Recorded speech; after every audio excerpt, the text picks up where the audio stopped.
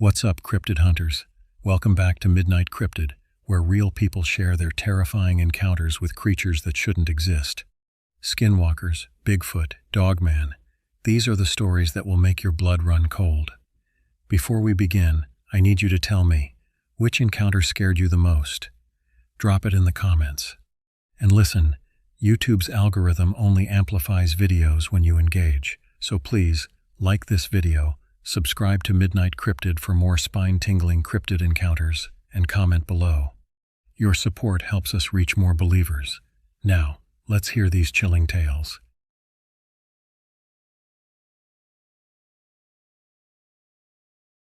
Al-Atak's tiny humanoid. I was 13 years old in the summer of 1989. That's the year we moved from what I perceived as a big city, Corvallis, Oregon, to some isolated property outside of the town of Waterloo, Oregon, Pop. 200 or 250, depending on time of year, away from the friends I grew up with and with no real way to meet any new friends while school was on summer break. I spent a lot of time wandering the backwoods or exploring the river with my dog, Bo. From the instant we crossed the fence and started down the overgrown path through those backwoods, we had odd feelings about the place. The trees were very old, and moss hung from their branches. Huge ferns circled the trunks of the trees, hiding the place where tree meets soil. Old and broken branches lay crisscross atop the huge ferns, berry bushes, small newborn trees, and other shrubbery. Everywhere off the barely visible pathway leading through the dark center seemed like hiding places for creatures unknown. Monsters are always watching and waiting, so we stayed on the path. Always. We hadn't lived there long when we began to notice our antenna television reception cutting out at night. In the morning, we would look up on the roof to see it bent this way and that. Such a big antenna would take an even bigger creature to bend and destroy it. This wasn't the tricks and troubles of the wind. As we found out quickly, our antenna was now the new rest stop for a very old great-horned owl, as he flew from the backwoods to the river every night. The owl also explained the missing of 2 of the 3 kittens we just adopted.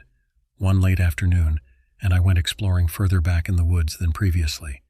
As we approached a creek, we noticed some small holes in a sandbank on the opposite side. Leading to each hole were many messy markings of some unknown animal. I thought little of it, but Bo was oddly fixed on the bigger of the holes in the bank. He ran across the creek and buried his nose as far as he could into the hole. A noise, much like a cat when it fights, came from the hole, and suddenly Bo yelped and withdrew his nose. He stood there, staring at the entrance, growling and barking and beginning to dig. I had never seen him like this. I called for him, but he didn't listen. I called again. Finally, I shouted loud enough to startle him and get his attention.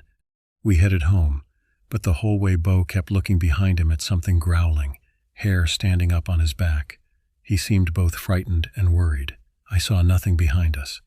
As we arrived at the fence and crossed out of the woods, I turned to look back. That's when I saw something very strange and frightening. Not far behind us, in a huge fern a few feet off the path, I swore I saw a tiny face looking back at me. Not the face of any animal I know of, and not the face of a human. It looked human-like, but not human. I blinked and it was gone. The sun was falling as we ran up to the house. My father was standing at the barbecue, drink in one hand, burger flipper in the other. Just as soon as he asked me what was wrong, I was already telling my story in a rushed, nonsensical, and dramatic way. He laughed, made a few jokes, and asked me if I wanted him to go beat it up. Nothing calms you down and makes you change your story quicker than a parent's ridicule, so I shut up. Less than an hour later, we all sat outside on the porch eating our barbecue dinner. We were also watching and waiting for the owl to make his appearance. We didn't have to wait long. Suddenly, I saw him gliding through the air and heading straight for the antenna on the roof. But as he approached, he made one big flap of his wings and shot right over the antenna, the roof, and the house. As he cleared the house, he took a strong dive toward a big patch of blackberry bushes that intertwined with a great fern and some trees planted many years before, as we prepared the land for our coming. The great owl turned from his dive and stretched out his talons just as he made contact with the fern. Immediately, I thought of our third cat. This was going to break my sister's heart.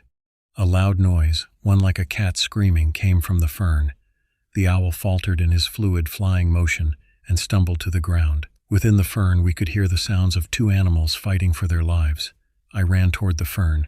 My dad ran with me as we raced to rescue our poor kitty. But just before we approached the fern, the owl shot out and up into the sky. There was no cat in its claws, but that same cat sound was coming from a small creature it captured.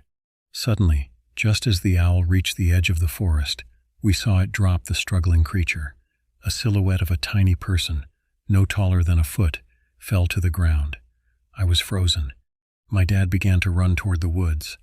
Suddenly my dad, a big, manly, macho guy, stopped dead in his tracks. And as he stopped, I could see the silhouette of a tiny head floating above the grass, heading for the woods. We watched as it reached the fence and climbed through it, disappearing into the black of the woods. For many years, my dad refused to admit what we saw. I moved away a few years later, but my dad still lives on that property. His old age has sometimes allowed for slip-ups. A number of times he has told me about this damn coon or that litter of foxes that, without fail, seem to tip his trash cans, scare his dog, a huge wolf dog, and make noise under the house all night long. Once when I asked him why he didn't set a trap or call animal control to get rid of these pests, he replied, under his breath and without thinking, "Tell me where I can buy a little man trap." Just last year he confessed to me what he saw. He also told me many stories of encounters with what he calls bratty little troublemakers. He says he has woken up to them, walking on his back or playing in his room. They mess with his alarm clock and turn the dials of the living room stereo up full blast, so that when it's turned on, my dad gets a good startle. They eat the dog food, scratch up his car, and mimic him when he yells and screams at them. He shoots at them when he can, but no longer leaves his gun by his bedside. He says that they have tried to steal it before. I know what I saw, but these stories were almost too much for me to take seriously. If I didn't know my dad and how hard it is for him to admit being messed by tiny people, I would think he was messing with me, but he's not. They are driving him crazy, and he has now sold the property he loves so much. He warned the new buyers, my aunt and her family, but until they experience the little people living in the backwoods for themselves, to them my dad is just telling stories.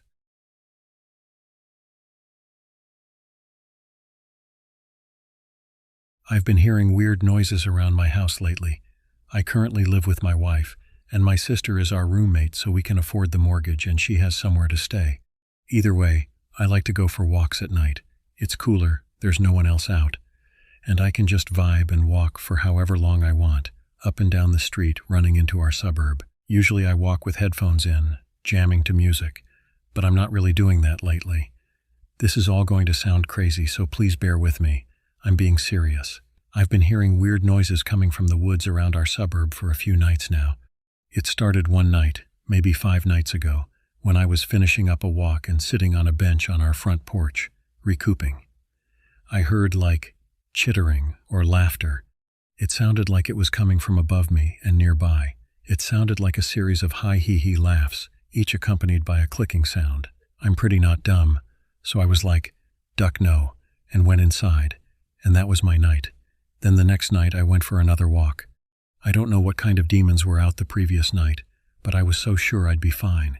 But just in case, I took my dog with me, and my wife tagged along too. We got to the end of the suburb, where the last lamplight is broken so it's really dark, and where the suburb street links with a country road. While out in the darkness, my dog spotted something. I mean full laser focus, locked on target kind of behavior. Then my wife saw an outline of something, and it freaked her out real bad. She was like, "Babe, what the duck is that?" Then I saw it. I still have no idea what I was looking at. Some kind of animal maybe, but not a deer for sure. It had thin legs, but something about its head and body seemed off. And the way it skittered off while staring at us freaked us out so bad that we turned around and left. Our dog was so locked onto it that we were basically dragging her home. Now last night, I heard weird screaming in the woods. I posted the video online, and people were saying things from fox to water pipe release to more joke responses like Wendigo and zombies. But I'm telling you, things are getting really weird around here. I don't know, maybe it was a fox screaming last night. A weird thing about this place is, sometimes at night, you'll hear rapid-fire gunshots from the farmers nearby. I have no idea what they're shooting at, but they're definitely either rifles and/or pistols. Every once in a while I hear a shotgun. Occasionally many cops come out. And sometimes I get deeply disquieting feelings walking around at night. So does my sister. Sometimes I just turn around and nope at home after a point. My house is on the border of the under construction and completed areas of the subdivision. At night, around 11 p.m. to midnight, when no one else is around, I hear rummaging in the empty houses that are still under construction. No cars or workers out, just me and whatever is sorting through the houses. I really hate it for some reason. And finally, the weirdest thing of all is what I call the demon house. In this neighborhood, houses are getting snatched up fast. As soon as one is done, it's basically sold. Some houses are sold before they are even finished, all of them except one, which I call the demon house. This house has remained empty for a year since the previous owners moved out in what appeared to be a hurry. It has changed owners several times, but it still will not sell. Not sell. When I walk past it, I can see in the window above the door that there is one light inside, some kind of ambient overhead light. I started calling it the demon house because it was so spooky at night. However, one night as I passed by, I noticed that the light was off. Instead, it looked like there was a dim nightlight or something facing or near the door. Tell me why. Tell me how a ducking shadow moved in front of it, like a big boy. The light was there, then it was not, and then it was back. Like something or someone was in the house and moved in front of it. I noped it inside then too. At this point, I'm thoroughly freaked out, but I'm also deeply intrigued. I live near an ancient church, and I'm thinking that should be my spot to check out first, but I'm not sure how badly I want to talk to a rural pastor in the deep south. Still, I want to see if I can find anything intriguing there or perhaps speak to someone about it. If not, I'm thinking I'm going to try to peer into the demon house. I might need a ladder for that though, and all the doors have ring cameras. I don't know. What do you guys think? What would you do?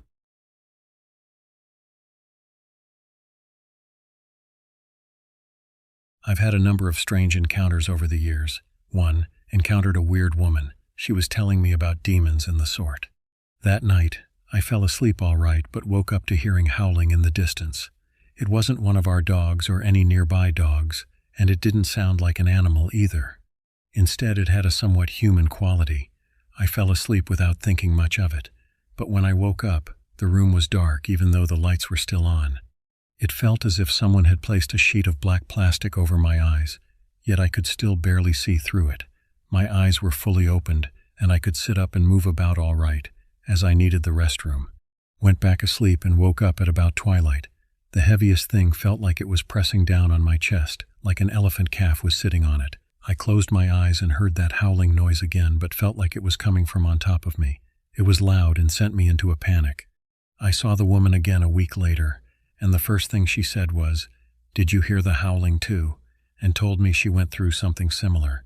She was in her 40s, and I was 16 to 17 at the time. 2.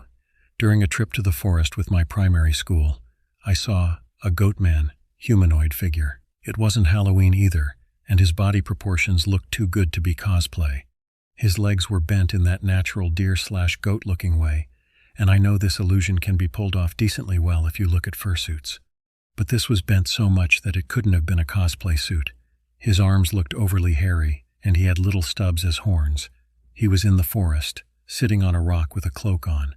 I started looking at him, and then I noticed him standing up to take his cloak off. He was completely naked, and his body resembled a human's but transitioned to goat legs at the level of his belly button. His feet appeared to be partly human and partly hoofed.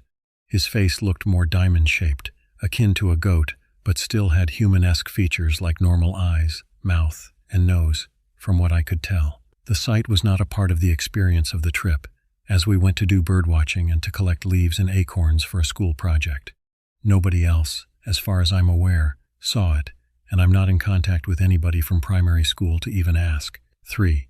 Recently, while on the bus home from college, I observed a flying figure in the sky. It was neither a bird nor any type of aircraft, such as a helicopter or drone. It looked similar to the Grim Reaper without his scythe. Torn up, clacked, ghostly-looking thing. I'd say about 200 feet up in the air. It was just hovering there, not moving quickly, and seemed to be floating aimlessly. He seemed to be doing nothing, as if flying was simply a hobby or a way for him to relax in his spare time. I saw him for about 10 minutes, as there was a road blockage due to a caravan crash. I overheard people speaking to each other about the crash a few days later, and one of them said, "Yep, both drivers died as well as a passenger in the van." 4. I once saw a white blonde woman on their laptop minding their own business in a cafe. I was outside waiting for someone and looked around and then looked back into the cafe, and where that woman was sitting, a black man was sitting there now. Shaved head, bearded, with glasses on. Same laptop, cup of drink was in the same place. I thought nothing of it as she could have left, and he took the spot. 3 minutes later, the person changed again. This time he looked like an Indian, a shaved man with long hair and an ear piercing. I never saw the white woman or black man walk out of the cafe, and there was only one exit.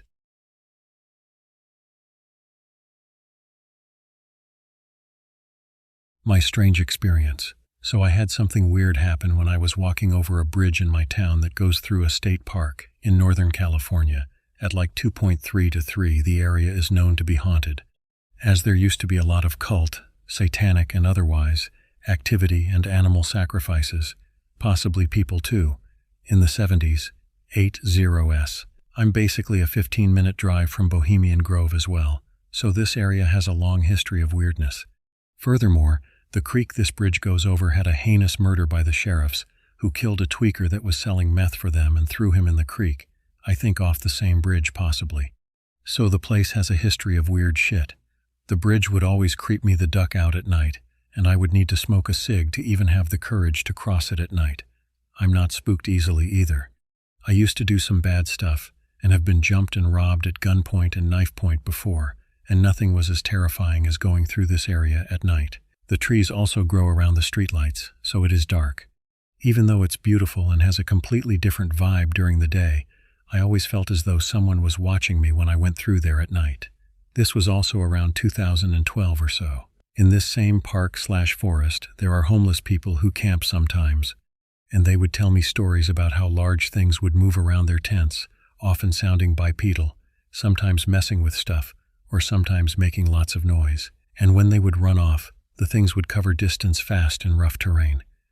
They were always too spooked to look outside and check.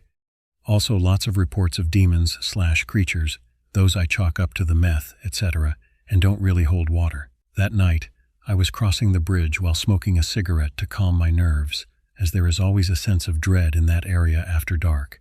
Then, when I'm halfway over the bridge, there is the loudest metal bang ever, like someone hit the metal supports of the bridge, and literally the entire bridge vibrates under my feet with the reverberation. This is a sturdy concrete bridge with a 2-lane road going over it. No human could do anything to make the entire bridge vibrate and make such a loud bang. I have never been so terrified in my entire life.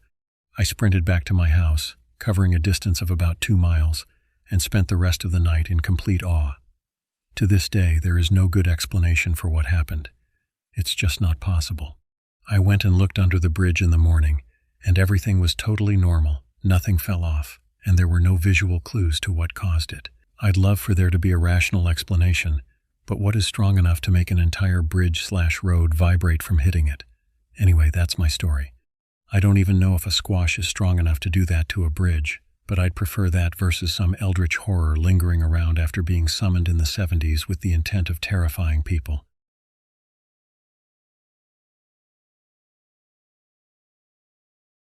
Her father, my great-grandfather, lived in the same area growing up. When he was dating my great-grandmother, he used to walk to and from their house to visit. He left late one night, and it was dark walking home. This area is heavily wooded, and the road was a dirt road at the time. He reached a location that the locals referred to as the home of a witch woman who lived in the woods.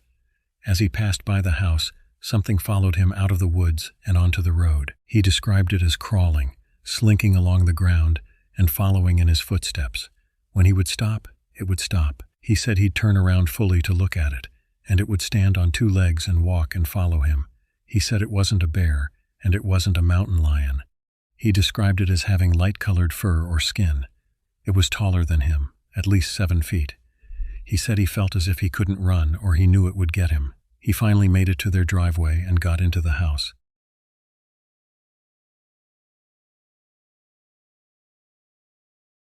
Something in the woods. Should I be worried? I live in central New York, and there's a large water reservoir in the woods near my house. It has a mix of small paved roadways and dirt paths for monthly maintenance and water sampling that I use as a walking trail. I normally go early in the day with my headphones and music on. Over the past 3 days, I have gone out at dusk and forgotten to bring my headphones. Along the paved section of the path, there was a strange stone setting in the middle of the paved path that doesn't match anything that I've seen out there before. It was so out of place I noticed it from the bottom of the path and ended up deciding to take it for my collection. Shortly after, it began to feel as though I was being watched, so I decided to head back. There was something in the dark, thicker patch of trees that followed along the path that sounded like it was keeping pace with me. When I stopped, it would stop shortly after. It was too dark to see through the trees where the noise was coming from. There was a point toward the end of the trail where I spotted some bats and decided I had to stop to get a picture. Zero survival instinct. Whatever was following me stopped, and I thought maybe I was just hearing things. But 15 minutes later, I started walking again, and the noise started to count and ended as soon as I hit the road away from the trees. The next day, I talked to a few coworkers who had been up there a few years earlier. They said their kids would often tell them about hearing footsteps in the trees and like something was watching them. And I had a repeat encounter the next night as well, but only for part of the trail, not the full stretch like the first time. Any idea what this could be? Should I be worried it's dangerous? My mom, I, and a few other people in town have spotted a cryptid about 15 minutes down the road by the river.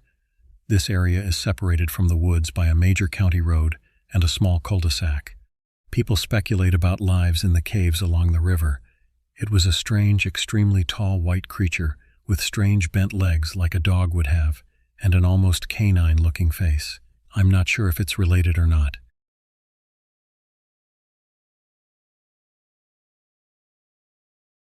I live in a fairly rural area, and with 2 dogs, I'm often out walking them in the dark, especially this time of year when there's no other option. I'm a pretty rational woman, but there are a few places on my usual walks that seriously give me the willies. I catch glimpses of movement among the dense, dark trees, with a derelict cottage, and along the path beside the woods, where the trees make weird snapping and cracking noises in the wind, and I feel like I'm being watched from the darkness. Gives me serious goosebumps and triggers the runaway response, even if I know it's just shadows and deer. I'm always grounded by both my dogs, who don't react to the creepy feelings at all and just bimble about sniffing, playing, and generally not giving a shit. That reassures me it's my imagination running away from me, and I'm able to ignore it. Except once when I was walking on a wooded path and heard a high-pitched cry coming from the clearing in the trees up ahead. Dogs were doing their thing, so I carried on ignoring the noise until I heard it again, this time followed by what sounded like a heavy knocking and a metallic crack. This time the dogs stopped dead in their tracks, staring towards the noises, and both started to growl. That's when this mournful moaning started, a long, desolate sound, followed by a weird cackling laugh that immediately triggered that run-the-duck-away feeling. You can imagine how I felt right then, a lone woman standing in the dark among the trees, wind blowing and ominous demonic noises coming from up ahead, exactly where I had to go if I wanted to get home. The dogs were seriously unhappy now, growling loudly and moving to stand protectively on either side of me. I'm standing still, listening to what I'm now imagining to be some kind of demonic Bigfoot, and desperately trying to remember what Dean Winchester would do in a situation like this. The noises up ahead are louder, and I've got my dogs back on their leads. Neither of them seem to be keen to move forward, and I'm shitting myself. With no other choice, we slowly walk to the edge of the clearing and catch sight of a car with 2 shadowy figures in the gloom. Except instead of a demonic presence tormenting the poor driver, it's a couple leaning against the car and very definitely enjoying themselves. The moaning, laughter, knocking, and metallic noises suddenly transform from creepy to something else entirely. That is how I genuinely found out one of my favorite dog walking routes was also a popular dogging spot.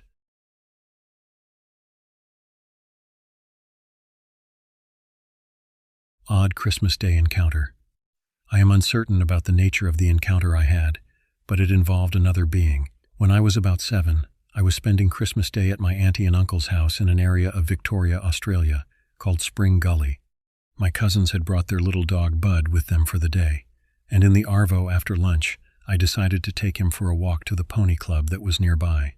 The area they lived in is surrounded by forest/bushland, and the pony club was situated at the start of a really foresty bit of land. The riding trails went off into the bush. Bud was a sweet little dog who I had never seen become aggressive ever. He had lived in both country and city houses, so he was used to animals/people. We started to walk across this open paddock at the pony club towards one of the riding trails, when I suddenly had this weird feeling of being watched. It was so intense and like nothing I had ever felt before. I slowed my walking, and when we got about 3 meters from the start of the bushland, Bud stopped dead in his tracks and refused to move. His little paws were digging into the dirt and he just looked terrified. Then one of the bushes in front of us started to move. Aussie bushland can be really dense, and often you can't see through low scrub, and Bud went nuts. He was baring his teeth and snarling and barking like crazy. I was so terrified I stopped and couldn't move. Whatever was making the bush move couldn't have been any taller than me, and I swear I heard a faint, weird clicking noise. Then suddenly it ran off further into the bush and was seemingly gone. Because we were near the bush, I thought maybe it was just a kangaroo. They are everywhere. But when it left, it definitely sounded like something running, not hopping. And roos make a very distinctive hopping sound. It was also a very fast run, not very human. After the unknown creature left, Bud began to run back to the house, so I followed him. Dogs were barking around us as we returned home, and I had this awful feeling in the pit of my stomach. When we got back, Bud was back to normal. I didn't tell anyone because I thought they would have just told me it was a person in the bush and probably wouldn't have let me go back again, so I kept my mouth shut. The funny thing is I now live in that same area 20 years later, and I still get a weird feeling of being watched when I walk in the bush. My boyfriend has also heard a weird noise at night coming from the forest, which he described as sounding like a theremin. I'm curious as to whether anyone else here who is from Australia has had a similar experience.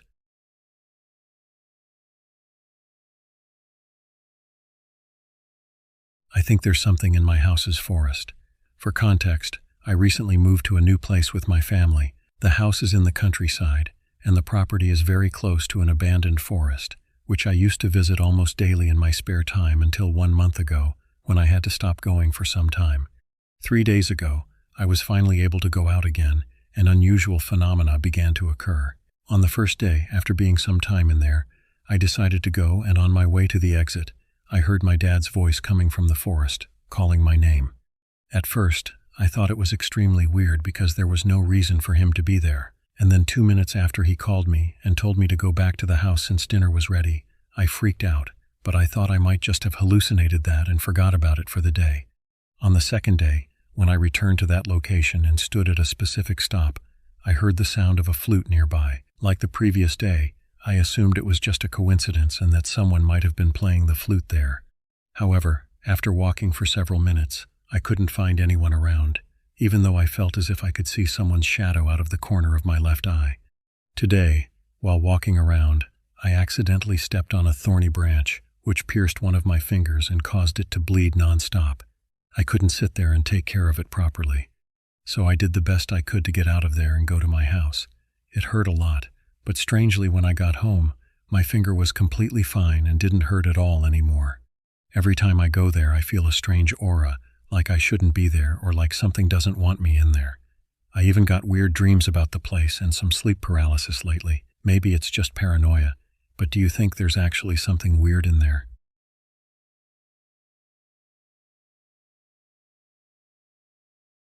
I was door-dashing some food to a customer who lived way back in the woods.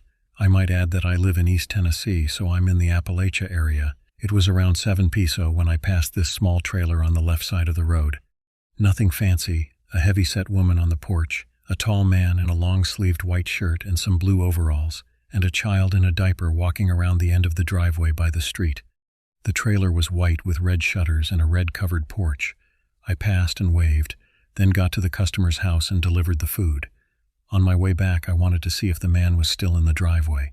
But when I passed, the trailer was gone, just thick underbrush in its place. I thought I had not yet gotten to where it was, so I kept looking, but it was gone. I thought about turning around and seeing if it would be there again, but I decided that wasn't a good idea.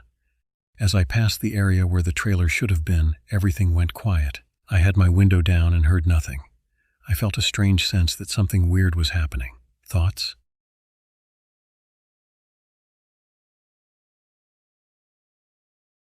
a memory of a figure.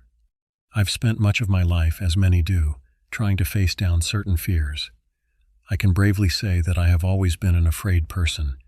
I slept in my parents' room while beyond a reasonable age. If I were to use the restroom at night, every light would have to be turned on and only turned off when I was safely back in my room. I still have difficulty sleeping with my back to an open space. Growing up with these simple fears and growing into manhood, I spent much of my time proving to myself and others that I was brave and fearless. I have experienced many amazing situations due to this need for courage. I have slept nights under the stars on the Appalachian and Pacific Crest trails. I've crossed the United States twice, opting to sleep at sometimes isolated rest stops instead of hotels. I explored off the beaten path foreign countries to maintain that I was strong enough to face the world. I say all this because, for me, this story is to explore an experience in my life, in my memory, that I can never explain. It isn't necessarily scary. I wasn't afraid at the time of the experience, but I am still afraid to remember it. Occasionally, I ponder whether all my fears stem from this particular moment. I grew up in rural central Georgia, USA, on a small soybean farm. My father had chosen to build his home on a dirt road less than a quarter of a mile from his parents, my grandparents. I spent most of my summer days with my grandmother, as it was a free source of childcare. I was not an easy kid to handle behaviorally. I talked back and threw fits when I did not get my way and explored/plundered endlessly. My grandmother was always serious about her cooking. She has spent much of her life in the kitchen feeding my entire family. I would dig through cabinets and drawers as she battered and fried any food under the sun. My grandmother would get understandably frustrated with my rambunctiousness while she cooked. To remedy this, her tactic was to tell me to take whatever item I had found that day into the living room to watch TV. I vividly remember being 5 years old, an age not easily recalled. I remember it as if it were a dream from the night before. On this particular day, under the china cabinet, I had found a wicker basket full of rocks or stones. Some were smooth and polished with jagged edges. Another was bigger, made of a more porous stone with a bowl-like area worn into it. I had these and several other pieces strewn about the floor in front of me, examining them, imagining for what purpose they might be used. Over my shoulder, toward the kitchen doorway where my grandmother would be cooking, I began to feel her presence. Assuming it was just her checking in on me, I ignored the feeling. The feeling might have turned into something stronger, because eventually I turned around to look behind me.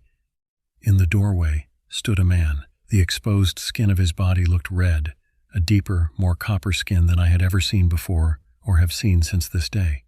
I remember a muscular build and colorful garments, although I can't remember with enough accuracy the style of clothing. Any attempts to remember clothes seem like a polluted thought imposed upon by stereotypical Native American garb. This man, I remember, looked directly at me. He then turned to the back portion of the small country house and once again back at me. Without a word from either of us, he turned and began walking in the direction he had gazed, out of my sight. After a moment of naive thought, I stand and follow to where I'd seen this copper-skinned man. I am now standing in the doorway to the kitchen, visible to my grandmother and also where the vision had stood. I look, expecting to see him in the parlor-like area beyond the dining area. To my confusion, the man was outside the house, seen through the panes of glass in a closed window. He was disappearing in the soybean stalks. "John, you okay?" My grandmother called me back to reality. My memory fails me here yet again. I can't recall if I asked her then and there if she had seen the man. But in more recent conversations, she has expressed not remembering the day but verified that I often played with the arrowheads and Indian artifacts. I don't remember having spoken about this event openly for some time afterwards. I do remember being still young and forming my first concepts of Native Americans and having these events spur terrifyingly back into my consciousness. Harvesting soybeans with my grandfather in a combine tractor, one afternoon we drove over a dry, sandy spot in the field. I asked him why nothing grew there. His answer caused me great fear. The dry spot, he said, was a naturally occurring irrigation route. He collected many of the arrowheads in the grinding stone along the sand here. He said it was possible a family of Creek Indians had lived on this land we now owned. I don't remember being afraid of the events that day until later in life. I grew into the fear as I pieced together, still as a child, that I had seen something currently that may have existed previously. The fear that I still battle today may be due to learning about the paranormal before I was able to understand it. Thank you all for listening and any ideas you might have to share with me about this instance.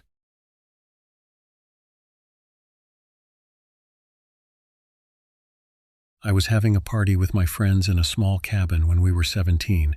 I passed out on a bed, and my best mate crashed beside me. In the middle of the night, I woke up when the friend was above me, shaking me by my shoulders and saying firmly, "Hey buddy, the situation is serious. You need to wake up." As I opened my eyes, the whole cabin was on fire and I could only see smoke, flames, and a window. Instinct kicked in and I ran through the flames and jumped headfirst through the window. The friend who woke me up didn't make it out. The next day, during the police interview, I explained what happened, but they seemed confused. The police reported that they found the friend under the bed, never having woken up. The friend had probably rolled off that shabby bed and ended up underneath it. I know it wasn't him physically waking me up, but the memory of it is somehow one of the strongest I have, whatever it was.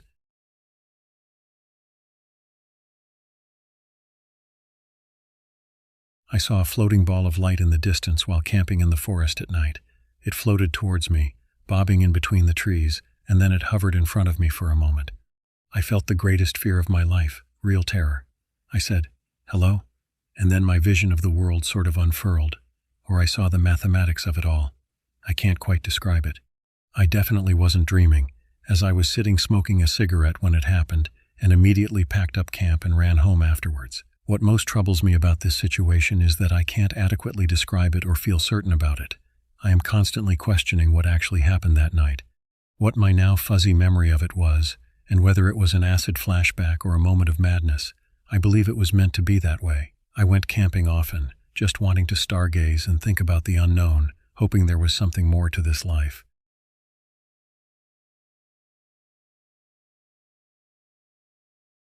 I had one recently. I live in a rural part of the USA.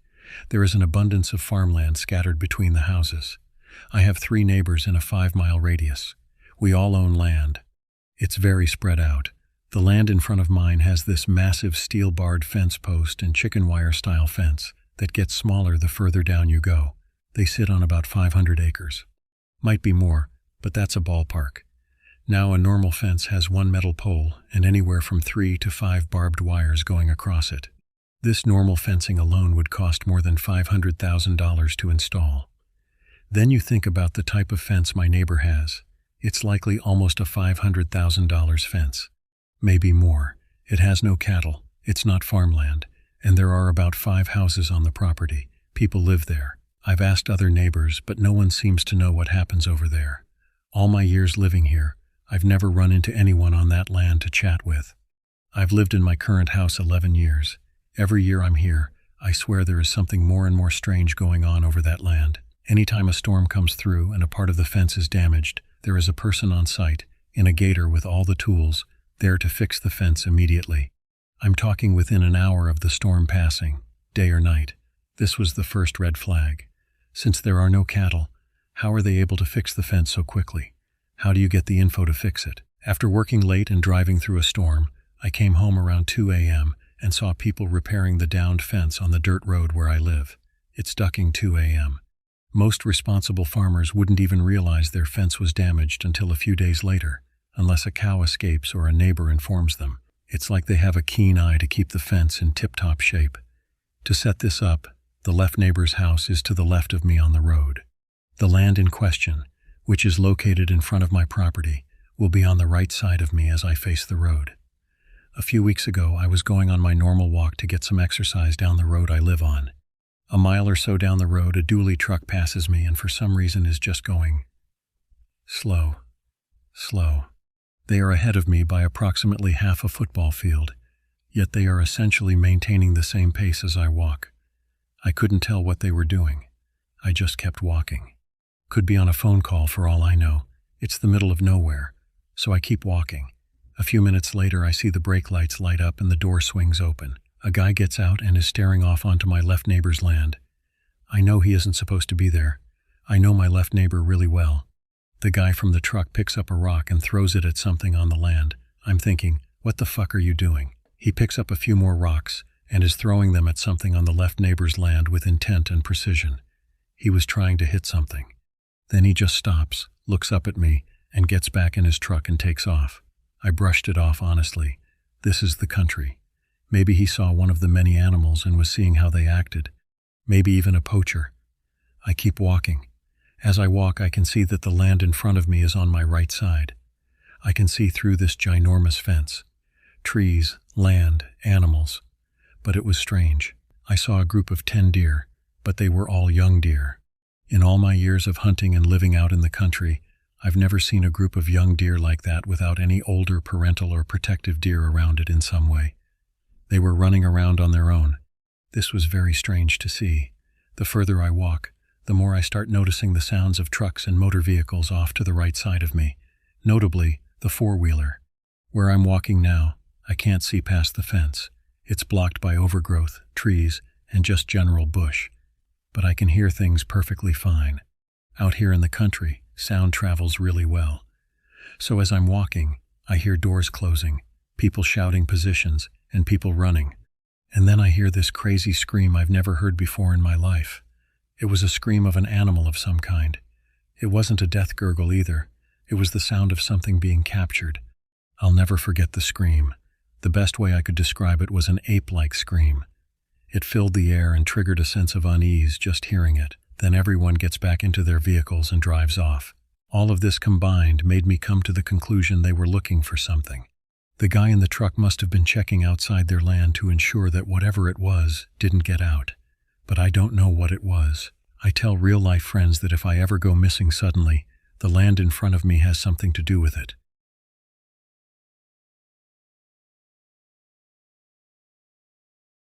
My experience is quite funny, as my scariest experience was when I was in 6th grade in my countryside house. It was located in a rural area, surrounded with farmland and greenery.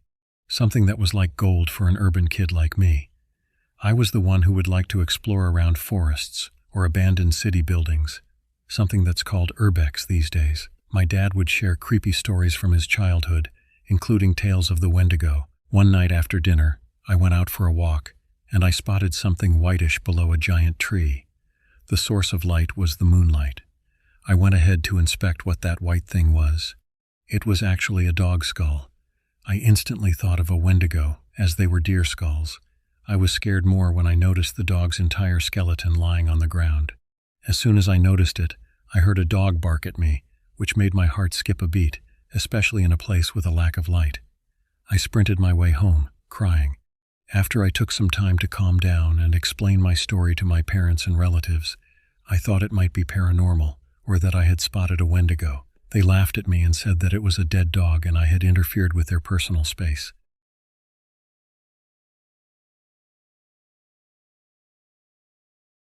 I keep seeing this woman.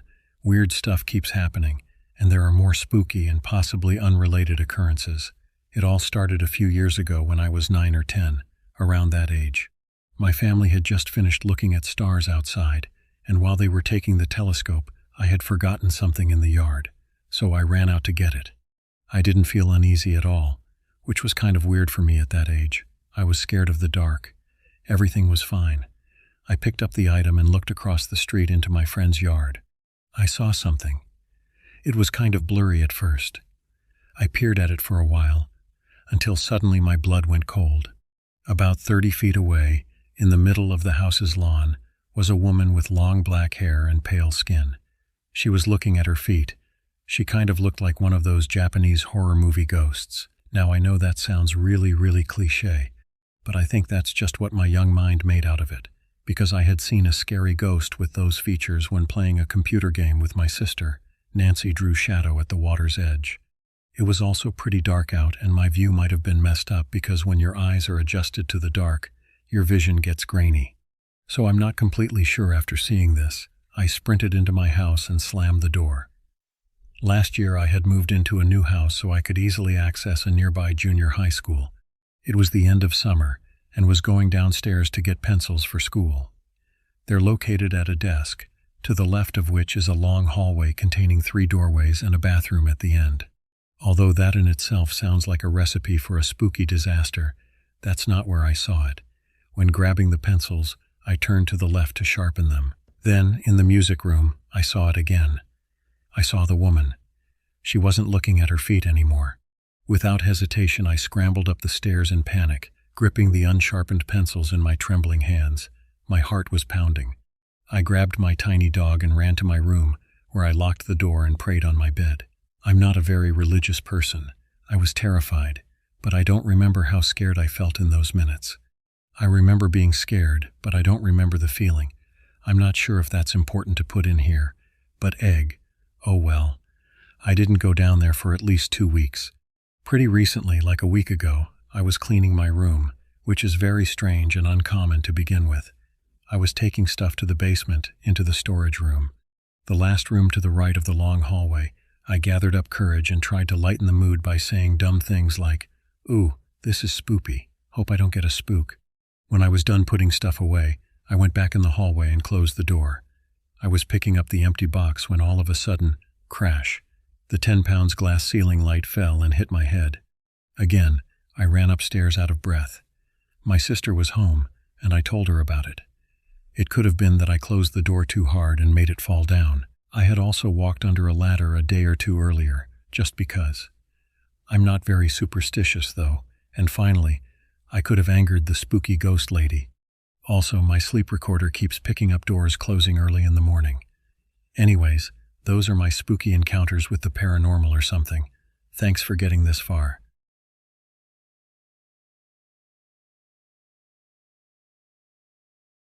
I'm 33 and female. Here's my story, which happened about 2 years ago. I woke up in the middle of the night because one of our puppies was throwing up near my bed. I sat upright, attended to the puppy, who was still vomiting, and observed that my sister was seated on her bed, close to mine. She was awake as well. I asked her to help me clean up the mess. She just looked at me, not saying anything. I started checking on our puppy, reassuring him. I again told my sister to help me clean up and to grab some toilet paper in the bathroom. No response. I looked at her then, and she was still just staring back at me. When our puppy stopped throwing up, my sister still didn't move and didn't say anything.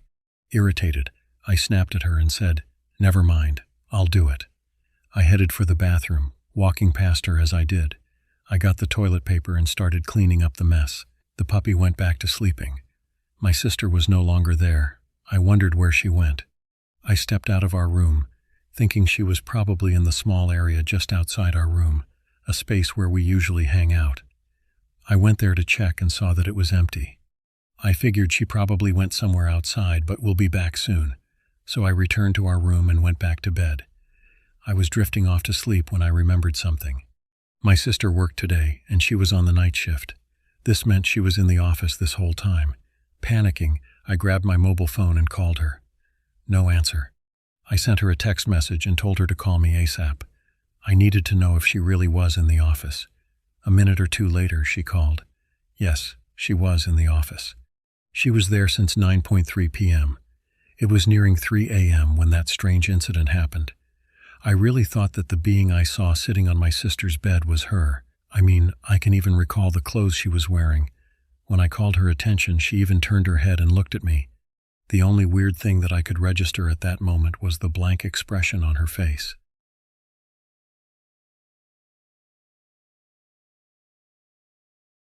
One's a UFO encounter, and the other is a potential haunting. The UFO story. I've seen the same strange things in the sky twice, at roughly 2 a.m. on 2 separate Saturday nights. It was a swarm of orbs that would fade in from the right, glow bright as a satellite, and then fade out to the left, but only in one small patch of sky. I guess they would have to be 10+ kilometers away, maybe about 10,000 feet up. This went on for 40 minutes.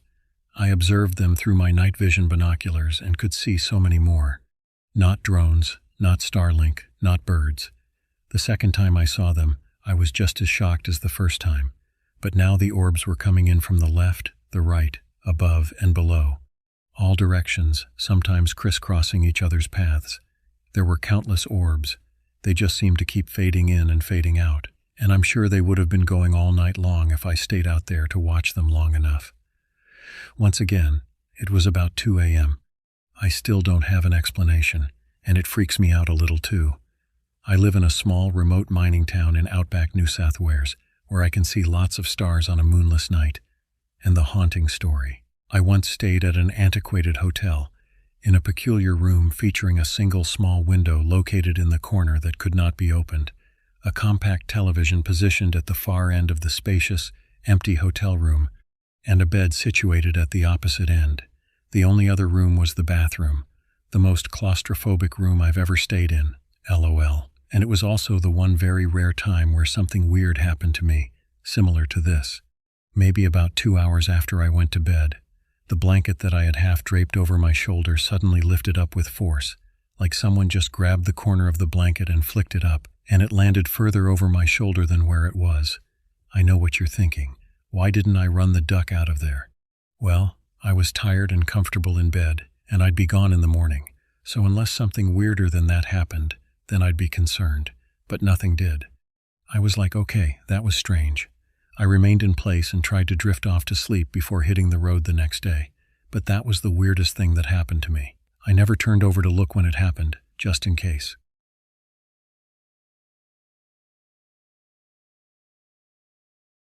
Years ago, I worked in a group home for people experiencing disabilities. At the time, I usually worked nights, but because it was a low-key home, staff was allowed to sleep for a few hours during the overnight shift. A little while after getting up one morning, I was walking towards the kitchen and looked over into the living room. I'd left my cell phone on the floor next to the couch where I'd slept. A small, childlike hand reached out from under the couch toward my phone. I hurried over.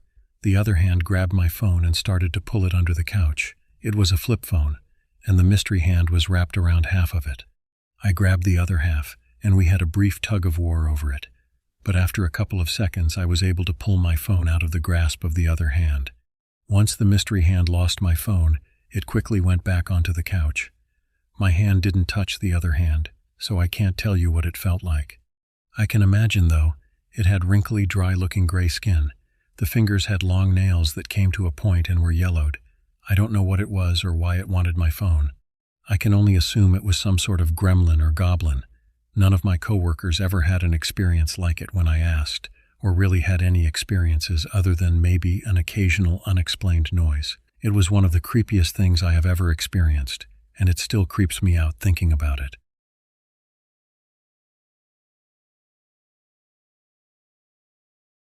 I'm new here, so that's good for me since I don't want people to know I share here.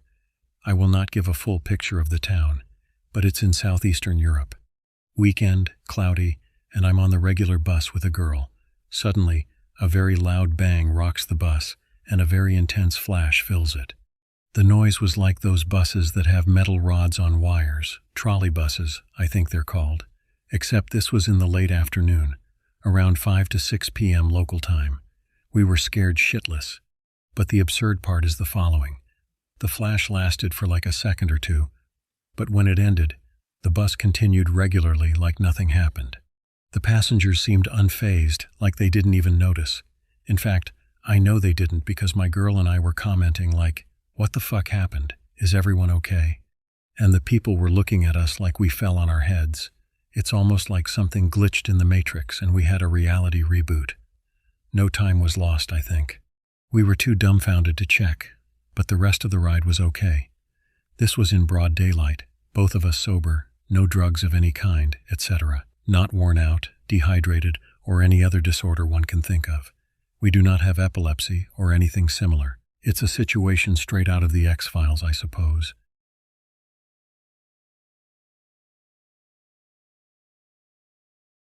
Ghost car experience. Very odd. Luckily, my wife experienced it with me as well. I've always wanted to believe, and I could say I've had 1 to 2 weird experiences. Unfortunately, it was when I was younger, grade school/middle school. With that said, about 2 months ago, my wife and I had a very strange experience and we have come to terms with it. We experienced something not quite right. We live on an island where, unfortunately, car crashes and deaths due to them are very common. The population and amount of car crashes are super disproportionate. The wife and I both work in hospitality and we tend to get off around midnight, sometimes a little later, 1 to 2 a.m. I finished work somewhat earlier than my wife, so I walked to her workplace, waited for her, and noticed that she seemed a bit tired. Therefore, I decided to drive us home. To clarify, we were both completely sober at that time. She had only half a glass of wine, and I had not consumed any alcohol that day. I decided to take the scenic route home, which involves driving through 2 roads along the coast of the island, although this is less significant at 2 a.m. when it's dark. Remember, this is a small island. It's only 1 lane each way. I'm driving, and I'm talking to my wife about our day. As we are reaching town, we catch up to a car, probably going slower than we were, but still maintain a decent distance, let's say 10 to 15 meters. I'm not in a rush, so I can just keep a steady pace and relatively the same distance consistently. Well, at a distance we see the all too well-known blue and red lights of a cop car parked diagonally, basically blocking almost both lanes, but completely covering the lane we're in. We think it might be either construction work or an accident. Here's the part that scared the hell out of us. The car is still ahead of us, and the driver appears to be maneuvering around the parked cop car. Then I just assume it must be road work, hence why the car was able to pass around the cop car. I am maintaining a decent speed as I approach the cop car, preparing to go around it and possibly observe any ongoing construction. I have to slam on the brakes, like slam them. And both my wife and I look at each other and almost in sync, we say, "What the fuck?" There was no pass, yes, the cop car almost blocked both lanes, and the rest was blocked by the familiar yellow caution tape. There was absolutely no pass, and there had been a car crash. The car was flipped a little ahead of the cop car, and they were picking up pieces with a shovel. I can still hear the noise of the shovel against the road/concrete and glass. Here's the crazy part. We had to reverse and turn around. There was no space to do a U-turn or basically go anywhere. The car in front of us completely disappeared. We corroborated what we saw, and we both saw that car in front of us for a few minutes before it disappeared in front of the cop car. There's nowhere it could have gone. I'm just happy my wife saw it. I feel less crazy. And to this day, we can't explain it.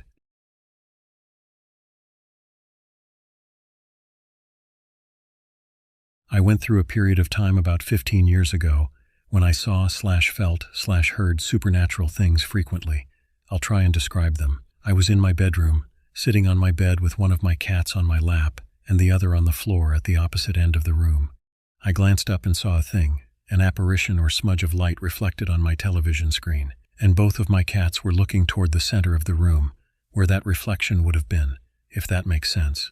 A few weeks after that, I woke in the night and saw 3 perfect orbs of light just hovering above my bedroom door.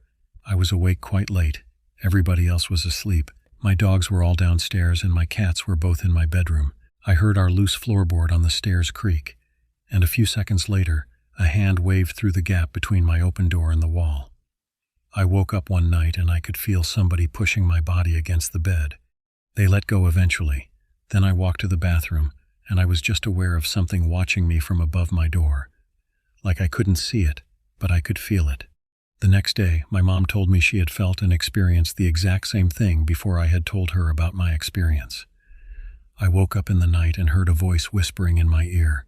It was you, wasn't it? And one time I was walking my dogs along a farm lane. It was getting late and dark. I walked through a strange pocket of cold air, and I could physically feel a rope against my legs, like it had been tied across the road.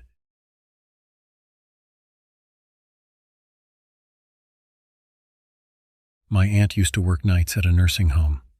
One night she was doing paperwork at the desk. She saw this arm come out of nowhere and poke her as if to get her attention. She thought it was one of the residents. She ignored it at first, then said, "Go back to sleep, it's nighttime." Then the arm poked her really hard and she turned to look at the person. She realized there was no one actually there and it was just an arm that had materialized. This same aunt was also on her way to work in the middle of the night. On the interstate, there was a car driving erratically. She slowed down to let them get by her, and this car swerved to be right in front of her truck. She said that an alien-looking being in the driver's seat turned and stared back at her. Her lights were right on this thing, and she saw it clearly. I asked her if it was just some weirdo in a Halloween mask. She said no, it was clearly the face of the creature. My great-aunt and her husband were visiting her parents in their old farmhouse outside of Leopold, Missouri. I'm unsure what year this was, but it had to be in the 70s or 80s. The house didn't have AC, so they were sleeping on the front porch, as it was so warm.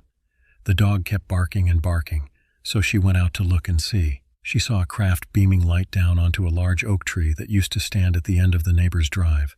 She stood and watched for a few moments, and the craft turned off the light and shot off into the distance. This woman was once going to become a nun. I believe every word she said. I've been to the site with the big oak tree. It was the largest tree around and obviously ancient. It was cut down in the late 90s, early 2000s.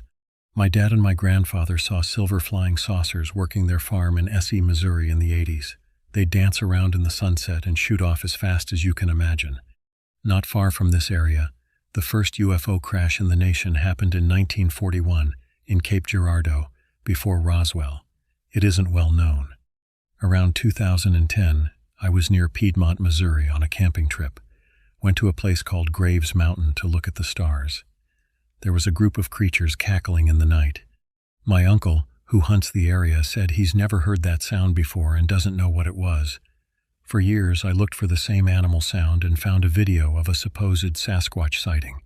It cackled just like the animal did that night. This sound was recorded in the Pacific Northwest. However, it was captured far from the location where I heard this phenomenon. It was like a demented hyena laugh. My husband and I also saw a trio of UFO lights. This was in NW, Missouri about 8 years ago. We had gotten home late from a party and were sitting on the front porch. It was probably 2:30 or so in the morning. These three lights in the sky were coming from the south. I'm not exactly sure how high in the sky they were, but they were strange. They looked like a kind of bluish/white light, like stars. As they moved, they also spun and oscillated together while keeping an equal distance between the lights. It appeared as if the lights separated and then came back together in the group.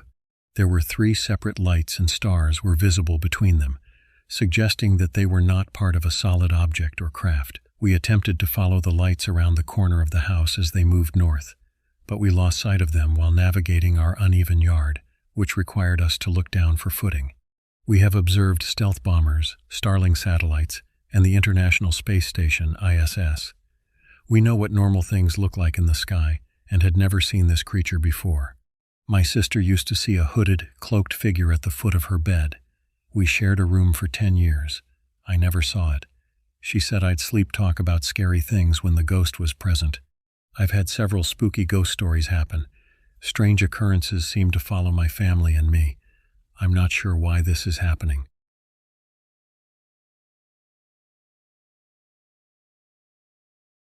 An unexplainable strange thing happened. I and my friend, we'll call her B, were in the car on our way to pick up our other friend. Let's call her F. Earlier in the day, F was on the phone saying that her nail broke and she couldn't find it, and she was bummed because she had recently gotten them done.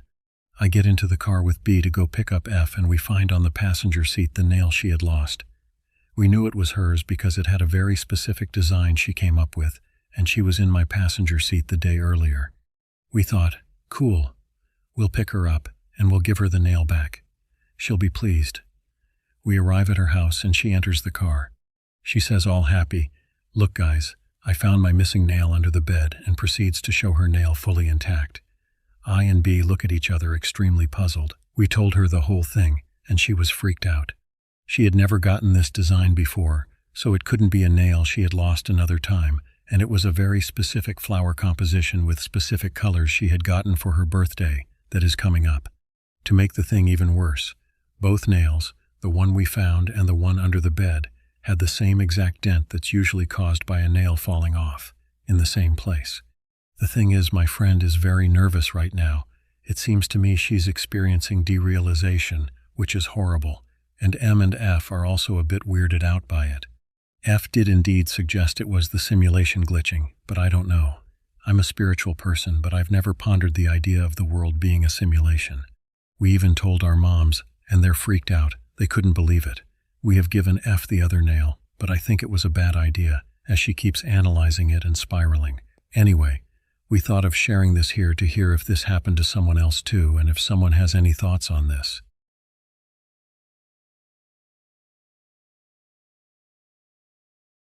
Mount Shasta trip report. Full-body apparitions, weird lights, no humanoid encounters.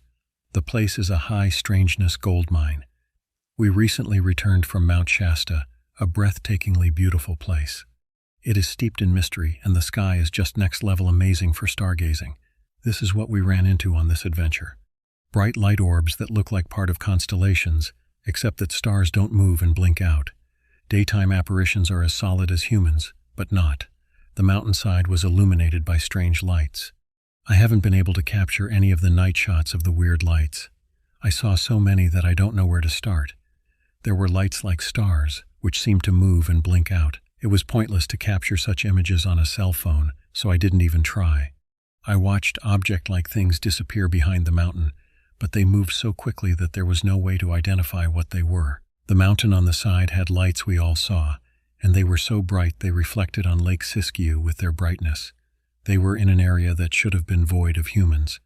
I suppose there were people up on the mountain hiking at 1,130 with super powerful flashlights. However, I think that improbable, maybe a natural phenomenon, maybe something more. I can't say anything other than I saw the lights. Lastly, the apparition. This one took me by complete surprise. I was in the lead bike riding around Lake Siskiyou with my wife and kid. We are coming up to a pedestrian bridge on the bikes. I am up front, and I pause to adjust my phone on my handlebars and see a person with a blue shirt on and dark hair up around the bend. Being a pandemic, we are cautious of being near anyone, so I am waiting a second for the kid and wife to catch up. I warn them there is someone on the bridge ahead, so be careful. As I come around the corner, I see that there is no one present, no place to go down, and no person on the bridge, just emptiness. Although it is extremely unlikely, I suppose it could have been someone wearing repellent ropes who leapt over the side without our knowledge. That was extremely unexpected. I've never seen anything that was daytime, but there it was. I looked up deaths in the area and found nothing. So oh well, moving on, I saw it, and that is all I can say. That is my trip report on Mount Shasta, a trip I have been wanting to do for years. I highly recommend going there and creating some amazing memories.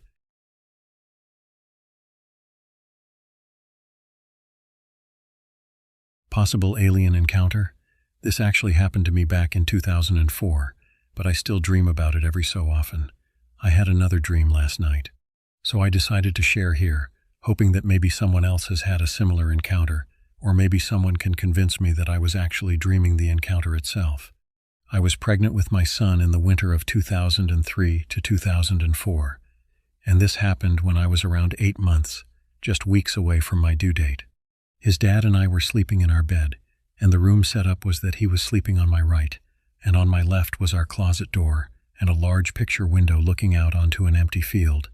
An extremely bright, brilliant white light, shining around the edges of the curtains in the bedroom, woke me up. The field was without any roads, and no houses were visible from our window. Only an ATV could be driving in it, and it was winter in the middle of the night, so I was going to get up and look outside when I realized I couldn't move. Before I even had time to panic, the closet door opened and what could only be a gray alien stepped out. It looked pretty close to the same description except that it was well over 6 feet in height. My BF is 6 feet 3 inches, and I had seen him walk in front of that window countless times, so I can safely estimate that this thing was approximately 6.5 feet tall. It didn't seem to be wearing any clothes, but didn't exactly look naked either, as if it maybe was wearing a jumpsuit that perfectly matched its skin color and texture. It had a large bald head and enormous black eyes. I clearly remember seeing the light from outside reflected in its eyes. I was terrified as I was lying there in bed while it approached, trying to move or scream, but I was completely paralyzed. It came up to the side of the bed and reached to touch my pregnant stomach, first pulling up my pajama shirt and then laying its hand flat over my belly. It had abnormally long, thin fingers, and its skin was cool and rubbery feeling, not like human flesh at all. The second it touched me, my fear was gone, and I was perfectly calm while we stared at each other. That's the last thing I recall before waking up in the morning.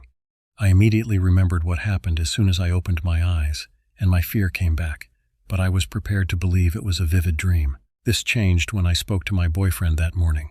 He was in our bathroom brushing his teeth, and when I went in there to pee, the first thing he asked me was if I saw that bright light outside in the field last night.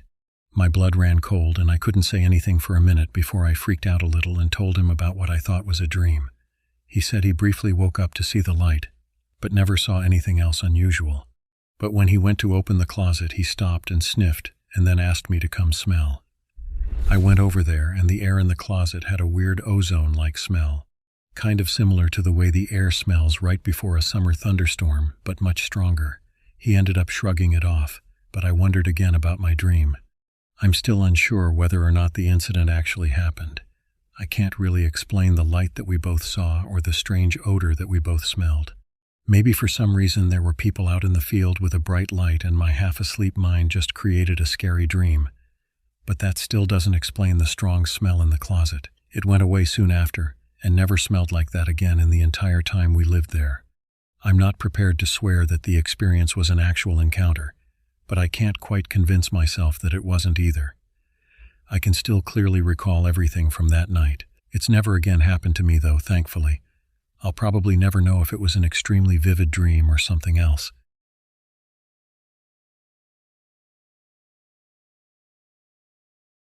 I've lived in Peterborough and been night fishing offshore for years all over town. I must admit, I'm not particularly interested in the paranormal. While it interests me, and it's kind of fun to indulge the odd time, I don't really believe in anything. I did have 2 strange experiences in one particular spot. Along the Trent Severn waterway, the bridge that goes across it at Park Hill, walk south of it. On the left-hand side you will notice a path going down that leads to another runoff pond/earth dam thing. There is a second path further down. Also on the left, where the river channel itself opens up into a little bay, the river is on your right. I spent several nights out there fishing in the dark. I only pop my headlamp on when I have a hit or am changing baits. Often will go an hour or 2 without really moving or turning the light on/making any real sound. Obviously, teenagers and townies party down that path, as evidenced by the garbage and fire pits spread through the area. So the weird experience could be somehow explained away, but it did happen twice, each time a year apart. I'll preface it with the fact that the whole path is rocks and gravel. If you maybe took your shoes off and walked lightly, you could do it silently for sure. The bank itself is really sharp rocks, so not so much. You can generally hear anyone coming at least 100 to 200 meters away. Both times, I had been there for an hour or 2 already. We were roughly between 12 a.m. and 1 p.m.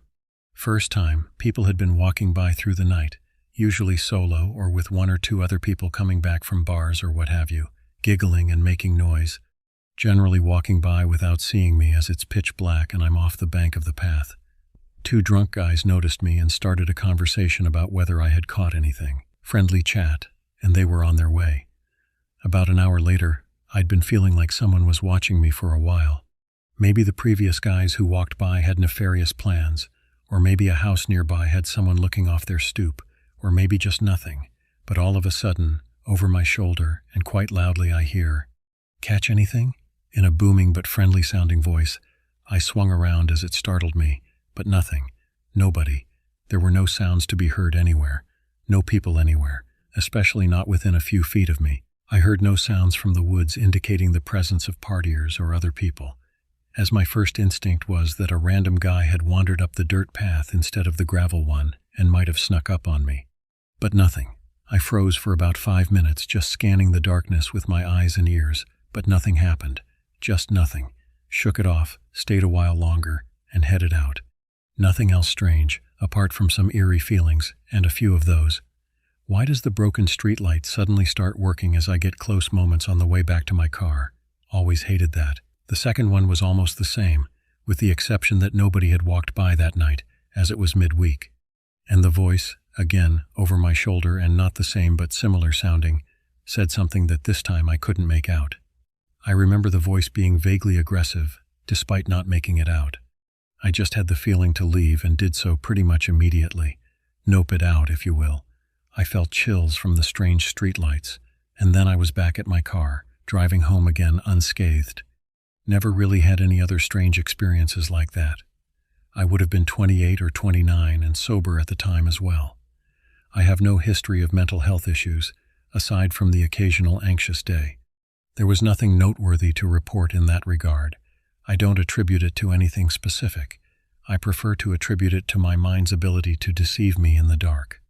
Anyone who has hiked or spent a lot of time in fairly pitch-black circumstances knows even a sound mind can run a bit wild, even if there is a little moonlight. That channel, while being worked on a lot, is old. Very old. It's a historic part of Ontario's history. I'd try spending time along it in different spots and just see what happens. Be safe, though. Be smart. Going anywhere alone at night can be dangerous. Not just for the jaded bad people reasons, but 1,000,001 things can go wrong in the dark. Be safe if you're exploring, friend.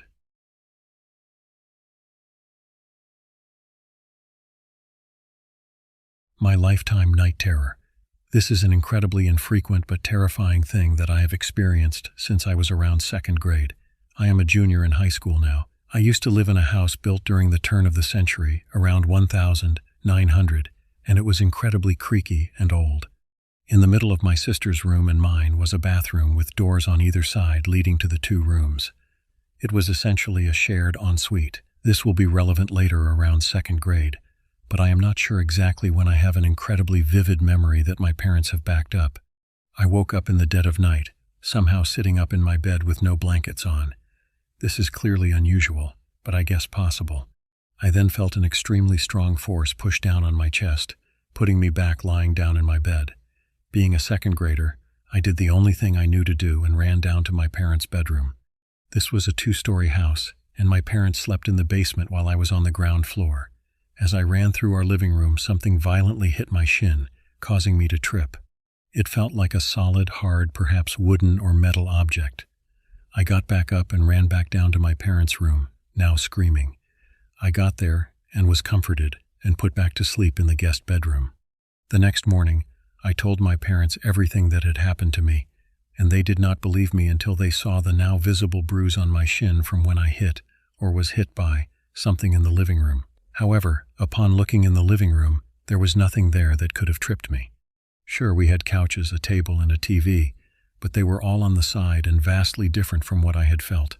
I hit only my shin, and had I hit any of those, I would have run into the rest of the object with my head or body. After hearing of this, my grandma bought me a Native American dream catcher and a small rock carving of a turtle, which she calls a spirit animal, which she said protected me from scary things in the night. All of this was very strange, but ultimately forgettable. Time passes, and I have that dream catcher and turtle on my dresser all through my elementary days.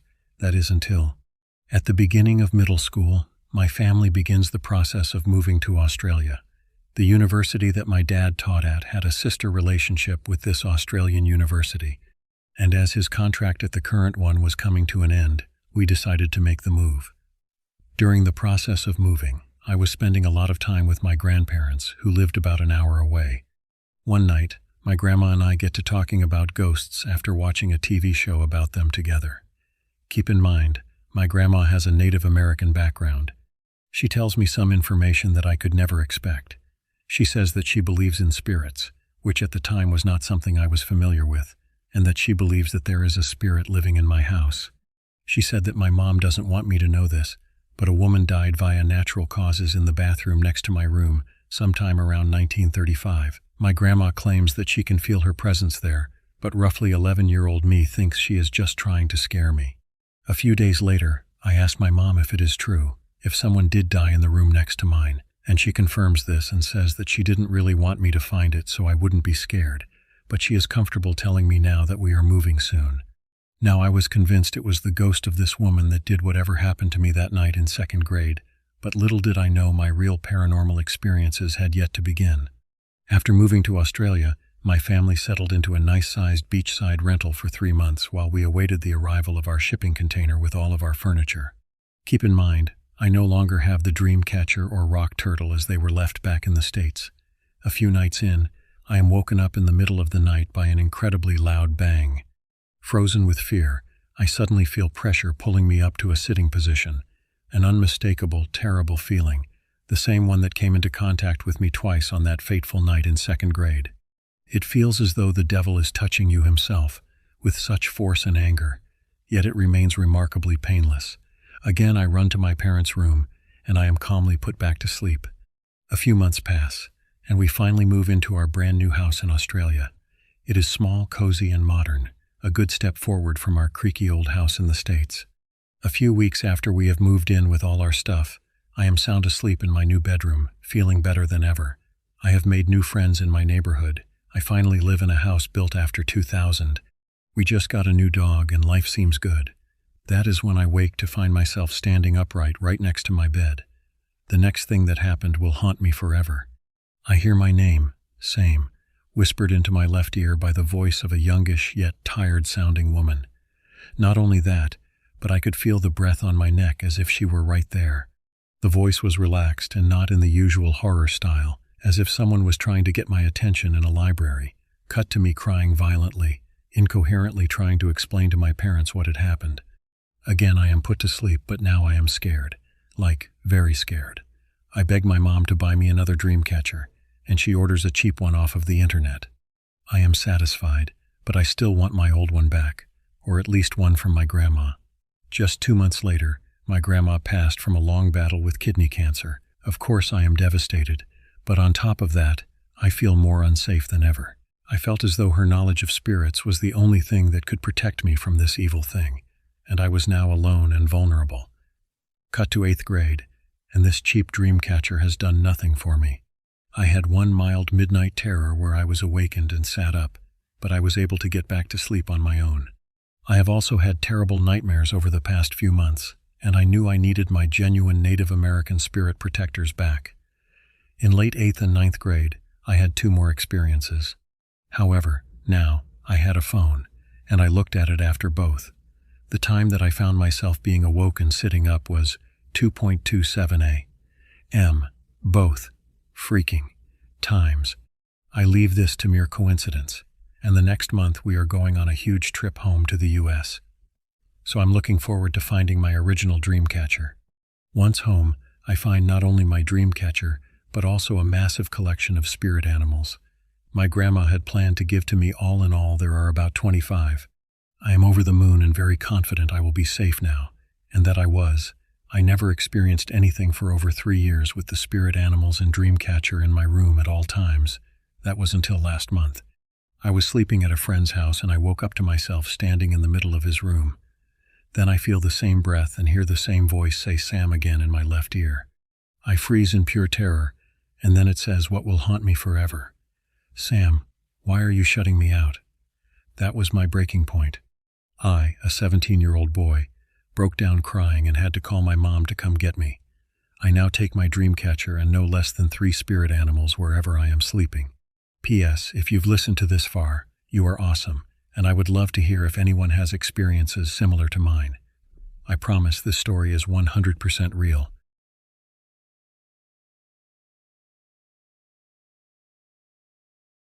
I lived in a haunted house alone from my teens to young adulthood. It was my grandfather's house, but he lived with his GF, so I basically lived alone.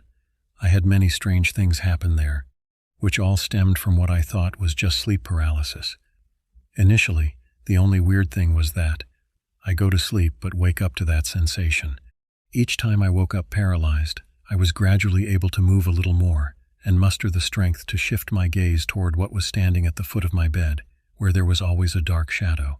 Finally, one day it happened. I was able to discover that it was myself standing at the foot of my bed. I heard a weird noise at that moment, and my brain went nuts. Once that happened, all the insane, absurd things I've ever experienced occurred. Stuff where I can't really tell how much of it was real or not. One major oddity stands out. My brother and his friend stayed with me for a few days once. I worked the night shift, so I'd get home at 6 a.m. My brother's friend asked why I stood there standing in the corner watching them sleep. I assured him that was not possible. I was at work. The next night, my brother asked me the same question.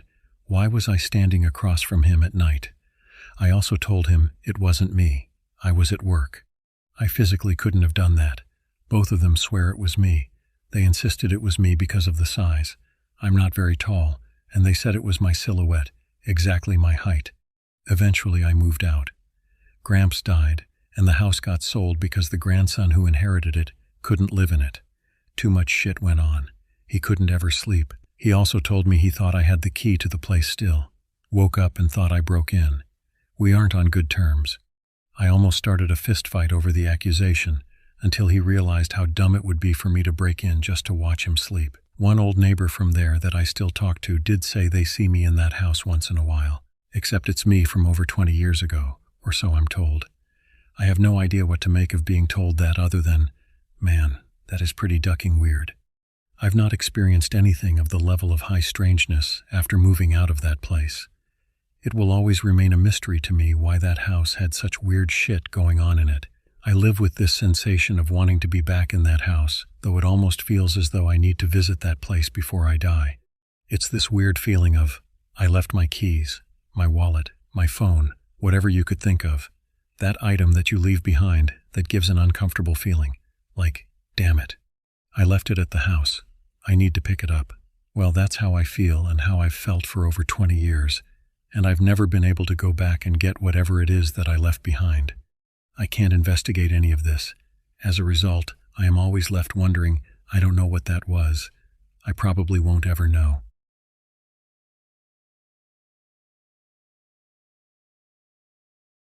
I had an unusual encounter with an owl. I love to hear the stories of the owls and the supernatural. I personally believe there's something to it. Let me tell you why.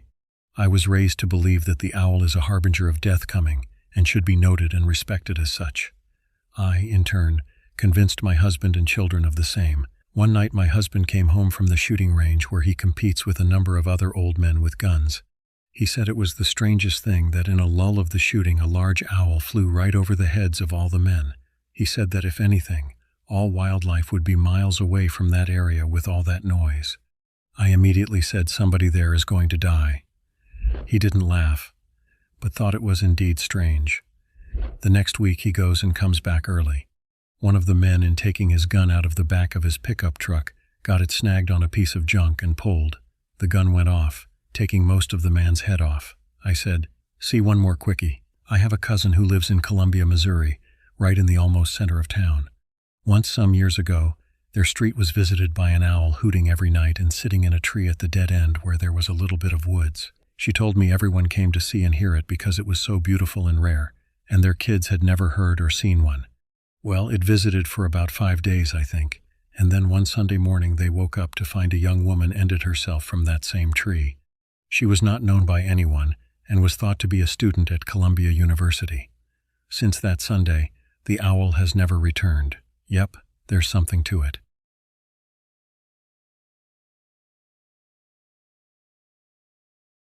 Strange ghost lights. Angela Sangster once wrote, "One of my greatest thrills when I was young was listening to ghost stories around the campfire. I remember a popular theme in those stories was tales of seemingly inexplicable lights floating, lights that were actually spirits from beyond the grave. I am no longer a child, but those tales still fascinate me. They always involved an unrested spirit, usually from the Kickapoo and Illini nations that once roamed the area I live in.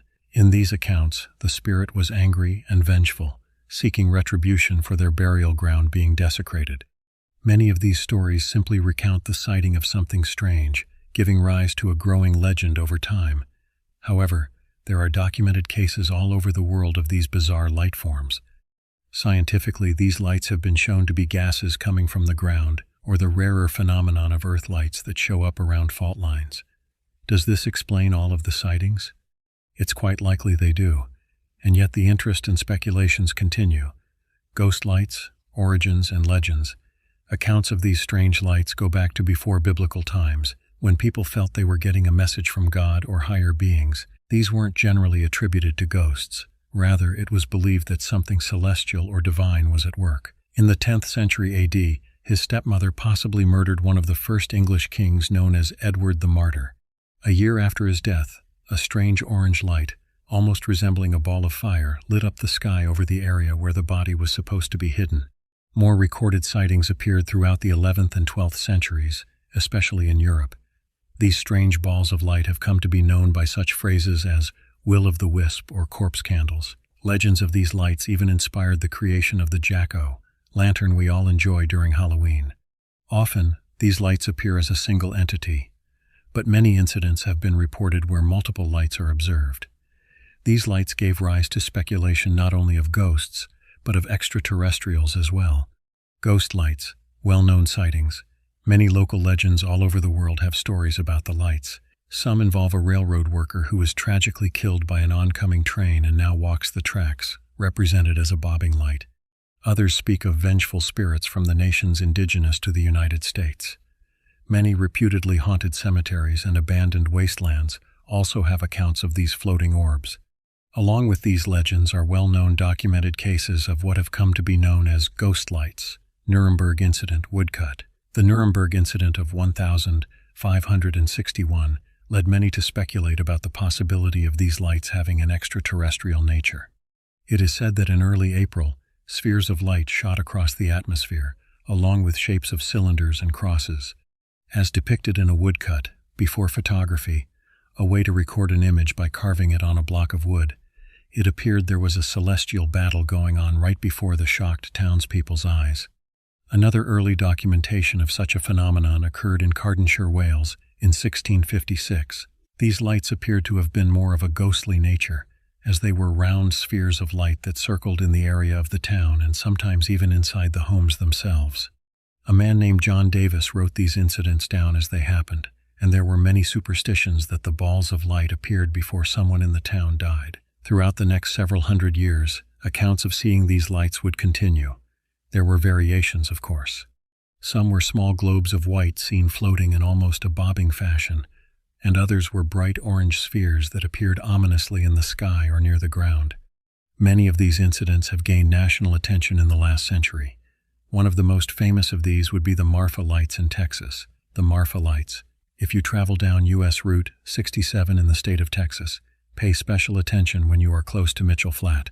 This area, just to the east of the town of Marfa, is home to many accounts of strange, brightly glowing spheres of light. The lights are reported as either hovering close to the ground or being up higher in the air.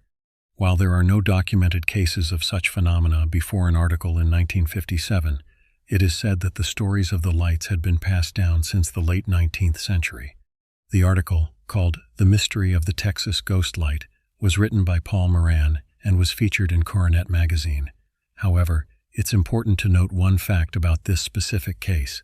When a group of students from a psychic society studied this phenomenon, they found that the traffic from U South Highway 67 can be seen from the area where the lights have been reported. It is also noted that the study was conducted southwest of the reported viewing area, which only explains the lights that are seen in that particular spot. Explanations such as extreme temperature changes in this region creating mirages or the thermal expanding and contracting of the quartz in the area causing a voltage effect over time have also been examined. Whether there is a natural explanation or not, the people of Marfa enjoy their notoriety and have the Marfa Lights Festival every year. Project Hesteland. Hesteland Valley lies in the heart of Norway and is home to many sightings of strange lights. These accounts began in the latter part of 1981 and continued through the middle part of the decade. The reports were so numerous that an investigation called Project Hesteland was launched in 1983. A studied observation of the phenomenon happened in the early part of 1984. During this, 53 recorded sightings of these lights occurred in a time frame of just over 1 month. Another investigation in the later part of 1985 yielded no recorded results. In 1998, technology came into play, and an automatic measurement station was placed in the Hesteland Valley. This records any data that shows up so that it can be analyzed. There are still sightings of these strange spheres of light in this area, but they have decreased to a little more than a dozen each year. Ghost lights. What science has to say. In the possible explanations for these sightings that seem to occur at random and in all different areas of the world, logic and reasoning must be applied. Some of these lights can be attributed to simple gases that come from the ground, especially in damp or marshy areas. Phosphine and methane naturally occur in ground that is decaying from the inside. When these gases come in contact with the air, their appearance can be that of a glow or a shimmer, often appearing in spherical form. In 1993, Drs. J.S. Deere and M.A. Persinger, 2 professors, took a book written by Paul Devereaux in 1982 called Earth Lights: A Step Further. The tectonic strain theory offers that the Earth itself holds the explanation to these lights. Minerals such as quartz or arsenic that occur naturally in the ground produce an electrical charge. This is noted especially along fault lines. When these strains occur, rocks and soil increase in temperature, turning any water into vapor. If the heated area contains any of these minerals that produce electricity, it is thought that the charge itself could move through the vaporized water, causing a ball of light to appear. Other explanations vary from types of biological fungus from the ground that emit a glow to ball lightning occurrences, to simple light reflections that optically appear to be coming from another location. The Paulding lights of Michigan, another well-known case, are thought by some to be reflections of headlights from the nearby highway. We have learned a lot about the causes of this strange phenomenon. However, witnessing these lights never diminishes their fascination or interest. Many have been explained. A few are still puzzling those who study them. One thing is for certain, the Earth is full of mysteries that we are only beginning to comprehend.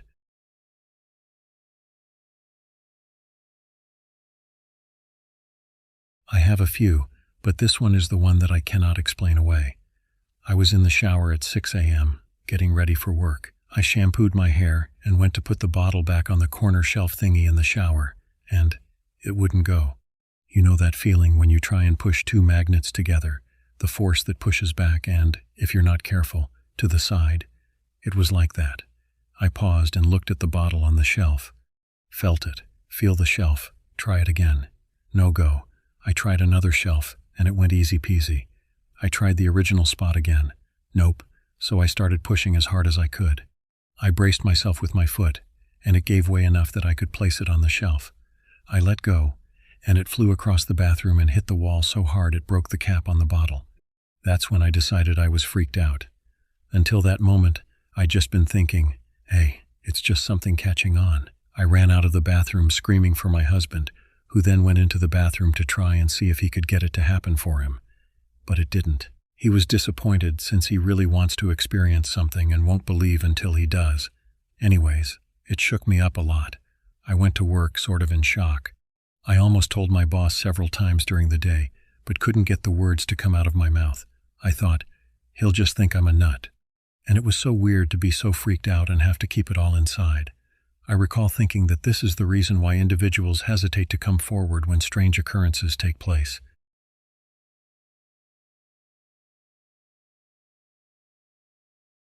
My cousin was found injured at 1 a.m., with no memory of what happened to him. Trying to make sense of this, recently my cousin experienced a strange incident. And while his mental health could partially explain it, some aspects of it remain unaccounted for. This happened on Monday night. My cousin is in his late 30s and lives with our grandma, along with his family. Some backstory on him is that he was enlisted into the military in his early 30s, the Navy. He was doing really well until he wasn't. He got discharged for mental health issues. He has been diagnosed with a mental illness, likely schizophrenia or BPD, but he was doing relatively okay when I saw him earlier that day. Nothing seemed off or unusual. He has his moments, but mostly he's the same silly guy we grew up with. I'm not sure if he's on medication. I want to say yes, but I don't know all those details. Around 1 a.m. that night, he left the house and said he was walking to a 24-hour grocery store 2.8 miles away. Apple Maps is saying about an hour to walk. He has no car. My grandma lets him borrow hers occasionally, but definitely not at that time, lol.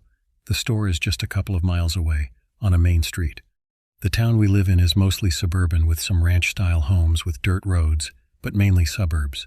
Sometime later, he was found along that route by a couple of off-duty firemen. He had scratches on his back and his ear was severely injured, possibly partially torn. Since we've been told a surgeon needs to fix it, he had no idea what happened to him. He didn't appear to have been involved in any type of accident, such as a car hit. I believe the police and firemen would be suspicious if the scene resembled a hit and run, and no explanation has been provided for the injuries.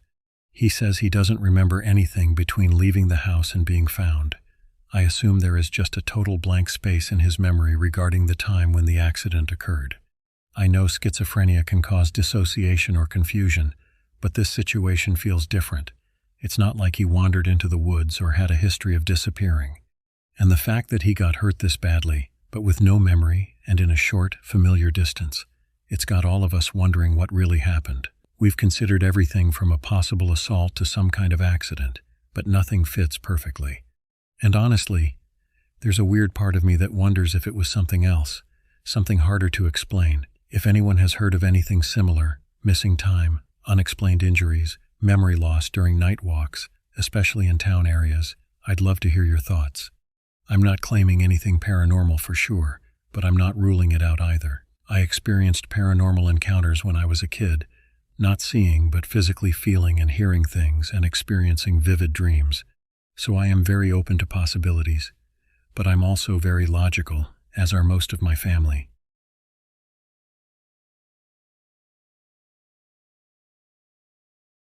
Strange events have occurred at my grandparents' house. I'm at my grandparents' house right now and was thinking about the weird things that have happened here and decided to share about them here. To describe my grandparents' house, it's pretty much the kind of house where you would expect something weird to happen. It's old, with 2 floors and a basement, with a lot of creepy-looking dolls, out in the middle of nowhere, on a hill, with some wooded areas around it. This is the least likely to be paranormal. It could have been an animal, but I included it anyway. So, there's this big hill near my grandparents' house, and there's an old abandoned barn up there, but I've never actually seen the barn because it's further back in a forest area. There are some paths that are cut, but the rest of the area is covered in weeds and trees. We sometimes go up there to play hide and seek at night. One night, several years ago, we were playing hide and seek, and I and one of my cousins were hiding. We were at the corner of one of the paths, and we heard something in the weeds. Whatever it was started coming towards us. Initially, we thought it was just the dog that lived outside, as he would typically be there when we were, but after turning on our flashlight and seeing nothing, whatever was approaching us turned around and ran in the opposite direction. We can see the weeds moving, but we can't see anything in them. The weeds weren't tall enough to hide something big, so whatever it was had to be small enough to not be seen, but big enough to cause a noticeable shift in the weeds. We immediately run and stop in front of a shed. The dog comes up from the house, so it wasn't him. Our grandma, who was looking for us, says she thought she heard something in the weeds as well. 2. This one is a lot more recent and scares me the most. It happened last summer, I think. My cousin and I were there alone. Our grandpa was in the hospital and our grandma was going to see him. It started with us just hearing weird creaks from upstairs, which isn't exactly unusual for the house, but we were still creeped out. We went to the kitchen to grab some food, and on the way back, my cousin looked upstairs and said she saw a shadow up there. The shadow alone wouldn't have bothered me. She could have been wrong, and she definitely would make it up to scare me, but at the same time, I heard a loud sound coming from the kitchen. We ran into the kitchen and the basement door was open. It couldn't have been wind or anything else. Something opened the door. We sat down and tried to ignore everything, and something fell off the table behind me. That was the first time I had ever felt such fear, even though I've been creeped out there a lot before. 3. This one is the most recent and happened only a few months ago at the house. There's a porch area where they used to keep wood for fires, and there's a window to it in the TV room. My cousins and I went to spend the weekend there, and when we are all together, we sleep in the TV room. In the morning, my grandmother inquired whether any of us had been making noise or banging objects downstairs. We hadn't. Later, I noticed that the outside door to the porch area was open. My grandma just said it was because it was unlocked, so the wind blew it open. She later went out to close and lock it. After I returned home, she called me and mentioned that the door had opened again, even though it was locked. She also checked, and the sound she had heard during the night was something banging on the door from the porch to the house.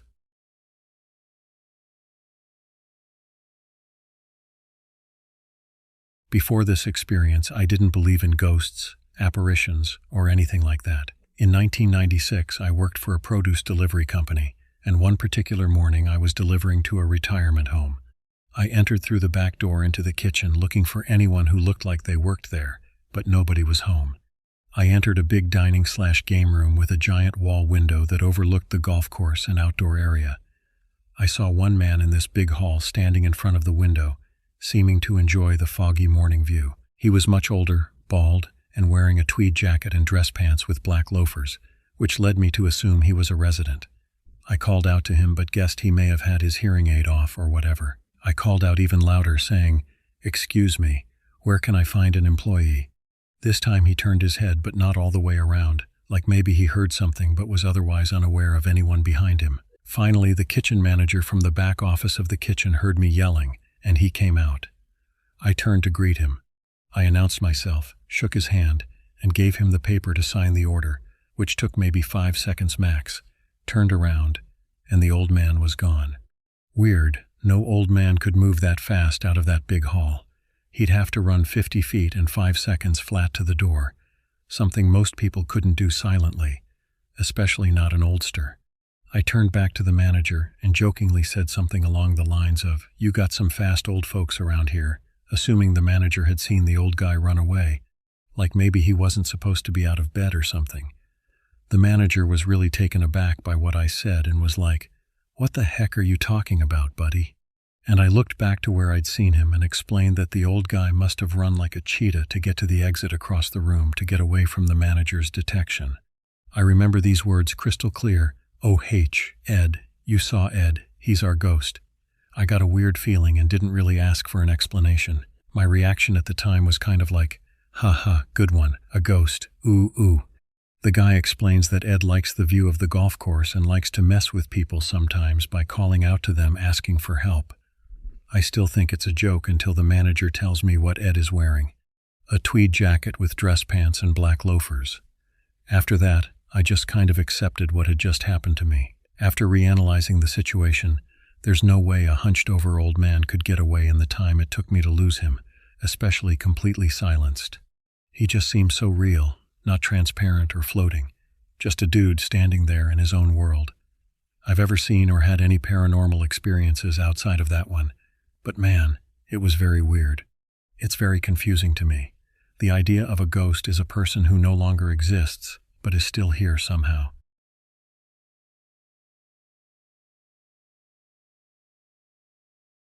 I used to manage a country club that was built in the late 1800s, burnt down in 1928, and rebuilt in 1929 to 1930.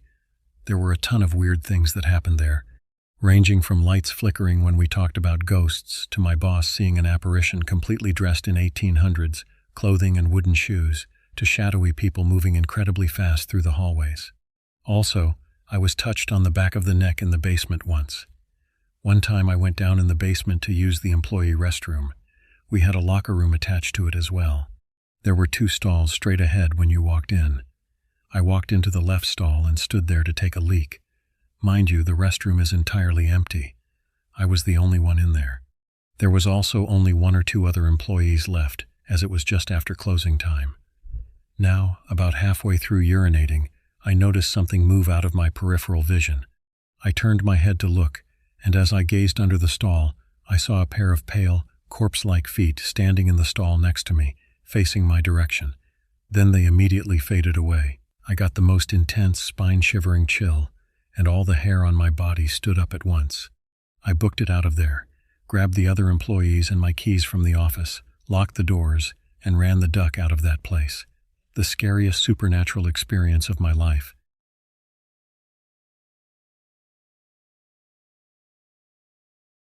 Don't be scared. 10 very strange humanoid encounters. One of the most extraordinary experiences a person can have is meeting an extraterrestrial humanoid face-to-face. And yet it happens more often than you might think. There are tens of thousands of documented cases reaching back well over 100 years and coming from all over the world. These involve a wide variety of humanoid creatures. This compilation presents 10 fascinating and little-known cases, each of which adds to our knowledge of the extraterrestrial presence on our planet. 1. I beheld an incredible thing. Francesco Rizzi, a security guard for a large textile factory in the heart of Milan, Italy, had always been skeptical of UFOs and aliens, but on the evening of the 17th of December 1962, his mind was changed forever. Hearing a swishing noise, he looked up and saw a flying saucer with portholes swoop down and hover a few feet above the ground a short distance away from him. Immobilized with fear, he was unable to move as a hatch opened and a short humanoid emerged. It was dressed in a glowing jumpsuit and dark helmet. The humanoid gestured for Francesco to approach. Before Francesco could react, another humanoid came out in motion for the first one to return to the craft. The 2 beings crawled back inside the saucer, which promptly took off. Francesco called the police, but by then the UFO was gone. He did learn that others had seen the UFO in the sky. As a result of the encounter, Francesco was fired from his job. 2. A nice little man. Starting in October 1965, thousands of people in the city of Mogi Guacu, Sao Paulo, Brazil, reported seeing UFOs maneuvering overhead. Over the next month, the sightings continued, and a few witnesses saw the craft land on the ground, humanoids emerge, and samples collected. But it was on the farm of Dario Filho, outside of town, that the most amazing events occurred. The UFOs seemed to target the farm, with sightings occurring on an almost nightly basis. Craft would follow their cars home to the farm. Then, on the 11th of November 1965, Lucia Filio and her grandson were drawn outside by another UFO, only this time, it landed in their cattle pen. Short humanoids, dressed in jumpsuits, emerged and started collecting samples of vegetation, which they then carried into the craft. The next day, the owner of the farm, Dario Filio, went to town and implored his friends to come and watch the activity. On November 13th, a crowd of people, including police officers, saw the UFO land and a humanoid emerge and walk around, then go back into the craft, which took off. Meanwhile, sightings continued over the nearby city. 3. I will deny it. October 1968. After attending a youth church meeting, Suzanne and her younger sister and another high school student allowed their pastor to drive them to their homes in Litchville, South Dakota. As they drove along a remote highway just outside of Hastings, a gray metallic, disc-shaped craft emerged from behind some trees and began to pace their car. It had colored lights around the edge and large luminous portholes.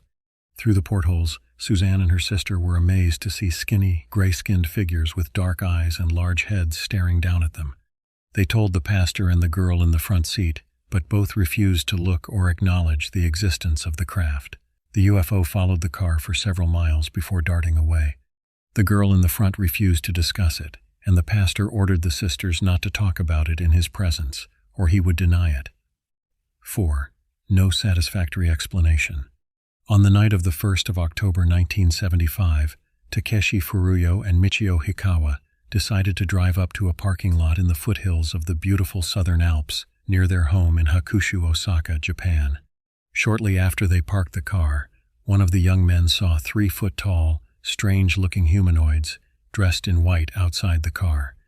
The other man could not see them, but suddenly, a strange force pulled their car backward several feet. Then it happened again, and then a third time. Now panicked, they drove back to town and alerted their friends. None of their friends would return, so the two young men drove back alone. Once again their car was inexplicably pulled by a weird force. They returned home, only to discover that the car was no longer working properly. 5. Don't be scared.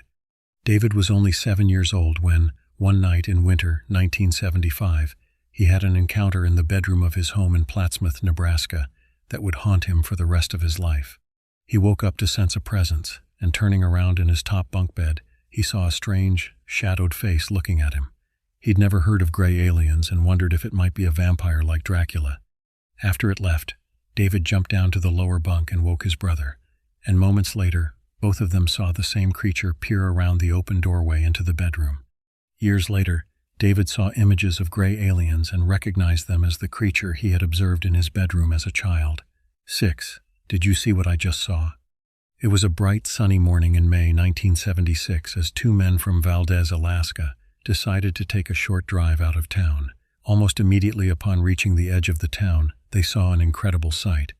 A large, shiny, metallic, disc-shaped craft with rotating lights around the perimeter sitting off the highway a few hundred feet away. To their amazement, a ramp stretched out to the ground, and two short aliens emerged and began to walk around with a sense of urgency. Realizing what they had just seen, the men turned the car around to get a closer look. But by this time, all signs of the craft and humanoids were gone. 7. Not of this world. Rafael Peralta was a world-famous bullfighter when, on the night of the 25th of July 1982, he had a wonderful run-in with a landed UFO and a humanoid. He was driving along a coastal highway outside of Punta Umbria, Spain. He assumed that there must have been a vehicle accident, so he stopped his car and got out to help. Incredibly, it was not an accident at all, but a landed flying saucer. A 7-foot-tall silver humanoid stood in front of the craft, facing Raphael. The creature seemed to grunt a few words at Raphael, who couldn't understand what was being said. Moments later, the being turned around and walked back into the craft, which rose upwards and darted off. Raphael rushed home and told his astonished wife. Both returned to the site the next day and found no evidence of the landing, but they learned that several people in the area had seen UFOs. Raphael tried to keep the encounter a secret, but did tell a friend who leaked the story out to newspaper reporters. 8. I continue to wonder. On the evening of the 27th of October 2010, Carlos was sleeping in his apartment home in Albuquerque, New Mexico. When bright-colored lights coming from outside illuminated his bedroom, he woke up to see a large boomerang-shaped craft hovering in the sky, a short distance away. He wanted to investigate, but found himself overcome with sleepiness. He was unable to keep his eyes open when he suddenly felt a telepathic link with gray ETs, who he sensed were entering his apartment. He felt an impulse to go to the bathroom, and although he didn't do anything unusual, he could feel the presence of the Greys watching him. Again, he was overcome with sleepiness and unable to fight it. He went back to bed. Later, he woke up suddenly to see a gray alien staring at him studiously from the balcony window. Again, Carlos was forced to close his eyes. He forced them open just in time to watch and/or believe his room, attach itself to the boomerang-shaped object hovering outside his apartment, and see the craft dart away. 9. A creature in our home. Emma rarely had dreams, but on the evening of the 22nd of October 2015, she had a dream unlike any she'd ever had before. In the dream, she found herself in her dining room looking at a gray alien crouched under the table. It had a large head, large dark eyes, and skin like a shark, and appeared to be angry that it was being observed. Without warning, Emma heard a loud crashing noise and found herself waking up in bed with her husband. He ran from the bedroom into the dining room, followed by Emma, and they were both amazed to see that one of their tables had been smashed. 2 of its legs were snapped off and the contents of the table were strewn on the floor. Weirdly, it was right under the dining room table. Checking the house, they found all the doors and windows locked as normal, but their alarm system had malfunctioned, which it had never done before. Looking outside, they both saw 2 glowing orbs a short distance away. 10. I felt I was being tagged. Chris was upset. He had gone through a recent divorce and on the 6th of October, 2023, decided to take a drive near his home in Olympia, Washington. He parked on a small bridge to vent his anger when suddenly a strange electric force swept over him. Looking up, he was amazed to see a small round craft with a transparent dome, and inside it was a small gray alien looking down at him. A short distance away and a little further up, there was another craft with 2 gray aliens. Chris felt a telepathic link with the ETs and felt they were observing his emotional reaction. They quickly darted away. Since then, Chris still feels the presence of the ETs and thinks they are tracking him, as governments across the world are now admitting to the reality of the extraterrestrial presence on our planet. This subject is finally going mainstream.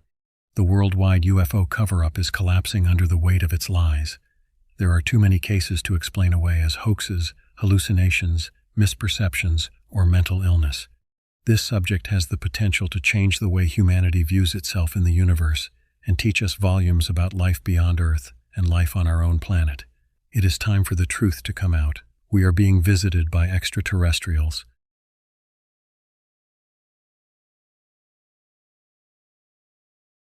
I heard this story from an old friend, someone who has never believed in ghosts and thought I was stupid for believing in that stuff. However, despite his severe skepticism, he admitted that there was one moment in his life that he can't explain. He would have written it off as a hallucination were it not for his older brother and cousin being there as well. My friend was about 9 years old and was playing with his brother and their cousin in their cousin's basement. They were throwing darts at an antique dartboard the cousin's dad had bought from an old bar that closed down. The dartboard was in great condition and had barely been used. It was housed in a wooden floating cabinet, and on top of the cabinet was a large wooden sculpture depicting the face of a traditional-looking Native American Indian, whose eyes were made of glass, which made the face appear very realistic. As they were playing their game, they suddenly froze upon hearing a loud, elderly male voice coming from the corner near the dartboard. The event occurred so suddenly that they genuinely couldn't determine what the voice was saying or where it originated. After a minute of standing there confused, they continued throwing darts until they saw movement and heard the voice shout, "What are you doing that for? Stop that." And it was then they realized the movement they saw was the sculpture's head turning towards them as its face contorted into a vicious, angry look as it was yelling at them. They immediately shat their britches and ran upstairs crying and telling the adults what happened. And the only person who believed them was my friend's mom, as she knew her kids only cried when something serious happened. She went downstairs herself, and she swears up and down that when she reached the bottom landing of the stairs and turned to look at the dartboard, she realized the face was turned directly towards her, and she says its eyes felt so real that she couldn't help but feel watched by its gaze. Of course, no one believed her. However, to this day, she and the boys still insist on what they saw, which has since become an urban legend in his family. So yeah, a shouting dartboard.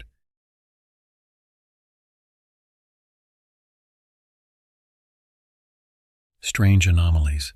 Unusual experiences have been recorded throughout history.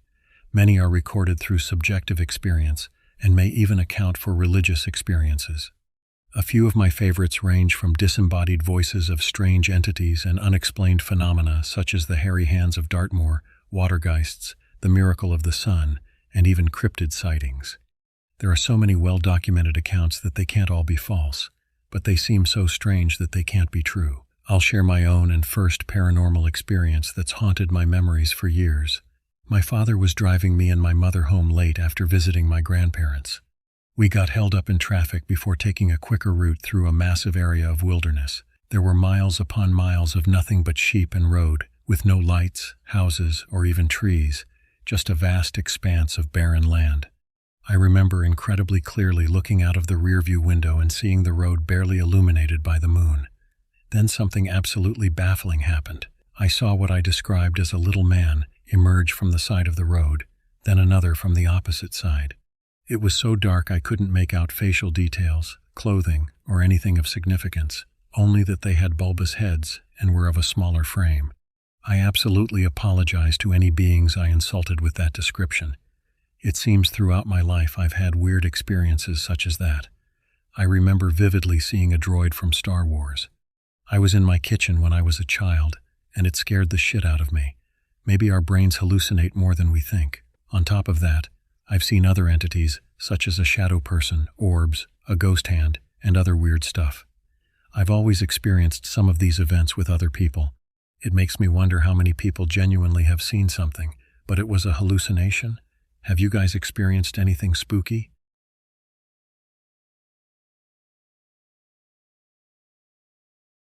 My dad told me this. He was sitting in a patio chair around midnight, smoking a cigarette and looking at the stars. It was a clear night down by the river outside his little house. No wind or clouds. He was just smoking and listening to the summertime crickets and looking skyward. He said an intense light fell from the sky, angled downward. It came from above and behind him. He saw it once it had cleared the roof overhang above him. He said it looked like a miniature comet, a bright, baseball-sized orb glowing a bright white light, with a tail that was a foot long. The tail was white around the orb, slowly fading to yellow at the tip of the tail. In a fraction of a second it hit the ground right in front of him and was just gone. It made no sound and just whizzed past him from the sky into the blacktop driveway. It was pretty dark, so he used his lighter to shine around on the ground where it disappeared into, but couldn't see anything. He swears, though, that the spot where it had hit was strange the next morning. There was a slimy, snail trail-like shimmering spiral pattern on the blacktop about the size of the comet-like object. I don't know what that could possibly have been, but he swears it's true. I have seen some wild events in a daytime sky. I saw tic-tac-shaped things, around 20 or so, floating around each other. They moved through the air like amoebas on a microscope slide. They did that for a few seconds before completely fading away. Nobody believes either of us, and I don't blame them.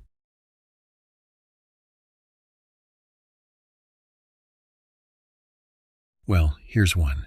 Growing up in suburban South Florida, I always thought my neighborhood was banal and devoid of anything intriguing. But wait, how could I have forgotten about the old 1920s-era estate, the Deering Estate, only a few miles away from my house? Today the estate is a public park. Well, it turns out that the estate was once home to a federation of Indian villages, of the Tequesta, who predated Spanish contact and the later arrival of Seminole and Mokoshki tribes. I once read that the last remnants of the Tequesta were sold into slavery in Cuba. There is an ancient burial mound on the Deering Estate property that has never been excavated. A large, twisting oak tree grows from the center of the mound. I went on a private tour, once guided by a friend's relative who worked on the estate. She told us that preliminary survey work, or X-rays of some kind, has shown that there are 5 male skeletons buried in the mound, face down, with their heads pointing towards the oak tree, like spokes radiating out from a wheel. As she is telling us all of this, we are approaching the mound on a boardwalk that winds through the woods. As we get close, a large owl flies out of the top of the oak tree. Our guide casually remarked something along the lines of, "Oh yeah, that's the owl that lives up in the top of the oak tree growing from the mound," so I thought my particular stretch of suburbs was boring. But it turns out that there is an ancient, unexcavated mystical site only miles away. And, make of it what you will, an owl keeps watch over the ancient burial mound. My friend's relative told us that they have conducted seances at the mound. They even have regular ghost tours open to the public. After repeatedly asking if anyone wanted to make their presence known, nothing happened, and then they restated their questions in Spanish. On doing so, a large dead branch fell to the ground only feet from where they were sitting. I think all this is especially interesting in light of the saying your family members pass down to you. I, for one, love owls and find them beautiful and fascinating creatures. If I ever get to repeat the experience of watching one silently fly over me in the wilderness late at night, I'll consider it a blessing.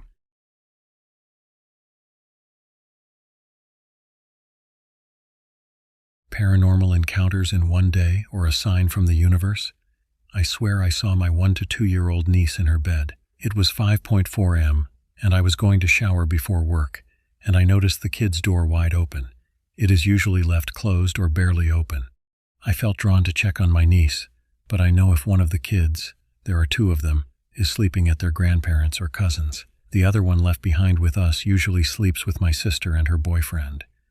I assumed the door was open so they could have quick access to run to her if something happens. I stepped out in the doorway and squinted to see if she was there. Their bedsheets are white, with tiny black dots and with blankets, and I wasn't sure if it was a blanket or my niece. I stepped away but needed to double-check, so I returned to the doorway and moved a bit closer, though I never entered the room for fear of waking her up.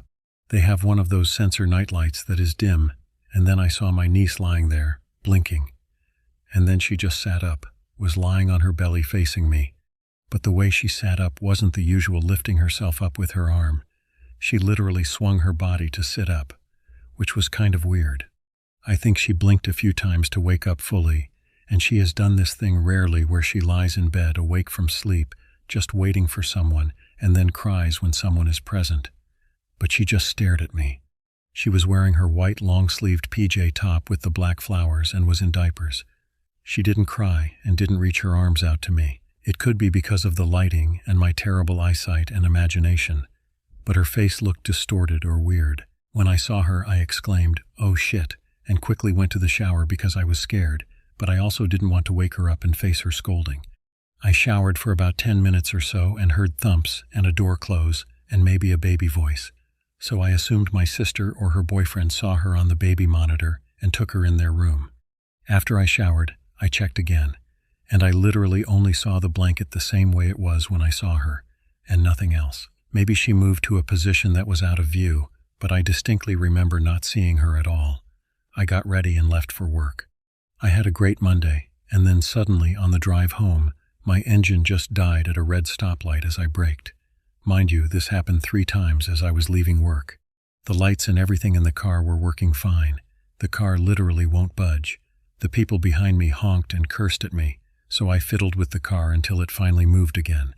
I came home, had my sister's BF check it out, and we drove, trying to replicate what happened so he could figure out the issue, but it literally never happened.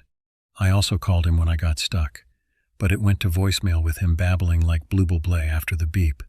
I figured it was something he'd said as his voicemail and laughed. He answered on the second try after I called my sister, and apparently he said he had never set up his voicemail. We checked, and nothing. The missed call appears in my phone history, but it does not appear in his. It could just be a fluke, but it's weird.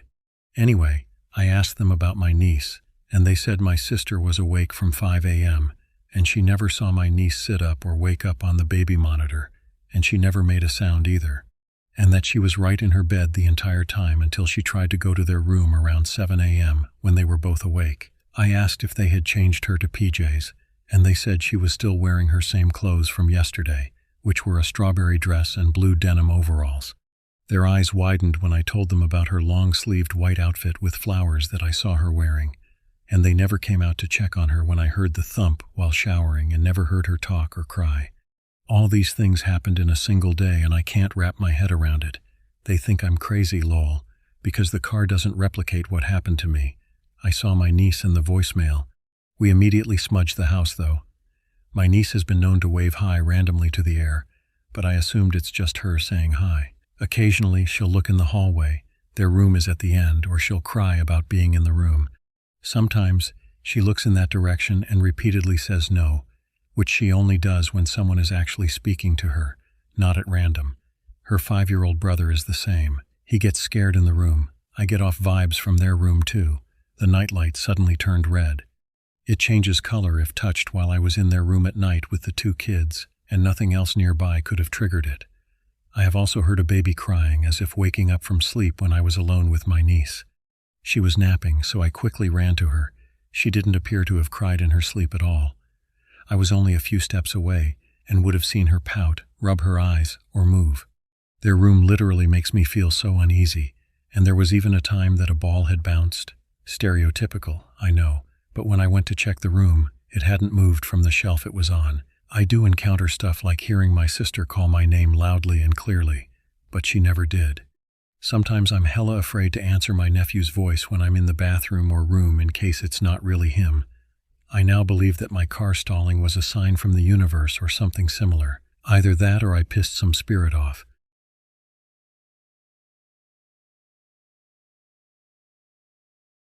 Weird radio transmission thing. My family owns a cabin in Minnesota, and we decided to head over there for May a weekend. I was 14 at the time, and I brought my best friend along, and so did my sister. Anyway, we had a great time playing in the secluded woods that surround our cabin. But then something really strange happened. On Saturday night, my dad, my friend, my sister, her friend, and I decided to play ping pong. At the time, my dad really liked this Bluetooth speaker he had recently gotten, so he decided to play the radio from his phone to the speaker. It was all normal. Suddenly, as we were playing ping pong, the radio cut out and was replaced by this eerie, resonating tribal chanting, drum beats. All of us just stopped what we were doing and froze. We were incredibly weirded out. Looking back, we remembered the ground shaking. The upstairs also looked like it was shaking. To us, it sounded like it was coming from upstairs, but that was impossible, since the radio was downstairs with us. Suddenly, as quickly as it began, it just cut right back into the song that was playing before this strange event. Even weirder, when I went upstairs to see if my mom heard it too, she said she didn't hear a thing, even though all of us agreed that the house was shaking. It is a few months later, and my mom, my aunt, and my sister are going for a walk through our trails that cut through the woods. Suddenly, as they were ambling around, my aunt and my sister heard drum beats in the distance. So our cabin is pretty much in the middle of nowhere, and the people who do live near it don't play the drums. So it is incredibly weird to hear drum beats in the woods, in the middle of nowhere. But what I thought was even stranger is that once again my mom didn't hear the noise, even though she was right next to my aunt and my sister. It is even more months later, and my mom and my dad were in the hot tub that we have at the cabin. They were just chilling when my mom looked behind her and saw a man standing right there, with his one hand clenched and above his head. My mom screamed and moved away from that spot. Whatever it was disappears. I was in my room at the time, and I remember hearing my mom scream and wondering what that was about. The strange thing here is that this time my mom was the only one to see it. I don't know what is going on up at our cabin, an Indian burial ground, but if more stuff happens, I will share again. I wonder if anyone can offer any explanation or similar experience to these strange events.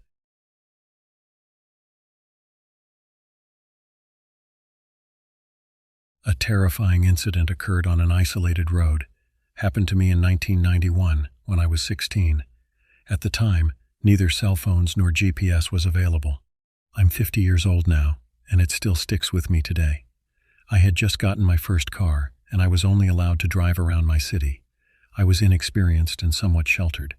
But I got the bright idea to sneak and drive to UCI to visit my boyfriend about 45 minutes from my house. Unfortunately, on my way home, I took the wrong freeway. I was lost. Once I realized that I took the first exit Bonitasan Road to search for a place to call for help. There was nothing but open land and winding hills. That part of Irvine hasn't been developed yet. Anyway, I finally found a supermarket that was being built. There was nobody anywhere around, and it was getting dark. The supermarket had a payphone, so I parked right in front of the phone to call my boyfriend. This is when things get very weird. I get to the payphone and see a disheveled, dirty, large man walking towards me. I don't know where he came from. There were no other cars or people around. I would normally say hi and ask for directions, but the closer he got, the more fear I felt. I had this guttural, instinctual fear of him. He comes closer and leans against the hood of my car, arms folded, and just glares at me. He was maybe 5 feet away. He stared so intensely at me without saying a word. I began crying as I waited for my BF to answer my call. For what feels like forever, I just froze, afraid to speak. I tried to imagine running to the passenger side of my car, but knew he could grab me before I could get there. He was leaning on my car. I was too afraid that if I told my BF about him, that's when he would grab me. The man seemed to enjoy my fear. I had such an overwhelming feeling I was in danger. Never in my life before or after have I had that kind of fear of someone. I felt like I was in the presence of evil. I can't quite explain it. I knew this man was going to do something awful to me. Then the strangest thing happened. Another man approaches from behind the empty supermarket and walks towards us. I swear he looked like Jesus. I'm not religious. I do believe in a higher power. I know how weird this sounds, but it's true. Then he looked at me and said, "You're going to be okay." He didn't say anything else. He looked at the man leaning against my car, and for whatever reason it made the man walk away. They both left and went in 2 different directions. Neither man said anything else. The man who was scaring me never said a word to me. He was enjoying my fear. The second man, who looked like Jesus, also just walked away. They didn't say a word to each other. Nothing about this encounter was normal. The man who looked at me and said nothing but, "You're going to be okay," didn't ask me what was wrong or if I needed help, but he seemed to understand what was going on. He never spoke to the man that was terrifying me. They just walked off in different directions. Looking back, it's surreal. When they walked off, I was able to tell my BF where I was. He got there fast. The 2 men were nowhere to be found. I knew in my gut that I escaped something awful. I've often wondered about that experience, and if I had a guardian angel, I can't explain it. I'd love your thoughts on this, or if anybody else has had a strange encounter they can't explain.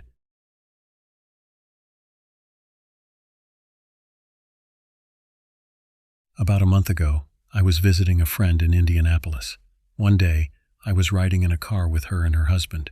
It was afternoon, and we were driving west to the airport.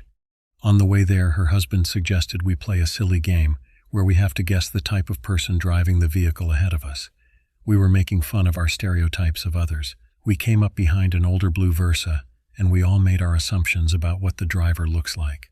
As we passed them, we saw that the driver was the complete opposite of what any of us guessed, so we all had a good laugh about it. Later that day, my friend and I went to the park, and we noticed a little boy wearing a unique t-shirt. My friend pointed it out, and we laughed about it. So, those were the 2 separate incidents, the unlikely Versa driver and the little boy's unique t-shirt. The next day, the 3 of us went to brunch. We drove south/SE.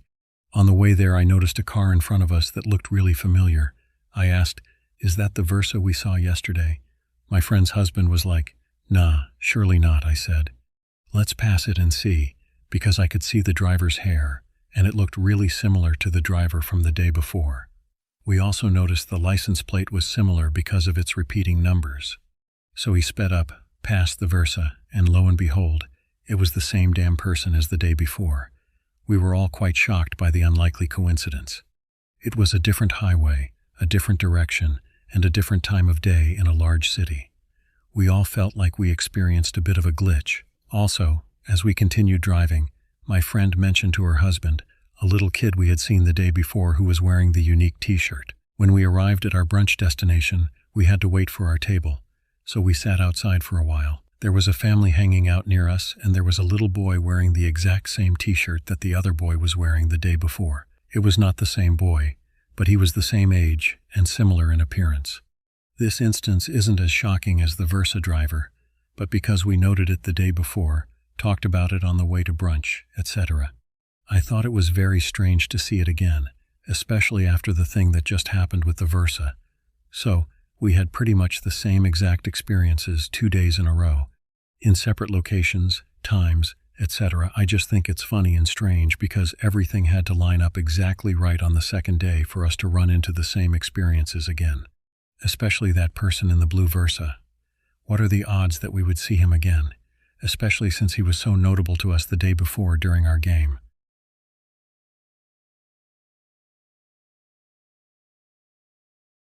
My daughter and I took a road trip through Michigan's Upper Peninsula last summer.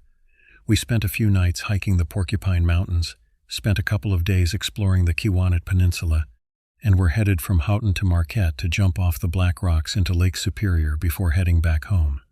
She was 15, and the trip provided a great opportunity to get comfortable behind the wheel. US 41 is pretty remote at times. We were listening to the avalanches, We Will Always Love You, which is filled with space sounds, beeps, etc. And I must have missed hearing the gas light come on because she said, Dad, the Jeep won't go any faster. I knew we were out of gas immediately, so I said, ease it to the side of the road, we're out of gas. That's on me. I called AAA Roadside Assistance, and because of how remote the area is and the fact that it was Sunday, they told me it could be 2 hours plus for a gas delivery. We got beach towels out and sat on the ground between the road and the forest. I read she made bracelets. After a while, she asked me if I wanted to do push-ups, and I snapped no to her without explaining myself. I was sore from backpacking in the Porcupine Mountains, and I kept reading. We sat for about an hour before a small pickup pulled up. I stood up and approached the truck, sticking my head in the passenger window. It was an old man in a 2-seater. You guys okay? I realized it wasn't AAA but a Good Samaritan. I said, yeah, we ran out of gas. He said, well, we can get some gas for you. And as we both looked at his front seat covered with newspapers and wrappers, I noticed my daughter still sitting there making bracelets. He then added, I'll be back. Do you have water and snacks? Yes, thank you. And whatever you spend on gas, I'll reimburse and add some extra on top. He said, well, I'll be right back. And you turned away from us. He returned in about 25 minutes with a 5-gallon jerry can of gas. I took it from the front seat and set it down behind my Jeep. I got my wallet out and asked how much I owed him, holding the cash. He said, I don't want any of your money. And I continued to press him to take it. Eventually he said, well, you can throw that money in the ditch and hope someone else finds it, but I'm not taking it. I put it away and reached out to shake his hand. As we stood shaking hands, I said, thank you so much. What's your name? I was looking him in the eyes, feeling profoundly moved. He paused for a moment and said, I think we know each other. Our hands separated. I offered some cash one last time. He responded, if you want to feel better about this, you could do some push-ups later. I put the gas in the Jeep. He followed us to the next gas station and kept on driving. Nashville, Indiana isn't like the Tennessee city that shares its name. Our Nashville is small, rural, and tucked away in Brown County, where the rolling hills and dense forests create a backdrop that tourists flock to see when the leaves change color. Most visitors come for the scenery, the quaint art shops, and to escape the chaos of Indianapolis or Louisville for a weekend. They never stay past sundown. They don't know what the woods become when darkness falls. I've lived here for nearly 20 years now, in a house set back from the main road, at the end of a long gravel driveway that winds through a patch of woodland my family owns. Almost a mile of crushed stone and dirt separates us from civilization, which is exactly how I wanted it when I purchased the property. Privacy has always been important to me, especially after my divorce. The isolation provided a sanctuary for me and my son Mason to heal and build a new life together. Mason was 17 when the incident happened, already 6 feet tall with broad shoulders and a runner's lean physique. He'd set his sights on military service after graduation, obsessed with passing the physical requirements with flying colors. His dedication to training was admirable, even if I sometimes worried about the path he'd chosen. Dad, I need to get my 2-mile time down to 13 minutes. He announced one evening in late October as I arrived home from work at the construction company where I served as project manager. Mind if we do a night run? I shrugged off my jacket, glancing out the window at the darkening sky. The sun set earlier each day as we moved deeper into fall, the daylight hours shrinking away like a tide pulling back from shore. Sure, just let me change. I replied, knowing these moments together would become increasingly precious as his graduation approached. Our nightly runs had become something of a ritual that fall. Mason would prepare while I was at work, mapping routes of varying distances through our property and the adjoining state forest. We'd head out as darkness settled, equipped with headlamps to light our way. The routine was therapeutic for both of us, a chance to talk without the distractions of screens and obligations, or sometimes to simply exist in comfortable silence, connected only by the rhythm of our footfalls on the packed earth. Our dog, Christmas, always accompanied us. She'd been a Christmas gift to Mason when he was 10, hence the Nami, a peculiar but endearing mix of boxer and beagle with a brindle coat and expressive eyes. The unusual combination had produced a medium-sized dog with the loyalty of a boxer and the nose of a beagle, along with a fearlessness that sometimes bordered on recklessness. Christmas had tangled with raccoons twice her size, chased off coyotes that ventured too close to our property line, and once even held her ground against a black bear that had wandered down from Michigan. The bear had eventually ambled away, seemingly more annoyed than threatened by the barking dog, but Christmas had counted it as a victory nonetheless. "That dog doesn't have the sense God gave a goose," my father had commented during a visit, watching Christmas charge into a thicket after some unseen creature. "But damned if she doesn't have heart." That particular evening, the one that changed everything, Christmas seemed her usual self, prancing around the front door as Mason and I prepared for our run. Her tail wagged with such force that her entire back end swung from side to side. She knew the routine. The appearance of our running shoes and headlamps meant adventure was imminent. "Someone's excited," Mason remarked, kneeling to ruffle the fur around her neck. She responded by licking his face enthusiastically. We each put in our earbuds, another part of our ritual. Mason preferred heavy metal and hardcore rap when he ran, claiming the aggressive beats pushed him to maintain his pace. I opted for classic rock or sometimes podcasts, depending on my mood. That night, I'd queued up Led Zeppelin, letting the familiar guitar riffs of Kashmir fill my ears as we stepped outside into the crisp autumn air. The temperature had dropped with the sun, hovering somewhere in the low 40s. Our breath formed small clouds that dissipated quickly in the darkness. The only light came from our headlamps and the distant, cold pinpricks of stars visible through gaps in the tree canopy. The quarter moon provided minimal illumination, partially obscured by thin clouds drifting across the night sky. Mason took point as we started down the driveway, Christmas trotting alongside him, occasionally darting ahead to investigate some scent before circling back. I followed a few paces behind, taking in the familiar silhouettes of trees against the night sky.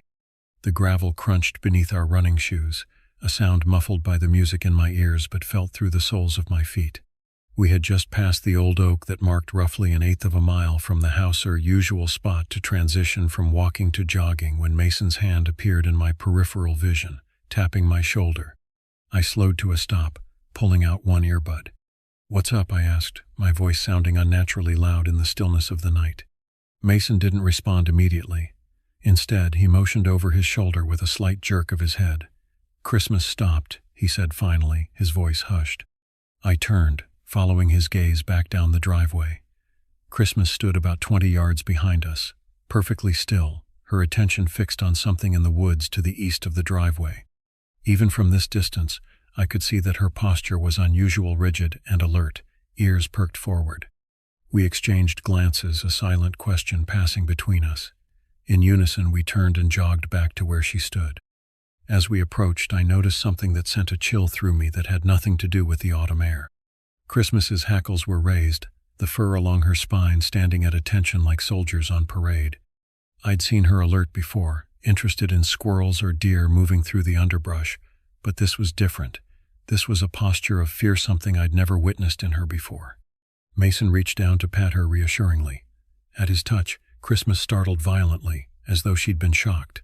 She whined a high, distressed sound that seemed to catch in her throat and licked her lips nervously, shifting her weight from paw to paw. "Hey girl, what's wrong?" Mason murmured, crouching beside her. Christmas whined again, pressing against his legs but keeping her gaze fixed on the woods.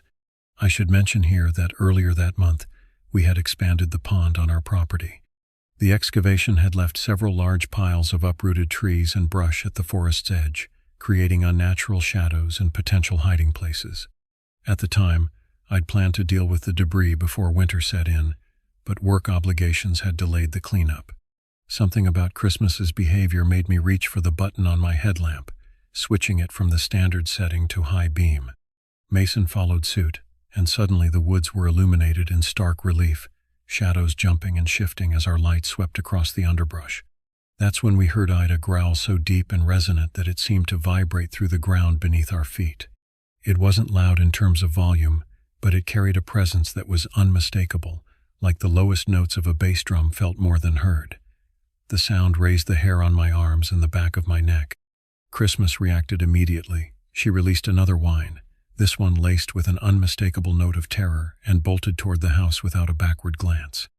I'd never seen her retreat from anything before, and the sight of her tail tucked between her legs as she fled sent a wave of dread washing over me. Mason and I instinctively stepped closer together, our lights scanning the woods more frantically now.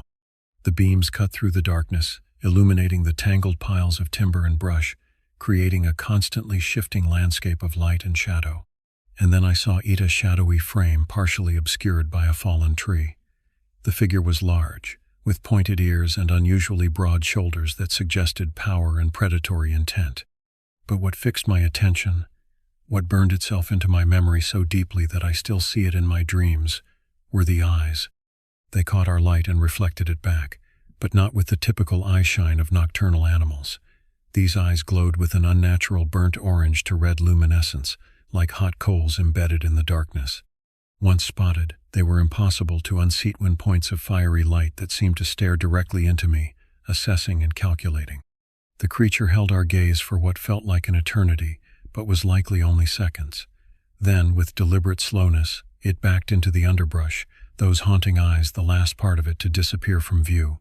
Neither Mason nor I moved for several long moments after it vanished. The only sounds were our ragged breathing and the distant rustle of leaves stirred by a light breeze.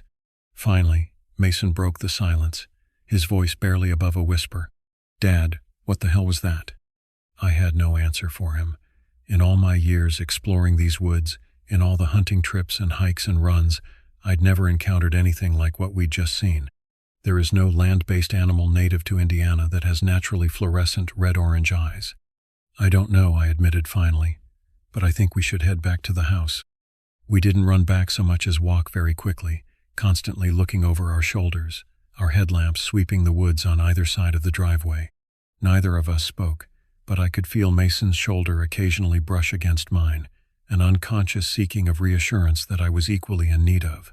Christmas met us at the door, still visibly shaken. She pushed past our legs as soon as we opened the door, retreating to her bed in the corner of the living room where she curled into a tight ball, eyes wide and alert. We secured the door behind us, and I found myself checking that all the windows were locked, something I rarely bothered with out here in the countryside. As I moved through the house, securing our perimeter, I couldn't shake the image of those eyes from my mind, nor the unnerving feeling that whatever had been watching us from the woods was something neither of us had encountered before. Later that night, after Mason had retreated to his room, I sat at the kitchen table with a mug of coffee gone cold, staring out the window into the darkness beyond. The rational part of my mind offered explanations, a coyote with some strange eye condition perhaps, or a feral dog. But deeper instincts, the same primal awareness that causes the hair on your arms to rise when you feel watched, told me it was something else entirely. What we'd encountered in the woods that night defied easy categorization. And as I finally headed to bed in the early hours of the morning, one thought circled endlessly in my mind.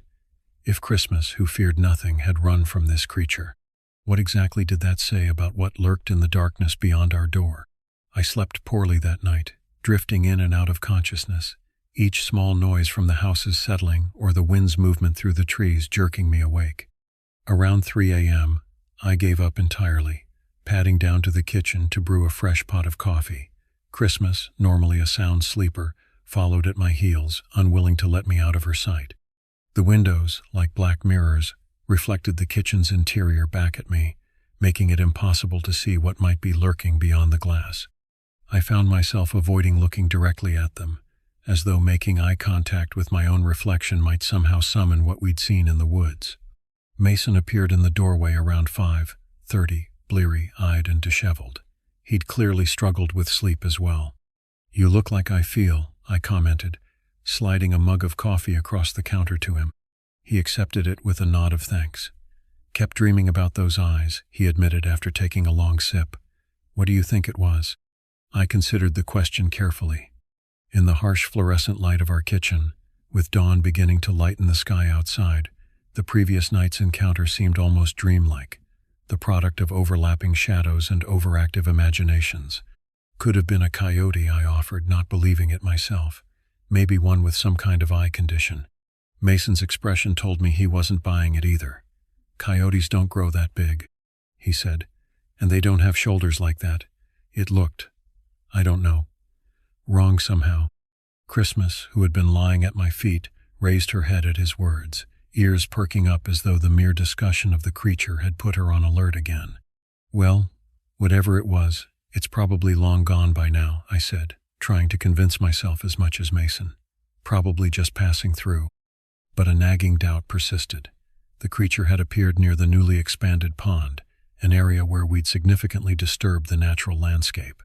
What if we had inadvertently destroyed some animal's habitat, forcing it into the open? Or worse, what if the construction had uncovered something that had been there all along, hidden beneath the earth or deep in the woods? Mason left for school shortly after, though not before extracting a promise from me to pick up some trail cameras on my way home from work. If something was lurking on our property, we both wanted to know what it was. The workday passed in a blur of meetings and phone calls, my mind constantly drifting back to those burning eyes in the darkness. During my lunch break, I drove to the outdoor supply store and purchased 2 high-end trail cameras with night vision capabilities. On impulse, I also bought a more powerful flashlight than the ones we normally used for our runs, this one, with a beam that could cut through darkness for several hundred yards. When I arrived home that evening, Mason was already there, sitting at the kitchen table with his laptop open before him.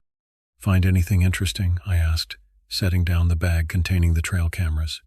He glanced up, a strange expression on his face. "Maybe. I've been looking up local wildlife, trying to figure out what we might have seen." I pulled out a chair across from him. "And? Nothing native to Indiana matches what we saw," he said, turning the laptop so I could see the screen. "But I did find some interesting local legends." The website displayed was devoted to folklore and cryptid sightings in the Midwest. A cold feeling settled in my stomach as I scanned the page. "I know what you're thinking," Mason said quickly, "but just read this account from 1894. The article detailed a series of encounters reported by settlers in Brown County, describing a creature that stalked the forests at night. The descriptions varied, but several mentioned unusually bright eyes that seemed to glow red or orange in the darkness. One account, written by a local trapper, described a confrontation with what he called a devil dog, with shoulders broad as a man's and eyes like hot iron fresh from the forge. "This doesn't prove anything," I said, pushing the laptop back toward him. "People back then were superstitious, probably saw a wolf or a mountain lion and let their imaginations run wild." "Maybe," Mason conceded. "But there are more recent sightings too, as recent as 2018, just a few miles from here." I stood up, uncomfortable with the direction of the conversation. "Let's stick to facts, not ghost stories. I bought some trail cameras. We can set them up near the pond and see if we catch anything on film." Mason closed the laptop, a hint of frustration crossing his features. "You saw it too, Dad. You know it wasn't just some normal animal." "I'm not saying it was," I replied, my tone sharper than intended. "But jumping to conclusions about some kind of cryptid or whatever isn't helpful. There's got to be a rational explanation." We spent the remaining daylight hours setting up the trail cameras, positioning them to cover the area where we'd seen the creature the night before. Christmas accompanied us but remained unusually subdued, staying close to our heels and frequently looking back toward the house, as though calculating how quickly she could return to safety if needed. The forest felt different in daylight, less threatening, more familiar. But as the sun began to set, casting long shadows through the trees, I found myself growing increasingly eager to complete our task and return to the house. "That should do it," I said, securing the second camera to a tree trunk about 5 feet off the ground. "They'll activate automatically if anything moves through here." Mason nodded, his attention focused on the deepening shadows among the trees. "Do you think it's still out there, watching us?" The question sent a chill down my spine. I'd been so focused on the practical task of setting up the cameras that I'd momentarily pushed aside the memory of those burning eyes. "Let's head back," I said, instead of answering directly. We ate dinner in relative silence that evening, the tension from our earlier disagreement lingering between us. After helping with the dishes, Mason retreated to his room to work on homework, while I settled in the living room with a book I couldn't focus on. Around 10 p.m., I heard Mason's door open, followed by his footsteps on the stairs. "Dad?" he called from the hallway. "Did you hear that?" I set down my book. "Hear what?" He entered the living room, expression tense. I thought I heard something outside my window, like a scratching sound. Mason's bedroom was on the second floor, facing the backyard and the edge of the forest. I felt a flicker of unease but tried to keep my voice casual. "Probably just a branch scraping against the house," I suggested. "Winds picked up." "Maybe," he said, clearly unconvinced. But it sounded deliberate, like something was trying to get in. I rose from my chair, heading for the stairs. "Let's take a look." Mason's room was neat and Spartanly furnished, a legacy of his military aspirations. The window was closed and locked, the blinds drawn. I approached cautiously, aware of Christmas following us into the room, her nails clicking on the hardwood floor. Drawing back the blinds, I peered out into the darkness. The security light we'd installed at the back of the house cast a pale glow over the yard, but the forest beyond remained an impenetrable wall of black. Nothing moved in the illuminated area. No shadows shifted among the trees that I could discern. "See," I said, turning back to Mason. "Nothing there." But even as the words left my mouth, Christmas growled a sound so unlike her normal alert bark that it froze us both in place. She stood rigidly by the bedroom door, her attention fixed not on the window, but on the wall itself, as though she could see through it to something beyond. "Christmas?" Mason said softly, moving toward her. The scratching came then, faint but unmistakable, not from the window, but from the exterior wall adjacent to it. 3 distinct scratches, like claws dragging slowly across the siding. Christmas's growl deepened, but she made no move to bark or challenge whatever was making the sound. Instead, she backed up until she bumped against Mason's legs, her body trembling. I reached for the blinds cord, intending to close it, when a movement at the far edge of the yard caught my eye. Something large shifted in the shadows where the security light's reach began to fade. I couldn't make out details, but there was an impression of mass and careful, deliberate movement.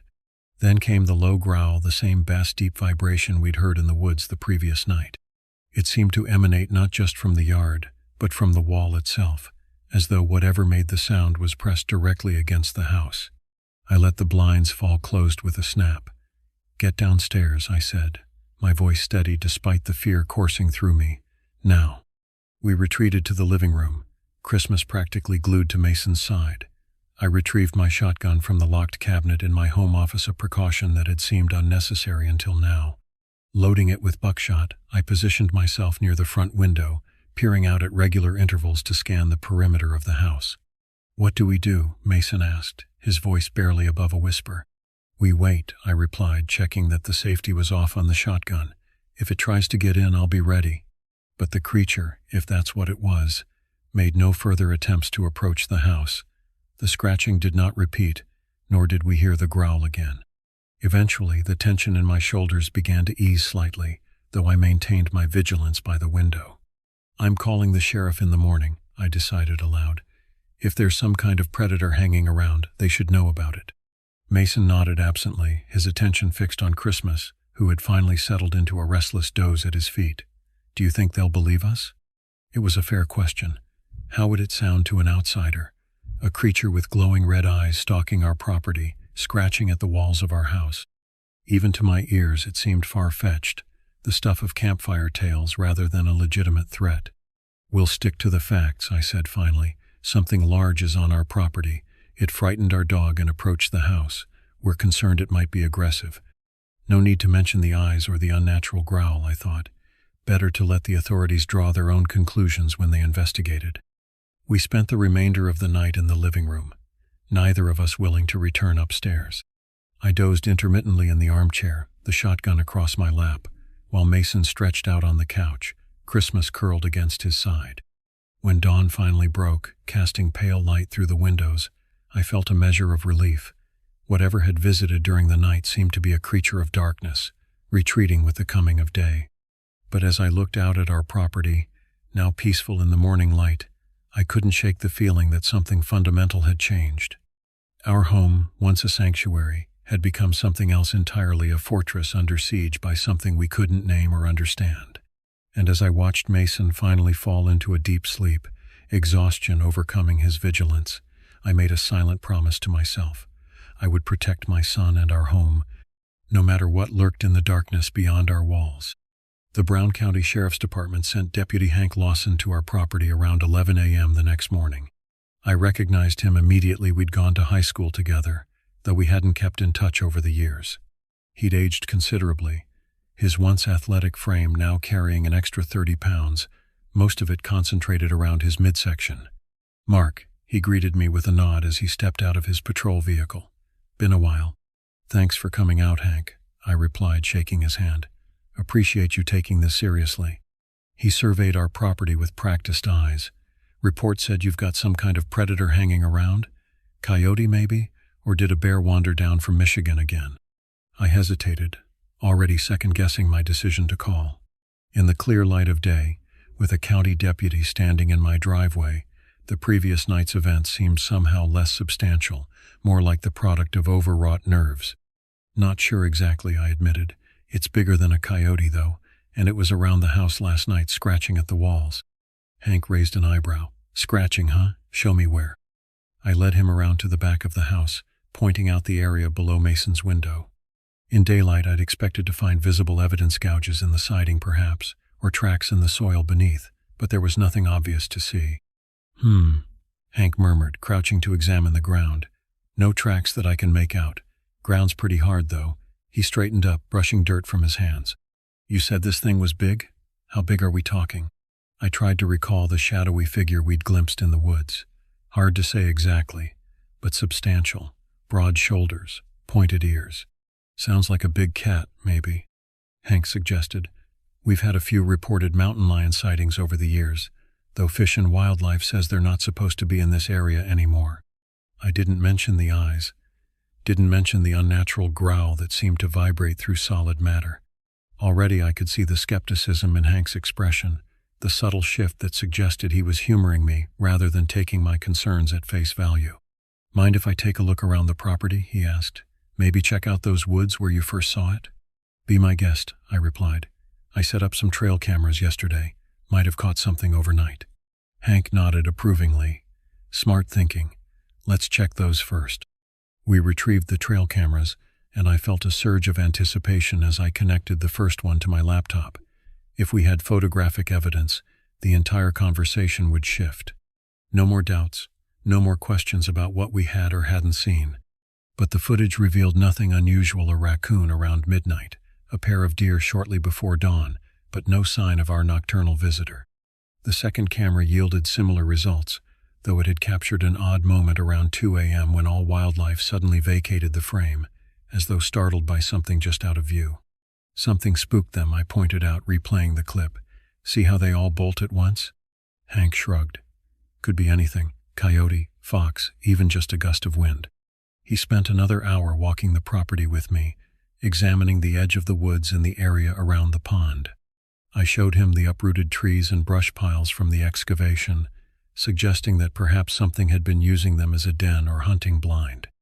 "I'll file a report," he promised as he prepared to leave, "and I'll mention it to Fish and Wildlife, see if they want to send someone out. But honestly, Mark, it sounds like you've got a coyote problem, maybe a feral dog, nothing too out of the ordinary." I nodded, not bothering to argue. "Thanks for checking it out." As his patrol car disappeared down our driveway, I couldn't help but feel frustrated. I knew what we'd seen wasn't a coyote or a feral dog. But without evidence, how could I expect anyone else to believe us? Mason returned from school that afternoon with a stack of library books tucked under his arm. He dropped them on the kitchen table with a thud that made Christmas jump. "Research," he explained, gesturing to the titles. "Thought we might find something useful." I examined the books skeptically. "Cryptozoology of the American Midwest," I read aloud. "Mason, come on. We're not dealing with Bigfoot here." "How do you know?" he challenged. You said yourself there's no animal native to Indiana that matches what we saw. So either it's something that's not supposed to be here, or it's something that's not supposed to exist. I sighed, rubbing a hand over my face. The sheriff thinks it's probably just a mountain lion, maybe one that wandered down from Michigan. And the eyes? Mason pressed. Mountain lions have yellow-green eyeshine, not red-orange, and they don't stand on two legs. I froze at that last comment. On two legs? You saw it standing? Mason's expression faltered slightly. I thought I did, for a moment, when it was backing away into the brush, but it was dark, and everything happened so fast. The image he described sent a fresh wave of unease through me.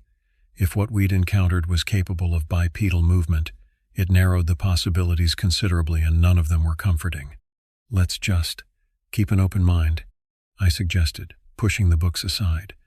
But let's also stick to what we know for sure, not what we think we might have seen in the dark. Mason's jaw tightened, a sign he was restraining himself from arguing further. Fine, but I'm still going to read these. Maybe someone else has seen the same thing. I couldn't fault his logic, even if I questioned his sources. If others had encountered something similar in these woods, that information could be valuable, regardless of how it was categorized or explained. The trail cameras didn't pick up anything useful, I told him, changing the subject slightly. But I'm going to reset them, maybe position them differently. Mason nodded. I'll help, and maybe we should set up some around the house too, not just near the pond. It was a sensible suggestion. If the creature was bold enough to approach our home, having video evidence would be crucial both for our own understanding and for convincing others that our concerns were legitimate. We spent the remainder of the afternoon repositioning the existing cameras and setting up 2 more that I'd purchased during my lunch break. By the time darkness fell, we had a reasonable surveillance network covering the main approaches to the house and the area near the pond where we'd first encountered the creature. That night we established a new routine: doors locked, blinds drawn, shotgun within reach. I suggested that Christmas sleep downstairs with us again, but Mason insisted on keeping her in his room. If it comes back, she'll know, he argued. She'll warn us. I wasn't convinced that Christmas would do anything other than cower if the creature returned, but I didn't press the issue. Mason needed to feel some sense of control over the situation, and if having the dog nearby provided that, so be it. I slept fitfully, waking at every creak of the house settling or gust of wind against the windows. Around 2 a.m. I gave up on sleep entirely and moved to the living room, where I sat in darkness, watching the tree line through a gap in the curtains. The forest at night has a peculiar quality, a density to the darkness that seems almost solid, as though the spaces between trees are filled with something more substantial than mere absence of light. As I watched, I became aware of subtle movements within that darkness, shifts and flows that might have been shadows cast by clouds moving across the moon, or might have been something else entirely. A noise from upstairs broke my reverie sound of Christmas barking, followed by Mason's voice, too muffled for me to make out the words. I was on my feet instantly, grabbing the shotgun and taking the stairs 2 at a time. I found Mason standing at his bedroom window, Christmas pacing anxiously behind him. The dog wasn't barking anymore, but making a strange whining sound that set my teeth on edge. "What is it?" I asked, moving to the window. Mason pointed toward the edge of the woods. "There, do you see it?" At first I saw nothing but darkness. Then, as my eyes adjusted, I noticed a disturbance in the tree linea section where the darkness seemed deeper, more concentrated. As I watched, the shadow moved, separating itself from the forest with deliberate slowness. The creature and I was now certain it was the same one we'd encountered before stood at the very edge of the tree line, just beyond the reach of our security lights. In the dim illumination, I could make out its silhouette more clearly than before. It was tall, at least 6.5 feet, with a broad chest that tapered to a narrower waist. Its limbs were long and powerful-looking, ending in what appeared to be clawed hands, though the distance made details difficult to discern. But once again it was the eyes that commanded attention, twin points of burnt orange light that seemed to stare directly at Mason's window, directly at us. "It knows we're watching it," Mason whispered, his breath fogging the glass. As if in response to his words, the creature tilted its head slightly, a gesture so human-like that it sent a chill through me. Then, with the same deliberate slowness, It raised one arm and extended it toward the house toward Yusin, what could only be described as a pointing gesture. Christmas's whine transformed into a low growl, though she made no move to approach the window.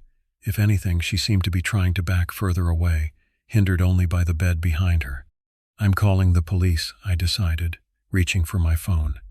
But before I could dial, the creature lowered its arm and melted back into the forest, disappearing so completely that I found myself questioning whether it had been there at all.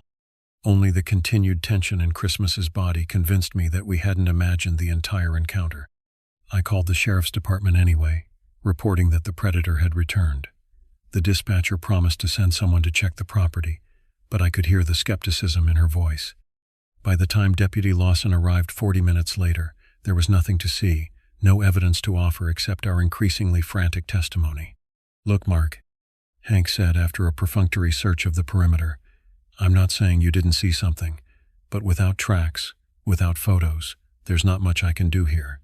"It was watching the house, Hank," I insisted. Deliberately, like it was studying us. Hank's expression softened slightly. "Maybe you and Mason should consider staying somewhere else for a few days, a hotel in Bloomington perhaps, just until whatever this is moves on." The suggestion hit me like a physical blow. Leave our home? Allow this thing to drive us away? "No," I said firmly. "This is our property. We're not being chased off by some animal." Hank sighed. "Your call. But maybe consider it if things escalate." After he left, Mason and I remained in the kitchen, too wired to consider returning to bed despite the late hour. Christmas had finally settled down, though she positioned herself where she could keep both of us in sight, as though afraid we might disappear if she looked away. "It was communicating with us," Mason said suddenly, breaking the silence that had stretched between us. "When it pointed at the house, that wasn't animal behavior." I wanted to disagree, to find some rational explanation for what we'd witnessed, but the gesture had been unmistakable, deliberate, and directed, carrying a clear intent that no ordinary animal should be capable of. "Tomorrow," I said, making a decision, "we're going to check the trail cameras first thing, and then we're going to explore those brush piles near the pond more thoroughly. If it's denning somewhere on our property, I want to know where." Mason nodded, a determined set to his jaw. "And if we find it?" I looked down at the shotgun I still held, considering the question carefully. What were we prepared to do if we came face to face with the creature in daylight? Could I pull the trigger, not knowing what exactly I was shooting at? "Let's cross that bridge when we come to it," I replied finally. "For now, let's just focus on gathering information." But as we settled in to wait for dawn, I couldn't shake the memory of those burning eyes, the deliberate pointing gesture. Whatever was watching us from the woods, I was increasingly certain that it wasn't just some ordinary predator. It was something else entirely, something that knew we were there, knew we were watching it, and wanted us to know that the observation was mutual. We were being studied, assessed, and for what purpose I couldn't begin to guess. Dawn arrived with a heavy mist clinging to the ground, transforming our property into something ethereal and unfamiliar. The forest edge appeared insubstantial, trees emerging from the fog like sentinels standing guard over some hidden realm. It was beautiful in its way, but the beauty did nothing to ease the tension that had settled into my shoulders like a physical weight. Mason and I had dozed intermittently in the living room, neither of us willing to return upstairs after what we'd witnessed. Christmas had finally relaxed enough to sleep, though she twitched and whimpered occasionally, chasing something through her dreams that I hoped never to encounter in waking life. "Should we check the cameras?" Mason asked, his voice rough with fatigue as he poured himself a cup of coffee. Despite his exhaustion, there was an eagerness in his tone, a hope that the night's events had been captured, that we would finally have concrete evidence of what had been stalking our property. I nodded, reaching for my laptop. "Let's see what we've got." We connected the memory cards from each camera, reviewing the footage with growing disappointment. The first two cameras had captured nothing unusual, the same deer and raccoons we'd seen before, but no sign of our nocturnal visitor. The third camera, positioned to cover the back of the house, had malfunctioned somehow, its memory card corrupted. "Could be a battery issue," I suggested, though neither of us believed it. The fourth camera, however, yielded results that sent a cold shiver down my spine. Positioned near the edge of the woods where we'd seen the figure standing, it had captured several seconds of footage around 2, 15 a.m. precisely when we'd been watching from Mason's window. The image quality was poor, degraded by distance and low light, but unmistakable nonetheless, a tall bipedal figure standing just within the tree line. The infrared flash from the camera reflected off its eyes, creating the same burnt orange glow we'd observed. As we watched, the figure raised one arm, extending it toward the house in the pointing gesture we'd witnessed. "There," Mason said, his finger jabbing at the screen. "You see, it was real. We didn't imagine it." But what happened next in the footage was perhaps more disturbing than the gesture itself. The creature's head turned suddenly, looking directly at the camera as though it had sensed the device activating. It stared into the lens for one long, unsettling moment. Then the video abruptly ended. "What happened?" I wondered aloud, checking the timestamp. "The recording just stops." Mason's expression was grim. "I think it found the camera, disabled it somehow." The implication sent a chill through me. If Mason was right, it meant the creature was not only intelligent enough to identify a recording device, but capable of deliberately neutralizing it. That suggested a level of awareness and intentionality far beyond what any wild animal should possess. "We need to check that camera," I decided. "See if it's been damaged." Mason nodded in agreement. "And the brush piles, we said we'd look there too." I glanced out the window at the mist-shrouded landscape. The idea of venturing out there, of potentially encountering the creature in its domain, filled me with a dread I was reluctant to acknowledge. But staying inside, waiting for nightfall when it seemed to be most active, felt equally untenable. "Let's gear up," I said, making the decision. "Daylight's on our side." We prepared methodically. Heavy boots, thick jeans, flannel shirts over thermal layers despite the mild temperature. I loaded the shotgun and handed Mason the powerful flashlight we'd purchased, more as a potential weapon than an illumination tool given the daylight hour. Christmas watched our preparations with visible anxiety, whining softly when she realized we intended to go outside. "Stay here, girl," Mason told her, patting her head. "Guard the house." She seemed relieved at the command, retreating to her bed with a backward glance that almost appeared concerned for our safety. The air outside was cool and damp, the mist beginning to burn off as the sun climbed higher. We moved cautiously down the driveway, constantly scanning our surroundings, alert to any movement in the peripheral vision. The forest was quiet too, quiet perhaps. The usual morning chorus of birdsong was noticeably absent, as though the local wildlife had collectively decided to maintain silence. We reached the trail camera first, the one that had captured the creature before the recording abruptly ended. The device was still attached to the tree where we'd mounted it, appearing undamaged at first glance. But when I examined it more closely, I noticed deep scratches across the lens and case, as though something with significant claws had swatted at it. "Jesus," Mason breathed, running his finger along one of the gouges. "Look how deep these are. It must have hit it with incredible force." I removed the camera from the tree, turning it over in my hands. The casing was partially crushed on one side, the battery compartment dented inward. Whatever had struck it had done so with enough strength to warp metal strength no ordinary animal should possess. "Let's check the pond," I said, tucking the damaged camera into my jacket pocket. "Those brush piles." We moved deeper into the property, toward the recently expanded pond that glinted dully in the morning light. The excavation work had left significant disturbance along the eastern shore, uprooted trees, piles of brush, and small mounds of earth that had yet to be properly graded. As we approached, I noticed something unusual about one of the larger brush pilesa section near the base where the branches appeared to have been deliberately arranged, creating a sort of opening or entrance. Too deliberate to be random, too precise to be the work of wind or settling debris. "Mason," I called softly, gesturing toward the anomaly. "Look at that." He followed my gaze, his posture stiffening as he registered what I was seeing. "Is that a den?" We approached cautiously, the shotgun raised and ready. The opening was larger than it had first appeared, easily big enough for a large animal to pass through or a human-sized creature moving on all fours. "Should we check inside?" Mason asked, his voice hushed. I considered the question, weighing our need for information against the potential danger. If the creature was diurnal as well as nocturnal, it might be resting within the brush pile now. Disturbing it in its den would be dangerous, possibly fatal. "Let me see if there's any sign it's in there currently," I decided, crouching to examine the ground around the opening. The soil was soft here, still damp from recent excavation, and I immediately spotted what I was looking for: tracks pressed into the mud. But what I saw made me recoil involuntarily, nearly losing my balance. The prints were large, easily twice the size of my hand, and bore little resemblance to any animal track I'd encountered before. They appeared almost hand-like, with 5 distinct digits ending in sharp points that had punctured deeply into the soil. But the proportions were wrong: the fingers too long, the palm too narrow, the thumb positioned at an angle that suggested greater opposability than even a human hand. "Dad?" Mason questioned, noting my reaction. "What is it?" Wordlessly, I pointed to the tracks. He crouched beside me, his intake of breath sharp and audible. "That's not possible," he whispered. "No animal has hands like that." "No animal we know of," I corrected, struggling to keep my voice steady. I examined the tracks more carefully, noting their direction and depth.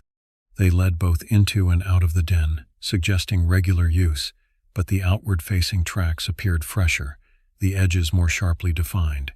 "I think it's not home," I concluded, though the words felt bizarre to say aloud, as though we were discussing a neighbor rather than some unknown predator. "These tracks heading out look recent, probably from last night."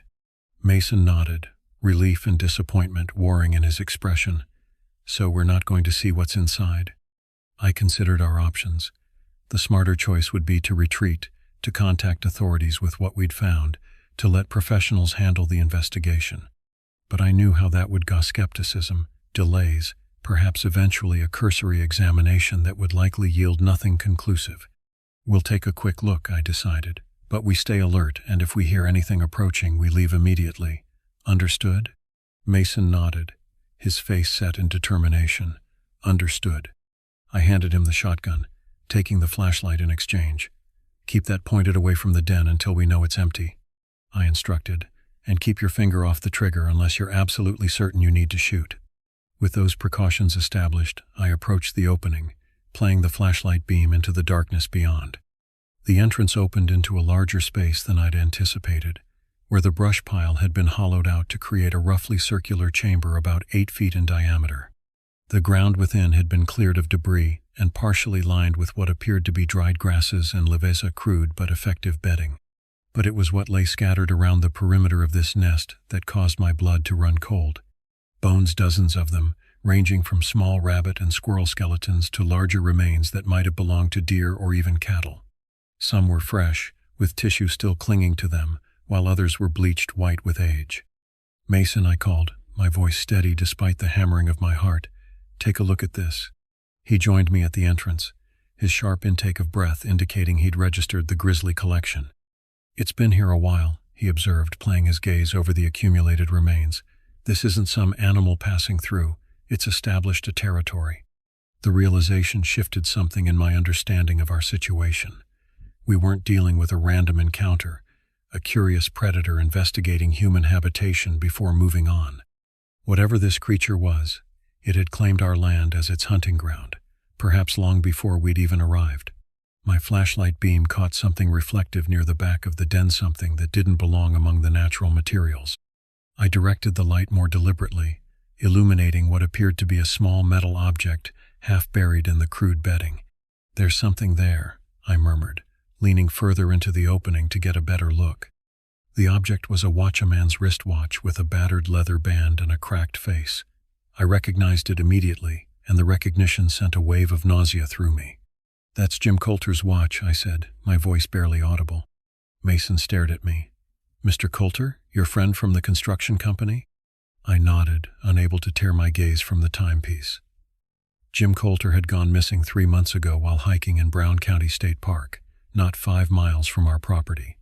The search had been extensive but ultimately fruitless. The prevailing theory was that he'd fallen into one of the park's many ravines, his body hidden by dense underbrush and difficult terrain. But here was his watch, the custom Seiko I'd helped his wife select for their 20th anniversary 2 years prior, lying in what could only be described as a predator's lair on my property. "We need to call the police," I said, backing away from the den entrance. "Right now." Mason nodded, his face pale. "Do you think it?" He didn't finish the question, but he didn't need to.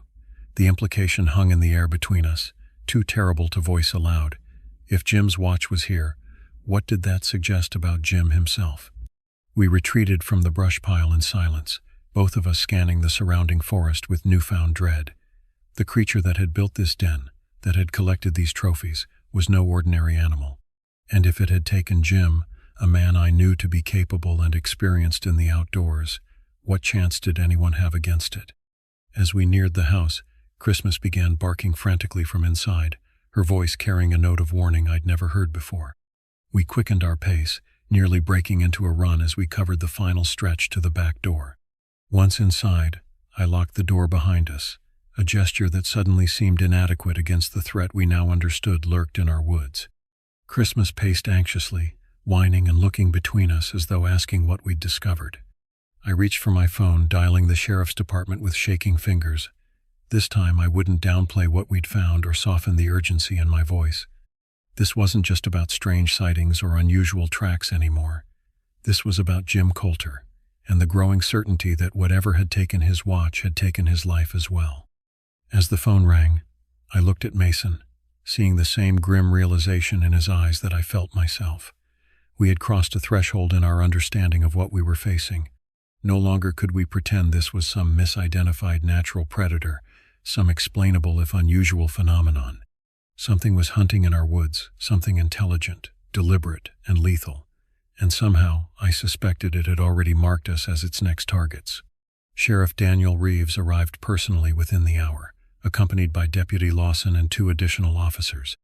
The presence of the county's highest-ranking law enforcement officer spoke volumes about how seriously they were finally taking our report, though I suspected it was Jim Coulter's watch, not our encounter with the creature, that had motivated the response. "Show me exactly where you found it," Sheriff Reeves instructed after I'd explained the situation. He was a tall, spare man with a weathered face and eyes that revealed nothing of his thoughts. Unlike Hank, he made no attempt at friendly conversation, maintaining a professional distance that was somehow reassuring in its seriousness. Mason and I led the group back to the brush pile, Christmas remaining behind at the house, her refusal to accompany us requiring no explanation. The den looked exactly as we'd left it, the disturbed earth around the entrance now marked with our footprints, as well as the creatures. "That's quite a track," Deputy Lawson commented, crouching to examine one of the clearer impressions. "Never seen anything like it." Sheriff Reeves said nothing, simply observing as one of the other officers photographed the prints from multiple angles, placing a ruler beside them for scale. His expression remained impassive, though I caught a brief flicker of something concerned perhaps, or confusion when he studied the photos on the officer's digital camera. "I'll need to go in there," he said finally, nodding toward the den opening. "Phillips, you're with me. Lawson, remain here with Mr. Anderson and his son." The deputy designated as Phillips, a stocky man with close-cropped hair, nodded grimly, unholstering his service weapon before following the sheriff to the entrance. They disappeared inside, the beams of their flashlights sweeping the interior of the den. "You really think this has something to do with Jim Coulter?" Hank asked quietly, his skepticism from previous visits notably absent. "I recognized his watch immediately," I replied. "Custom piece, no chance of a mistake." Hank nodded slowly. "Been tearing himself up about that case. Jim was his wife's cousin, you know." I hadn't known, and the information added another layer to the sheriff's professional demeanor. This wasn't just an official investigation, it was personal. Sheriff Reeves emerged from the den about 10 minutes later, an evidence bag in his gloved hand. From our position, I could see Jim's watch sealed inside, along with what appeared to be several bone fragments. "We'll need to process this area thoroughly," he announced. "I'm calling in the State Police Crime Scene Unit. In the meantime, I'd like you and your son to pack some essentials and make arrangements to stay elsewhere for a few days." "You're evacuating us?" Mason asked, disbelief clear in his tone. The sheriff fixed him with a steady gaze. "Not evacuating, advising, strongly advising.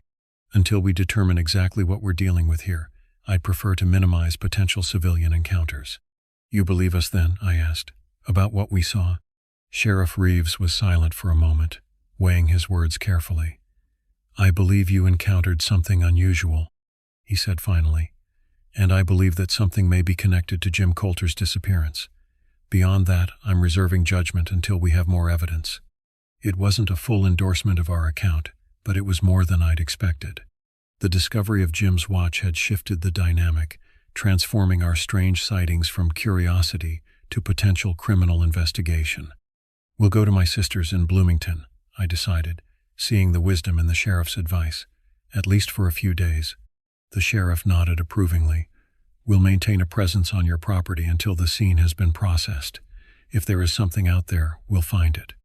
As we walked back to the house, I couldn't help but wonder if the sheriff's confidence was warranted. The creature had proven elusive so far, appearing primarily at night and leaving minimal physical evidence. Would an increased police presence be enough to contain or capture it? Mason and I packed quickly, gathering clothes and toiletries for what we hoped would be a short absence. Christmas seemed to understand we were leaving, her anxiety visibly decreasing as we loaded our bags into the car. Whatever connection she had sensed to the creature, the prospect of distance from it clearly brought relief. I made a final call to my sister, explaining that we needed a place to stay due to an issue on the property that required police investigation. I kept the details vague, unsure how much to reveal over the phone. Annie, always practical, asked few questions, simply confirming she'd have the guest rooms ready by the time we arrived. As we prepared to leave, Sheriff Reeves approached me with a final request. "I'd like to take that damaged trail camera as evidence," he said, nodding toward the device I'd recovered earlier, "and any footage you captured." I handed over both without hesitation. "There's not much to see," I warned. "Just a few seconds before it was disabled." "Sometimes a few seconds is all we need," he replied enigmatically. We departed as the sun was beginning its descent, casting long shadows across our property. In the rearview mirror, I could see police vehicles parked in our driveway, officers moving purposefully between the house and the woods. The scene had the surreal quality of a dreamy, ordinary life suddenly transformed into something from a crime procedural. "Do you think they'll catch it?" Mason asked as we turned onto the main road, his gaze still fixed on the diminishing view of our home. I considered the question carefully. "I'm not sure they're equipped to catch whatever it is," I admitted, "but they might find evidence that helps us understand what we're dealing with." The drive to Bloomington passed in relative silence, each of us lost in our own thoughts. Christmas lay in the back seat, her usual excitement about car rides notably absent. Instead, she seemed to sink deeper into the upholstery with each mile that separated us from our property, as though a weight was gradually lifting from her. Annie greeted us warmly but with obvious curiosity, her gaze lingering on our expressions and the unusual, subdued state of Christmas. She showed us to the guest rooms, assuring us we could stay as long as needed, then tactfully withdrew to give us space to settle in. That evening, as we sat in Annie's kitchen picking at the casserole she'd prepared, Mason finally broached the subject we'd both been avoiding. "What if it follows us?" he asked quietly, his voice barely audible over the gentle hum of the dishwasher. The question sent a chill through me despite the warmth of the kitchen. "It won't," I said with more confidence than I felt. "Whatever it is, it seems territorial. It's claimed our property as its hunting ground. No reason for it to venture this far into the city." Mason nodded, though his expression remained troubled. "But it was intelligent, Dad.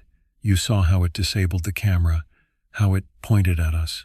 What if it's not just territorial? What if it's something else?" I had no answer for him, no reassurance that didn't ring hollow even to my own ears. The truth was, we knew almost nothing about what we were dealing with, its capabilities, its motivations, its limitations. All we had were glimpses, fragments of understanding that hinted at something far beyond our experience. "Let's just take it one day at a time," I suggested finally. "The police are investigating. Maybe they'll find something that explains all of this." But even as I spoke the words, I doubted them. Some instinct, some deeper awareness, told me that conventional investigation would yield little against the creature that had established itself in our woods. It had evaded detection for months, perhaps years, leaving no trace except in the nightmares of those unfortunate enough to encounter it.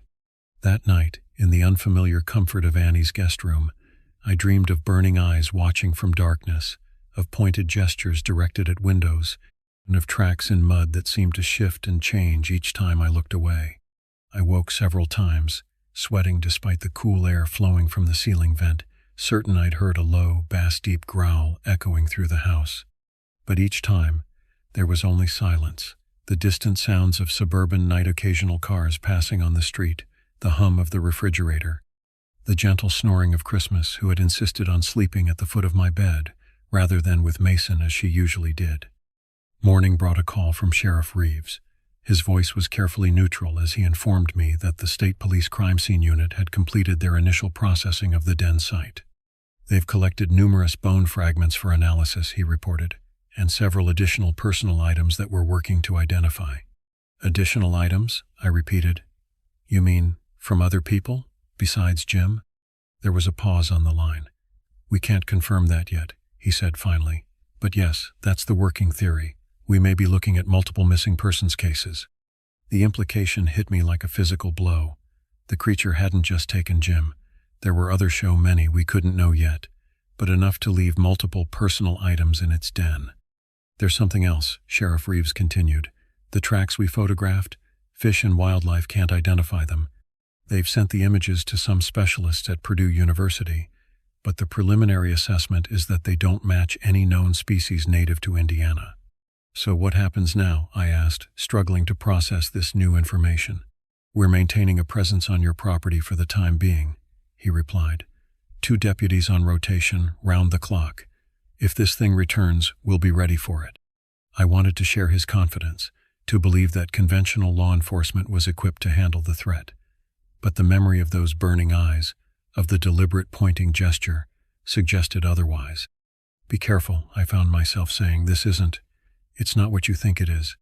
There was another pause, longer this time. What exactly do you think it is, Mr. Anderson?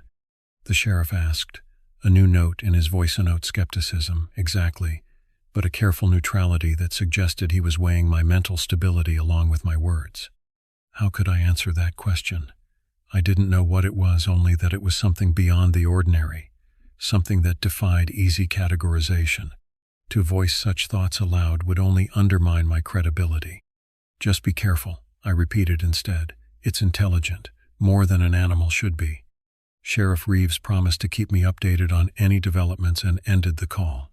I sat for a long moment afterward, phone in hand, wondering if I should have said more, should have emphasized the danger more forcefully. The day passed slowly, the 3 of us, Mason, Christmas, and I, adjusting to the temporary refuge of Annie's home. Mason busied himself with schoolwork, though I noticed his attention frequently drifting, his gaze turning toward the windows as though expecting to see burning eyes staring back at him. Christmas seemed to relax incrementally as the hours passed, eventually recovering enough of her usual spirit to explore Annie's backyard with cautious interest. By evening, she was almost her normal self, accepting treats from Annie and even playing briefly with a squeaky toy she'd discovered under the couch. She seems better, Mason observed as we watched her from the kitchen window, like she knows we're safe here. I nodded, taking some comfort in the dog's improved demeanor. Animals often sense things humans couldn't: threats, dangers, the subtle shifts in atmosphere that preceded disaster. If Christmas felt secure, perhaps we truly were beyond the creature's reach. Night fell, transforming the windows into black mirrors that reflected the interior of Annie's home back at us. I found myself avoiding them, choosing seats that faced away from the glass, positioning myself so that I couldn't accidentally glimpse my own reflection and mistake it, even momentarily, for something watching from outside. We retired early, exhaustion from the previous sleepless nights finally catching up with us. I drifted off quickly, sinking into a deep, dreamless sleep that felt like a luxury after days of hypervigilance. The sound that woke me was subtly soft click, like a latch being tested or a lock turning. For a moment, I lay still, disoriented in the unfamiliar room, unsure if the sound had been real or a product of my dreams. Then it came again, followed by a low scratching, the same sound we'd heard on the exterior wall of Mason's bedroom, but now here at Annie's house, 15 miles from our property. Christmas was already awake, standing rigidly at the foot of the bed, her hackles raised and a low growl building in her throat. The sound confirmed my worst fears. This was no dream, no product of an overtaxed imagination. I slipped from the bed, moving silently to the window. The curtains were drawn, offering a thin barrier between me and whatever might be outside. For a long moment, I stood frozen, hand poised to pull the fabric aside, fear warring with the need to know. The scratching came again, more insistent now, accompanied by a soft tapping against the glass. 3 distinct taps, deliberate and evenly spaced. I took a deep breath and pulled the curtain back just enough to peer through a narrow gap. At first I saw nothing but darkness, the backyard illuminated only by the distant glow of a street lamp at the end of Annie's cul-de-sac. Then something moved, a shadow separating itself from the deeper darkness beneath the old maple tree that dominated the yard. The figure was familiar in its wrongness, the broad shoulders, the unusual proportions, the suggestion of limbs that didn't move quite like those of any creature I knew. It stepped forward, emerging into a patch of faint light that revealed its form more clearly than I had seen before. The creature stood fully upright, its height impressive even at a distance.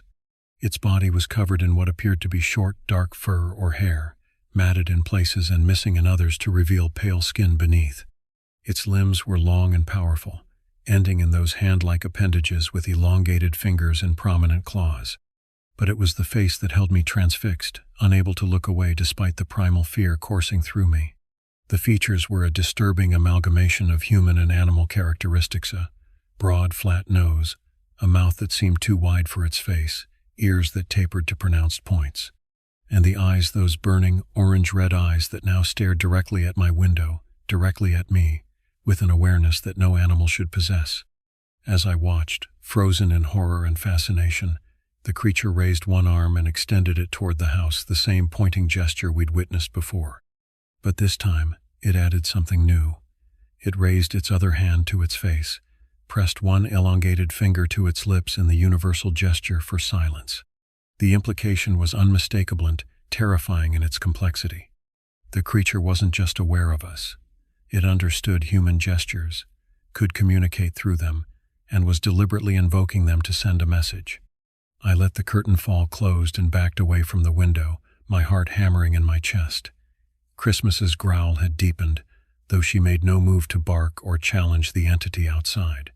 Like me, she seemed caught between fight and flight, frozen by an instinctive understanding that neither option offered safety.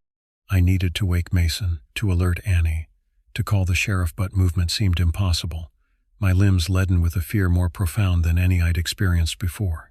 The scratching came again, more insistent now, accompanied by a low, vibrating growl that seemed to resonate through the very walls of the house. Then, abruptly, silence fell. I counted heartbeats, waiting for the next sound, the next indication of the creature's presence. 10 seconds passed, then 20, then a full minute with nothing but the sound of my own ragged breathing and Christmas's continued low growl. Finally, I forced myself to move, to check the window again. Drawing the curtain aside with trembling fingers, I peered out into the yard. The space beneath the maple tree was empty, the shadows undisturbed. Whatever had been there was gone or had moved to a position where I could no longer see it. I spent the remainder of the night in a chair positioned to view both the window and the bedroom door, the largest knife from Annie's kitchen block clutched in my hand. It was a pitiful defense against what I'd seen, but it offered some small comfort in the face of overwhelming helplessness. Dawn arrived with no further incidents, the morning light revealing an ordinary suburban backyard with no sign of nocturnal visitors. Christmas finally relaxed enough to lie down, though she positioned herself between me and the window, her body oriented to face the potential threat. When Mason woke, I told him what I'd seen. His face paled, but I noted the absence of surprise in his expression. "It followed us," he said simply, "like I was afraid it would." I nodded, the last of my denials and rationalizations crumbling in the face of undeniable evidence. "It's not territorial, not in the way we thought. It's hunting us specifically." The realization brought a clarity that had been missing before. This wasn't random, wasn't simply a predator defending its territory or opportunistically investigating human habitation. For reasons we couldn't begin to understand, it had fixated on Ushad, tracked us across miles of unfamiliar terrain to find us in a place where we should have been safe. "We need to tell Sheriff Reeves," Mason decided. "If it's left our property, his deputies are watching an empty forest." He was right, of course. But what would happen then? If the creature could find us here, where could we go that it wouldn't follow? And if conventional law enforcement couldn't contain or identify it, what options remained for us? As I reached for my phone to make the call, a strange calm settled over me. The fear remained, a constant companion now, but alongside it grew a determination that surprised me with its intensity. This thing, whatever it was, had invaded our home, had taken lives, had now pursued us to what should have been a safe haven. It had brought the fight to us, crossing boundaries both physical and psychological. And in doing so, it had made a critical mistake. It had revealed itself more fully than before. It had shown not just its physical form, but its intelligence, its capability for human-like communication and reasoning. It had given us information, and information, even about something as terrifying and unknown as this, was power. "Dad?" Mason prompted, noting my hesitation. "Are you calling?" I nodded, my resolve hardening. "Yes, and then we're going to figure out how to end this, once and for all." Because the alternative was unthinkable, a life spent looking over our shoulders, checking shadows, flinching at every unexpected sound. A life where burning eyes might appear at any window, where pointed gestures might direct unknown threats our way, where even distance and precaution offered no true safety. The creature had made its intention clear with that silent gesture outside Annie's window. This wasn't over. It was only beginning, and somehow we needed to be ready when it made its next move. As I dialed Sheriff Reeves's number, I glanced at Christmas, now alert and watching me with intelligent eyes that seemed to understand the gravity of our situation. She had sensed the creature before any of us, had recognized the threat when we still doubted. Perhaps in her instinctive wisdom, she might help us navigate what was to come. Because one thing was certain, night would fall again, and when it did, I intended to be prepared for whatever emerged from the darkness to confront us.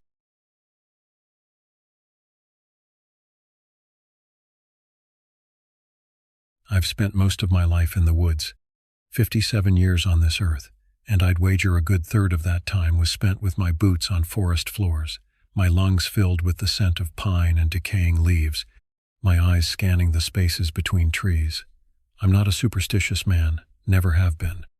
I deal intangibles the weight of a rifle in my hands, the precise calculation of distance and wind before a shot, the methodical process of field dressing a deer, evidence, facts, reality.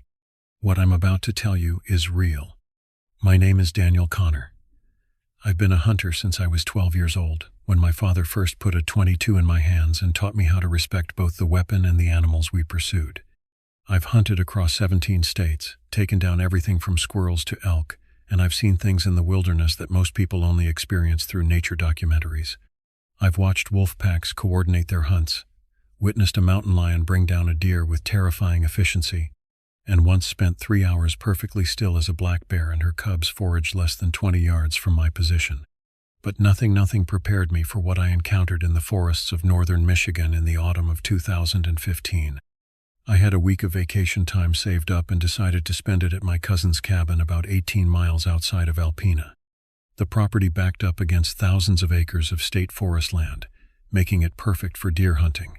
The cabin itself was nothing special: 2 bedrooms, a small kitchen, a living area with a stone fireplace, and a screened-in porch that overlooked a small clearing before the forest took over.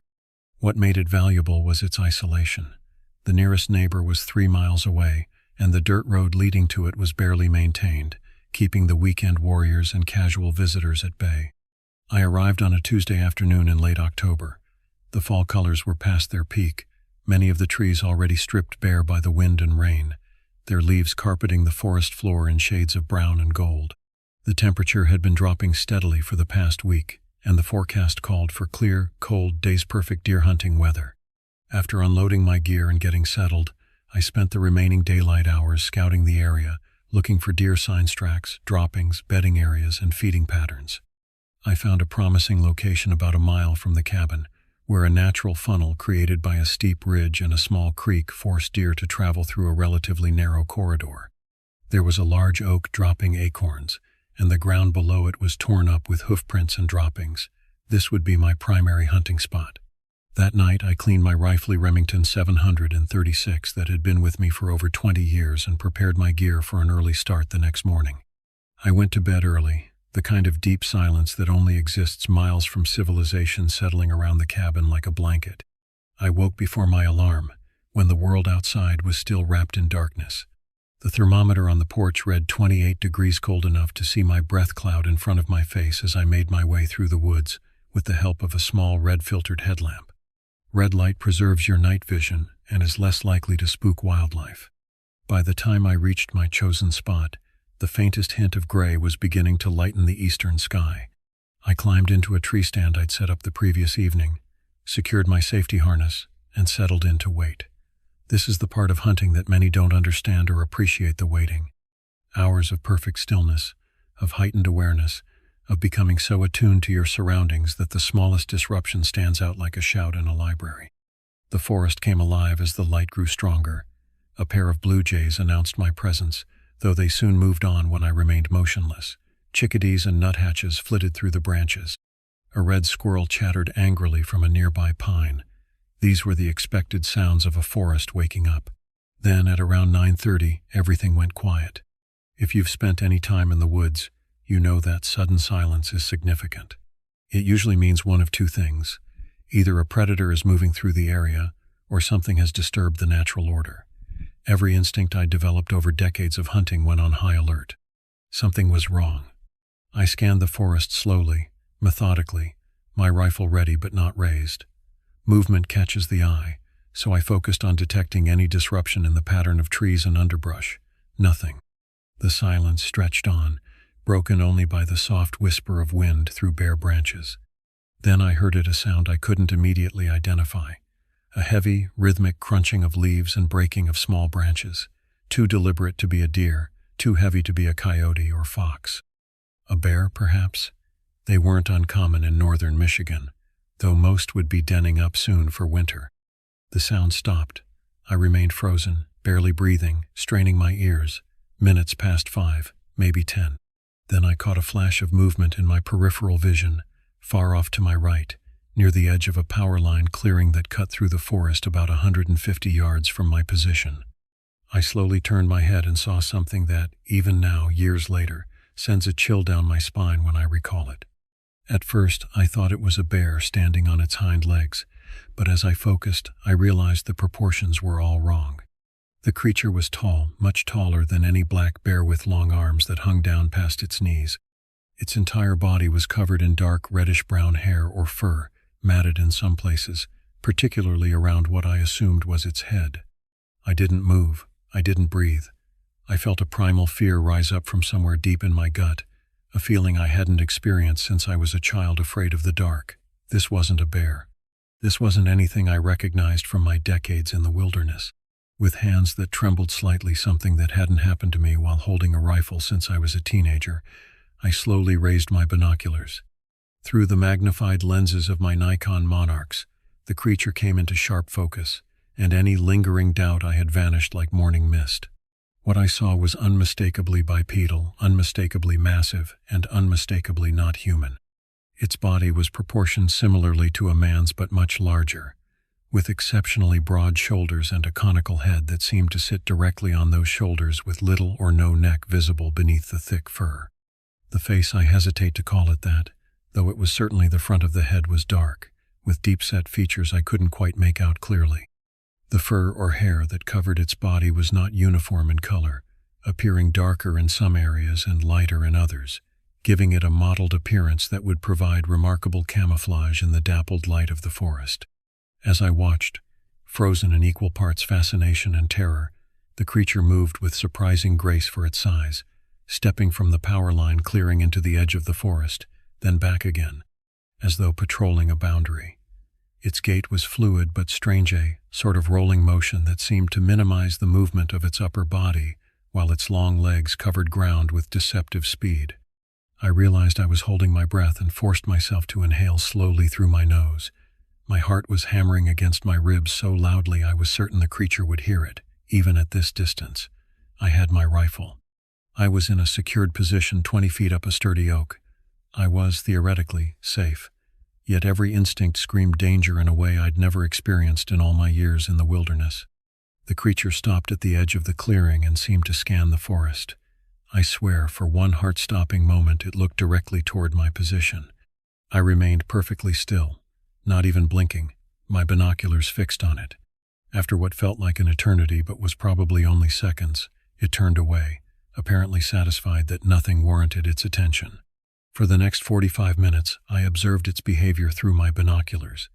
The creature moved back and forth along the power line clearing, occasionally venturing a short distance into the forest before returning.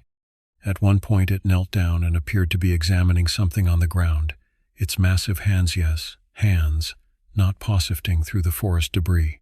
It eventually picked something up, a small object I couldn't identify, and brought it to its face. Was it eating? Smelling? I couldn't tell. Throughout this entire encounter, my mind raced through rational explanations. A bear? No, the proportions and movement were all wrong. A man in a suit? The isolation of the location and the natural, fluid movement ruled that out. Some undiscovered species? In northern Michigan? One of the most hunted regions in the United States? Impossible. And yet, there it was. Bigfoot. The word formed in my mind unbidden, and once there, I couldn't dismiss it. I was looking at a Sasquatch, a creature I had always considered to be the product of overactive imaginations and deliberate hoaxes. I, Daniel Connor, lifelong skeptic and rational hunter, was watching a legend made flesh. My hands began to shake more noticeably, not from fear now, but from adrenaline and the strain of holding the binoculars steady for so long. I needed to document this. My phone was in my pocket, but I knew its camera would be useless at this distance. I had a digital camera in my backpack, not professional grade, but better than nothing. With excruciating slowness, I lowered the binoculars and reached for my pack, which hung from a hook on the tree stand. The fabric of my coat made a slight rustling sound as I moved, barely audible to my own ears, but the creature's head snapped up immediately, once again facing in my direction. It stood perfectly still, and so did I, my hand frozen halfway to my backpack. Through my naked eye, the creature was a dark, man-shaped blur against the tree line, but I could feel its gaze boring into me. Suddenly it dropped to all fours and moved into the forest with shocking speed, vanishing among the trees as if it had never been there at all. The sound of its passage faded quickly, leaving behind only the eerie silence that had preceded its appearance. I remained in the tree stand, barely moving, for another hour. The forest gradually returned to normal around Mebbard song resumed. Squirrels chattered, and a doe and her nearly grown fawn cautiously emerged from the underbrush on the opposite side of the clearing. I didn't raise my rifle. I had lost all interest in hunting deer. When I finally descended from the tree stand, my legs were stiff and unsteady, partly from sitting motionless for so long and partly from the lingering effects of adrenaline. I secured my rifle and backpack, then made my way to the power line clearing. I had to know if the creature had left any evidence of its presence. The ground along the clearing was a mix of tall grass, weeds, and moss, with patches of exposed dirt near the edge of the forest. I scanned the area carefully, looking for footprints or any sign of disturbance. Near where I had observed the creature kneeling, I found a depression in the soft earth large, much larger than my own boot print, but frustratingly indistinct. The ground was too dry, too covered with vegetation to hold a clear impression. I took several photos with both my phone and camera, though I knew they would prove nothing. As I stood there, staring at the vague impression in the dirt, a profound sense of isolation washed over me. I was alone in these woods, miles from the nearest person, with the knowledge that something large and unknown was sharing this space with me, something that moved with purpose and intelligence, something that, until this morning, I would have sworn did not exist. I made my way back to the cabin in a daze, constantly scanning the forest around me, my rifle now held at the ready rather than slung over my shoulder. Each shadow between the trees seemed to hide a massive figure. Each rustle of leaves in the wind became a footstep. The rational part of my mind knew I was overreacting. The creature had shown no aggression, had in fact fled when it detected my presence, but primal fear isn't easily quieted by reason. Back at the cabin, I locked the door behind me, something I had never done before in all my years of staying there. I powered up my laptop and transferred the photos from my camera, hoping against hope that I had captured something, anything that would validate what I had seen. As expected, they showed nothing but indistinct ground and vague depressions that could have been made by anything or nothing at all. I sat at the small kitchen table, a cup of coffee growing cold between my hands, and tried to process what I had witnessed. I had seen a Bigfoot. Me, Daniel Connor, the man who had scoffed at every grainy video and blurry photo that claimed to show the legendary creature. I had observed one unquestionably real for almost an hour, and I had no proof. The remaining days of my hunting trip passed in a blur of hypervigilance and obsessive return visits to the power line clearing. I abandoned any pretense of deer hunting and instead dedicated myself to finding evidence of the creature I had seen. I set up my phone as a trail camera near where I had spotted the Bigfoot, secured in a waterproof case and strapped to a tree. I searched for hair, for clearer footprints, for anything that might corroborate my experience. I found nothing conclusive. A few broken branches high up where deer couldn't reach, some ambiguous depressions that might have been footprints in softer patches of earth. Once, what looked like coarse, reddish-brown hair caught on a thorny bush, which I carefully collected in a Ziploc bag. But nothing that would convince a skeptic, nothing that would have convinced the man I was just days ago. On my final night at the cabin, a powerful storm rolled through, with howling winds and driving rain that pounded against the roof and windows. I sat by the fireplace, nursing a glass of whiskey, the collected field guide to North American mammals open but unread on my lap. The wind moaned around the eaves of the cabin, occasionally rising to a sound disturbingly similar to a distant, inhuman howl. I told myself it was just the wind. I didn't entirely believe it. Sleep, when it finally came, was fitful and haunted by dreams of being watched by unseen eyes from the darkness between trees. I returned home to my modest house in Grand Rapids the next day.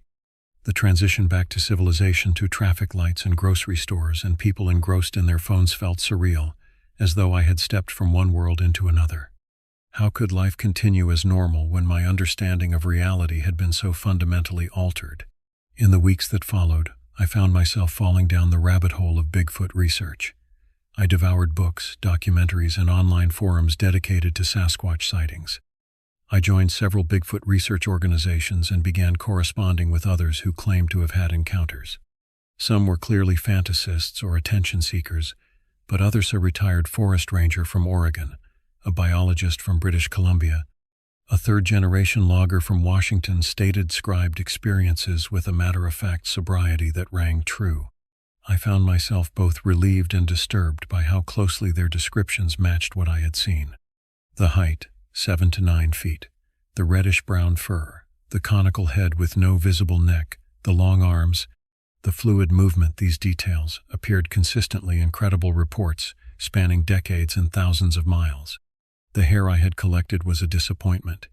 A friend who worked in a university biology lab agreed to examine it unofficially and determined it was most likely from a bear, though he admitted it had some unusual characteristics. Without a chain of custody or proper scientific protocols, it meant nothing. I didn't tell many people about my experience. My ex-wife, with whom I maintained a cordial relationship, listened patiently before suggesting I might have seen a bear, and that stress and isolation had colored my perception. My 2 adult children humored me with awkward smiles and quickly changed the subject. A few hunting buddies were more receptive, having spent enough time in the wilderness to know there are things that defy easy explanation, but even they harbored obvious doubts. I understood their skepticism. I shared it, or would have, before that October morning. Months passed, and the intensity of the experience began to fade, though it never left me entirely. I returned to my job as a land surveyor, to my normal routines of work and leisure. I continued hunting, though never again in that particular area of Michigan. Something fundamental had changed in how I perceived the wilderness. The forests that had once been a source of solace and connection now held an edge of wariness, of respect tinged with uncertainty. I began carrying a better camera whenever I went into the woods, just in case. Life moved forward. Years passed. I retired from surveying at 62 and took a part-time job at a sporting goods store, mostly to stay busy and to be around people who shared my interests. I continued to research Bigfoot sightings in my spare time, corresponding with researchers and witnesses across North America. I became known in certain circles as a reliable, level-headed observer, someone who approached the subject with appropriate skepticism while maintaining an open mind. Then, in September of 2020, business took me to East Texas. My younger brother had passed away unexpectedly, leaving me the task of clearing out his house in Tyler County and handling his affairs. It was a difficult time, filled with the particular grief that comes from losing a sibling with whom relations had been strained. The work of sorting through his possessions, deciding what to keep, donate, or discard, was emotionally draining. I had been staying in a small motel about 20 minutes from his property, making daily trips to work through the house room by room. The process was taking longer than expected, and I found myself working later each day, trying to finish before I needed to return home. On this particular night, a night that would prove to be as momentous as that October morning 5 years earlier, I had worked until well past midnight, sorting through boxes of old photographs and correspondence in my brother's cluttered office. By the time I locked up the house and got on the road back to the motel, it was nearly 2 in the morning. Tyler County, Texas is rural and sparsely populated. The roads connecting the small communities are narrow, winding, and poorly lit. On this night, however, visibility was better than usual thanks to a full moon that hung large and luminous in the clear night sky, casting the landscape in a silvery glow that was both beautiful and eerily transformative, turning familiar shapes into strange silhouettes. I drove carefully, mindful of the deer that frequently darted across these roads. The full moon tends to increase wildlife activity, and I had already spotted several deer grazing in fields along the shoulder. My headlights were on low beam to avoid blinding any animals and potentially causing them to freeze in the middle of the road. As I rounded a curve about halfway back to the motel, my headlights swept across something on the shoulder of the road that made me instinctively hit the brakes. My truck slowed rapidly, and I squinted through the windshield, trying to make sense of what I was seeing. There, partially illuminated by my headlights and the moonlight, was a figure unlike anything I expected to encounter. It was crouched at the edge of the road, massive and hunched over something on the ground. But what struck me immediately, what made this sighting even more extraordinary than my first, was the color. It was white, not the dirty grayish white of a polar bear or the cream color of some domestic animals, but a startling, almost luminous white that seemed to absorb and reflect the moonlight. For a surreal moment, I wondered if I was seeing some bizarre statue or art installation placed bizarrely on this remote country road. Then it moved. The white figure froze at the sound of my truck's engine and the sweep of my headlights across its massive form. For several heartbeats, neither of us moved, me gripping the steering wheel with white knuckles, the creature remaining in its crouched position at the roadside. I was about 35 feet away, close enough to see details that would forever be burned into my memory. Despite the creature's startling white coloration, I recognized the proportions, the massive breadth of its shoulders, the long arms. This was unquestionably the same type of being I had observed in Michigan 5 years earlier, a Bigfoot, a Sasquatch. But its coloring was unlike anything I had ever seen reported or discussed in the research community. As my truck idled on the empty road, the creature slowly began to rise from its crouched position. It turned toward me, and I felt my breath catch in my throat. It wasn't fully standing, its knees remained slightly bent, but even in this partially crouched posture, I estimated its height at well over 7 feet. If it stood completely upright, it would easily reach 8 feet tall. The moonlight and my headlights combined to illuminate the creature with an almost theatrical quality. Its furlong, shaggy, and pure white seemed to glow in the convergence of light sources. The face was more visible than in my first encounter, though still shadowed and indistinct beneath heavy brow ridges.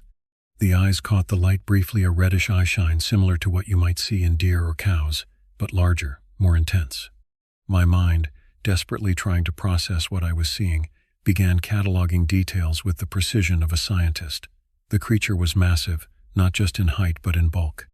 The shoulders must have been at least 3 feet across, the chest deep and barrel-like. The arms hung down past where a human's knees would be, ending in large hands that appeared more human-like than ape-like from my vantage point. Based on my experience estimating the weight of game animals, I would put this being at no less than 600 pounds, possibly more. I became aware that I was holding my breath and forced myself to exhale slowly. My hands trembled slightly on the steering wheel. A voice in the back of my mind, the voice of the experienced hunter and outdoorsman, was telling me to remain calm, to observe, to remember every detail. The white Bigfoot continued to stare at me, its massive head turning slightly as though studying my truck. It made no aggressive moves, showed no signs of fear or agitation. Rather, it seemed merely curious, perhaps mildly annoyed at the interruption of whatever it had been doing. I glanced at the passenger seat where my phone lay. If I could just get a picture, this time-clear evidence at close range, it would change everything. With excruciatingly slow movements, I reached for the phone, never taking my eyes off the creature. The Bigfoot shifted its weight, taking a half step back toward the tree line that bordered the road. It was going to leave. I had seconds, not minutes. I fumbled with the phone, bringing up the camera function, and raised it to the window. The flash was on. I hadn't thought to disable iTand. When I pressed the button, a bright light filled the cab of the truck. The flash reflected off the inside of the windshield, completely ruining the photo and momentarily blinding me. When my vision cleared, the Bigfoot was still there, but now fully facing me. Its posture changed. Where before it had seemed merely curious, now it was alert, attentive, its massive head inclined slightly forward. I had its full attention, and the realization sent a chill racing down my spine. I quickly tried to disable the flash on my phone, but in my nervousness, I fumbled with the settings. When I looked up again, the creature had taken a step toward my truck. My heart rate, already elevated, now kicked into overdrive. I was not in a vehicle designed for off-road travel, and the road was bounded on both sides by drainage ditches. There was no quick escape road. The creature took another step forward, and another, reducing the distance between us to perhaps 25 feet.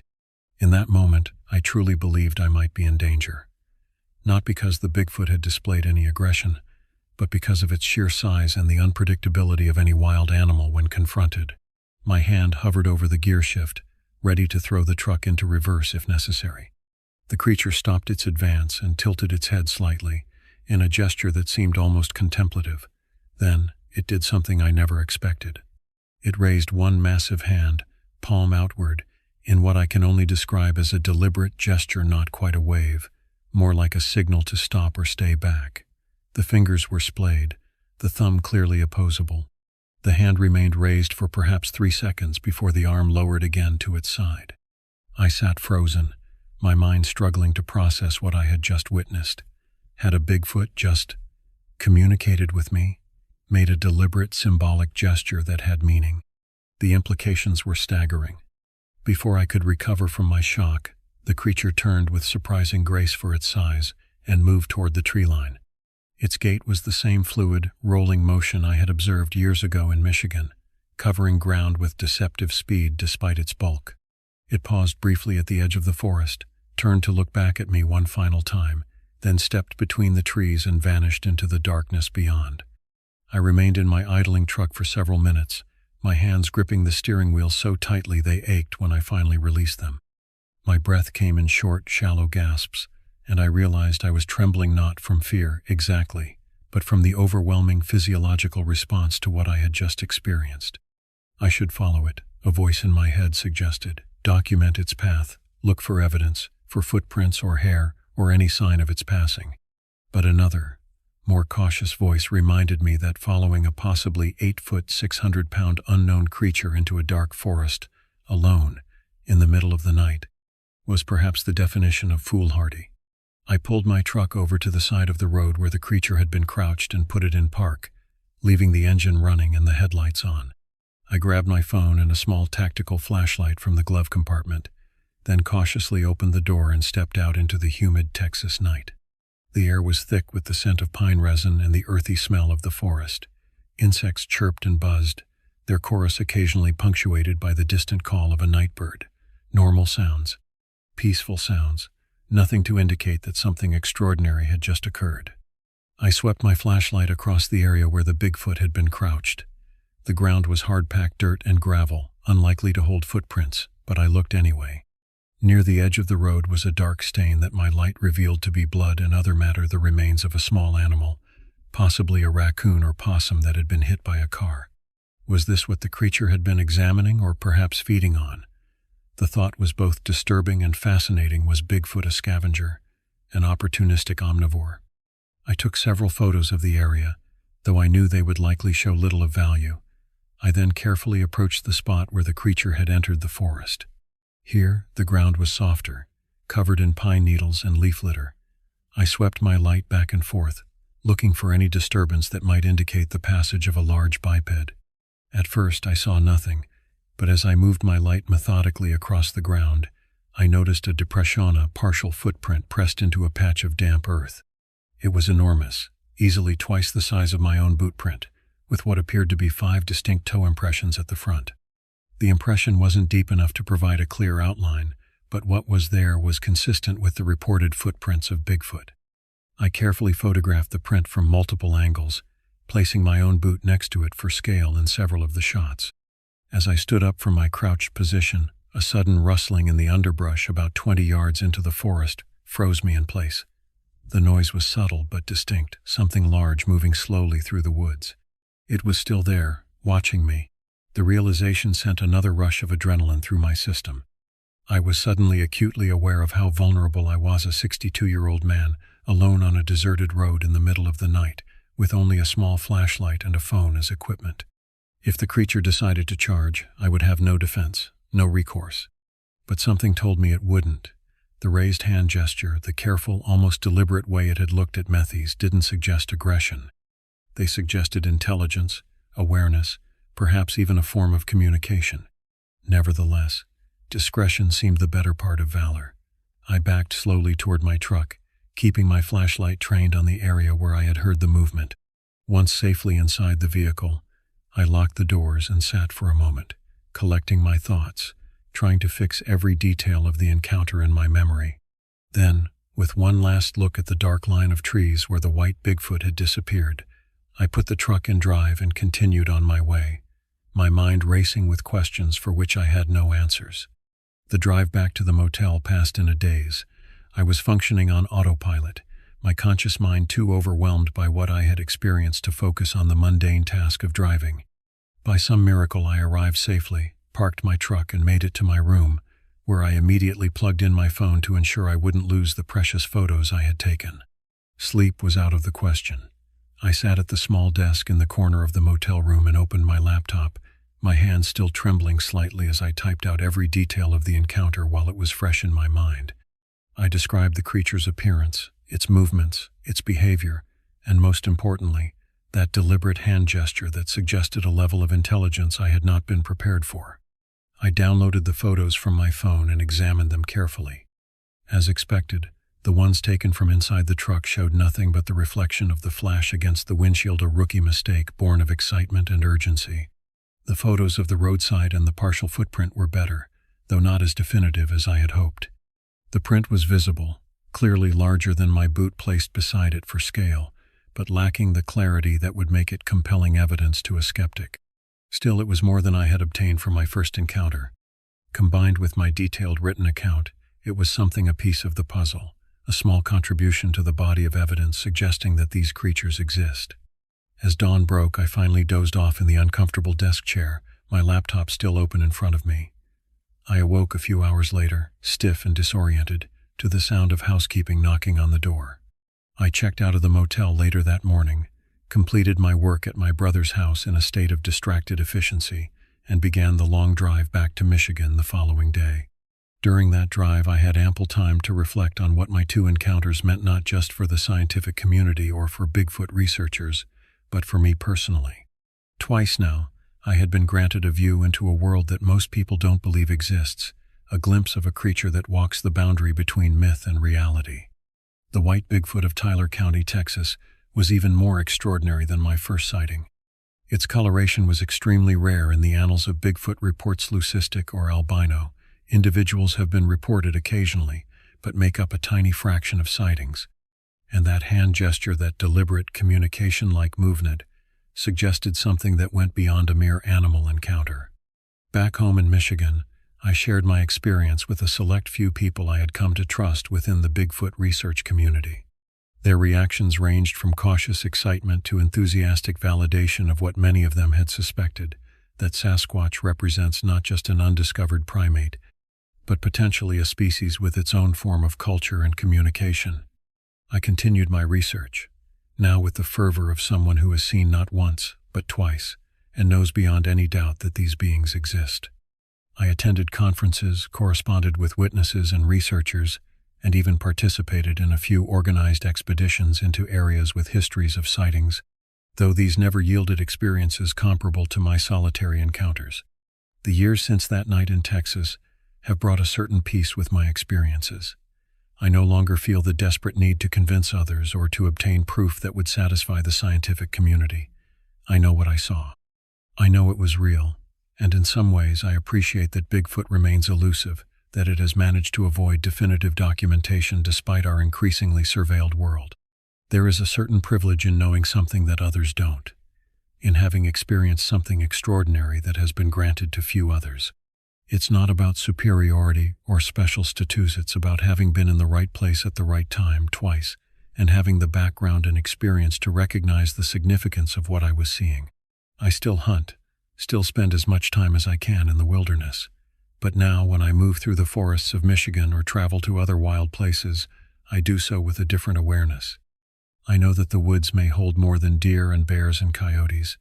I know that eyes may be watching from the shadows between trees, eyes that belong to beings that walk a different path through this world we share. I no longer carry a camera specifically to document a Bigfoot sighting. If it happens again, and some part of me hopes it will, while another part remains wary of what such an encounter might entail, I will simply experience it, witness it, add it to the extraordinary moments that have shaped my understanding of the world and my place in it. Some nights, when the wind moves through the trees outside my window and the moon casts long shadows across my yard, I think about that white figure on the roadside in Texas. I wonder where it is now, if it's still moving through the piney woods of East Texas, if it remembers our brief interaction as I do. I wonder if it told others of its kind about the human in the metal box who saw it, who acknowledged it, who recognized it as something more than just an animal in the woods. And sometimes in those quiet moments between wakefulness and sleep, I imagine it raising its hand again in that deliberate gesture, not a warning, not a threat, but a recognition. A communication from one intelligent being to another, across a divide of species and understanding that we have only just begun to bridge. My name is Daniel Connor. I'm 57 years old and I've seen Bigfoot twice in my life. This is my story, told as truthfully and accurately as I can relate it. What you choose to believe is up to you, but know this. There are things in this world that exist whether we can prove them or not, things that move through the shadows of our collective awareness, glimpsed only occasionally by those who find themselves in the right place at the right time. And sometimes, if you're very lucky or perhaps very unfortunate, depending on your perspective, those things look back at you, and in that moment of mutual recognition, everything you thought you knew about the world changes forever.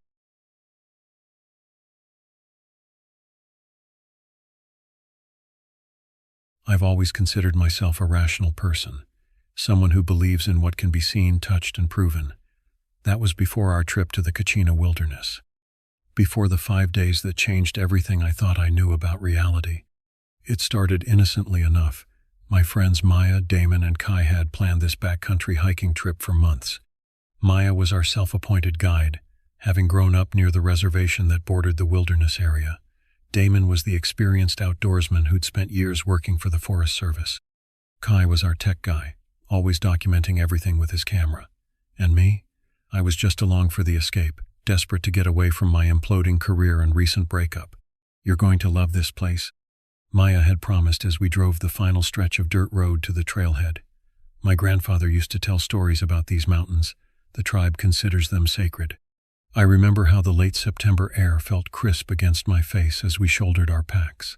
The forest stretched before us, ancient pines reaching toward a cloudless sky.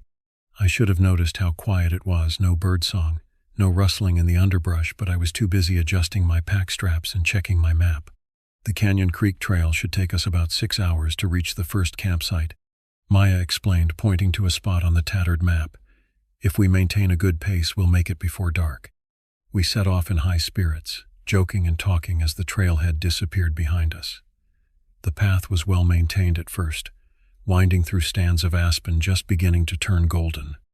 By midday, we'd climbed to a ridge offering spectacular views of the valley below. "This is incredible," I said, pausing to take a drink from my water bottle. The vista spread out before us, miles of uninterrupted wilderness, a mosaic of deep greens and autumn yellows beneath an endless blue sky. Damon nodded in agreement. "These mountains are special. You can feel it." I didn't know what he meant then. I do now. The trail began to deteriorate as we descended into a remote valley. By mid-afternoon, we found ourselves pushing through overgrown sections where the path nearly disappeared. Maya consulted her map with increasing frequency, her confidence visibly faltering. "I thought this was a maintained trail," Kai said after a branch had nearly taken out his eye. "It's supposed to be," Maya replied, frowning. "Maybe the Forest Service cut back on trail maintenance after the budget cuts." The dense forest seemed to close in around us as we continued deeper. The quality of light changed, filtered through the thick canopy, casting strange, shifting shadows across the ground. That's when I first felt it. A subtle wrongness that I couldn't quite identify, a pressure at the base of my skull, like being watched. I turned suddenly, scanning the trees behind us. Nothing moved except the slight sway of branches in the breeze. "You okay?" Damon asked, noticing my unease. "Yeah," I lied. "Just thought I heard something." By sunset, it became clear we were not going to reach our intended campsite. The trail had become almost non-existent, and Maya finally admitted we needed to make camp where we were. "This doesn't make sense," she said, studying her map in the fading light.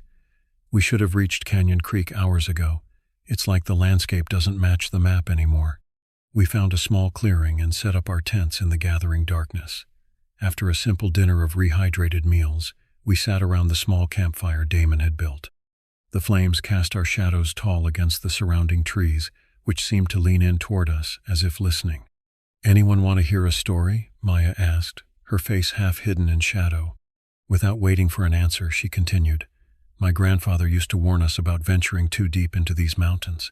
He said there are places where the old spirits still dwell. Places where the boundary between our world and theirs grows thin." Kai chuckled nervously. "Like what?" "Ghosts." Maya's expression remained serious. "No, something the Navajo call Ye Naldlushi, the Skinwalker." "What's that?" I asked, feeling a chill that had nothing to do with the night air. "Medicine men who've gone bad. They practice the witchery way, using dark magic to transform themselves into animals or other people." Maya's voice dropped lower. "They feed on fear, and they're drawn to those who speak of them. So maybe we shouldn't be talking about them," Damon said, attempting a joke that fell flat in the heavy silence. Maya shrugged. "It's just an old story.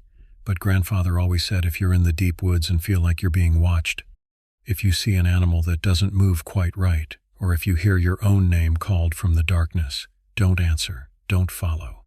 We tried to laugh it off, but the story had cast a pall over our small camp. Soon after, we retreated to our tents.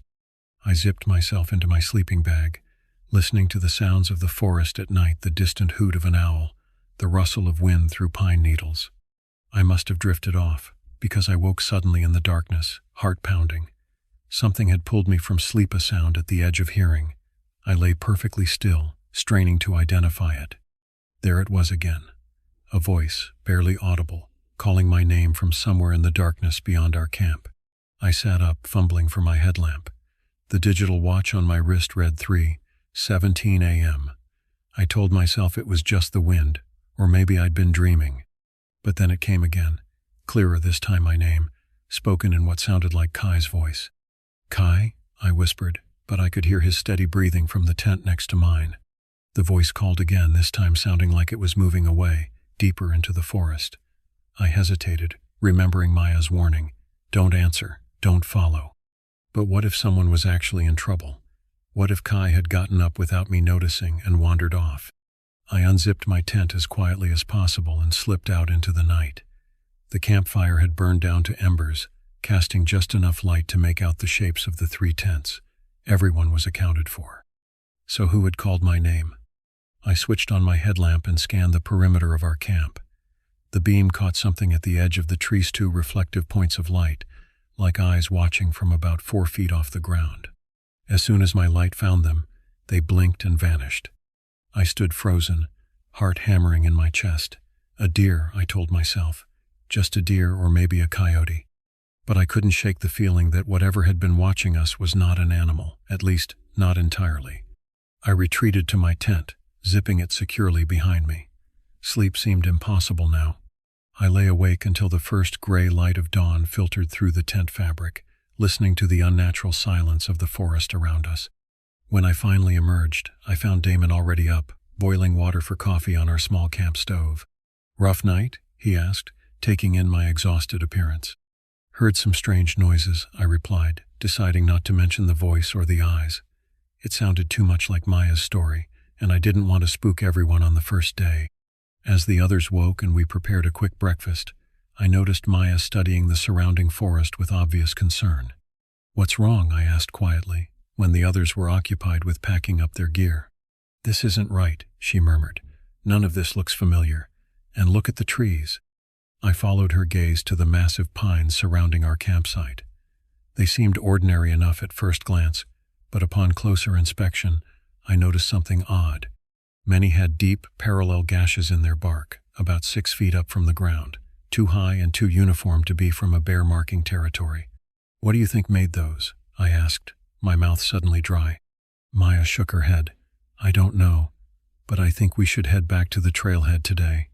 I don't like this." I agreed, but when we tried to retrace our steps, we discovered a disturbing truth. The trail we'd followed the day before had vanished completely. Where there should have been a path, even an overgrown one, there was only unbroken forest floor. "This is impossible," Kai said, turning in a circle as if the trail might suddenly materialize. "We came from that direction, right?" None of us could agree. Somehow our sense of direction had become hopelessly confused. The forest looked identical in every direction. The same trees, the same undergrowth, the same dappled light filtering through the canopy. "Let's use the compass," Damon suggested, pulling it from his pack. We all watched as the needle spun uselessly, never settling on a direction. A cold weight settled in my stomach. We were lost, truly lost, in one of the most remote wilderness areas in the country. "We need to pick a direction and stick to it," Damon said finally, attempting to sound confident. "If we keep heading downhill, we should eventually hit a stream. Streams lead to rivers, and rivers lead to people." It was as good a plan as any. We gathered our gear and set off, trying to maintain a consistent downhill trajectory. But the forest seemed to work against us, the ground rising when we expected it to fall, dense thickets appearing where moments before the way had seemed clear. By midday we were exhausted and no closer to finding our way out. We stopped in a small clearing to rest and assess our situation. That's when Kai noticed his camera was missing. "I had it this morning," he insisted, dumping out his pack to search through his belongings. "I remember taking pictures of those weird marks on the trees." "We can't go back for it now," Maya said, an edge of panic in her voice. "We need to keep moving while we have daylight." But Kai was adamant. "That camera has all our photos from the trip, and it's got the GPS tracker. I'm going back to look for it." "Don't be stupid," Damon argued. "We have no idea how to get back to the campsite." But Kai had already shouldered his now repacked bag. "I'll catch up. I think I know the way." Before any of us could stop him, he disappeared into the trees. That was the last time we saw Kai whole. "We have to go after him," I said immediately, already moving to follow Kai's path. Damon caught my arm. "No, we stick together from now on. Kai's a grown man. He made his choice." "So we just abandon him?" I pulled away, anger rising to mask my fear. "We'll wait here for an hour," Maya intervened, her voice strained but reasonable. "If he's not back by then, we'll try to find him." The hour crawled by in tense silence. I paced the perimeter of the small clearing while Damon repeatedly tried to get a signal on his satellite phone. Maya sat cross-legged on a fallen log, eyes closed as if in meditation. "Time's up," I announced when my watch showed an hour had passed. "We need to find him."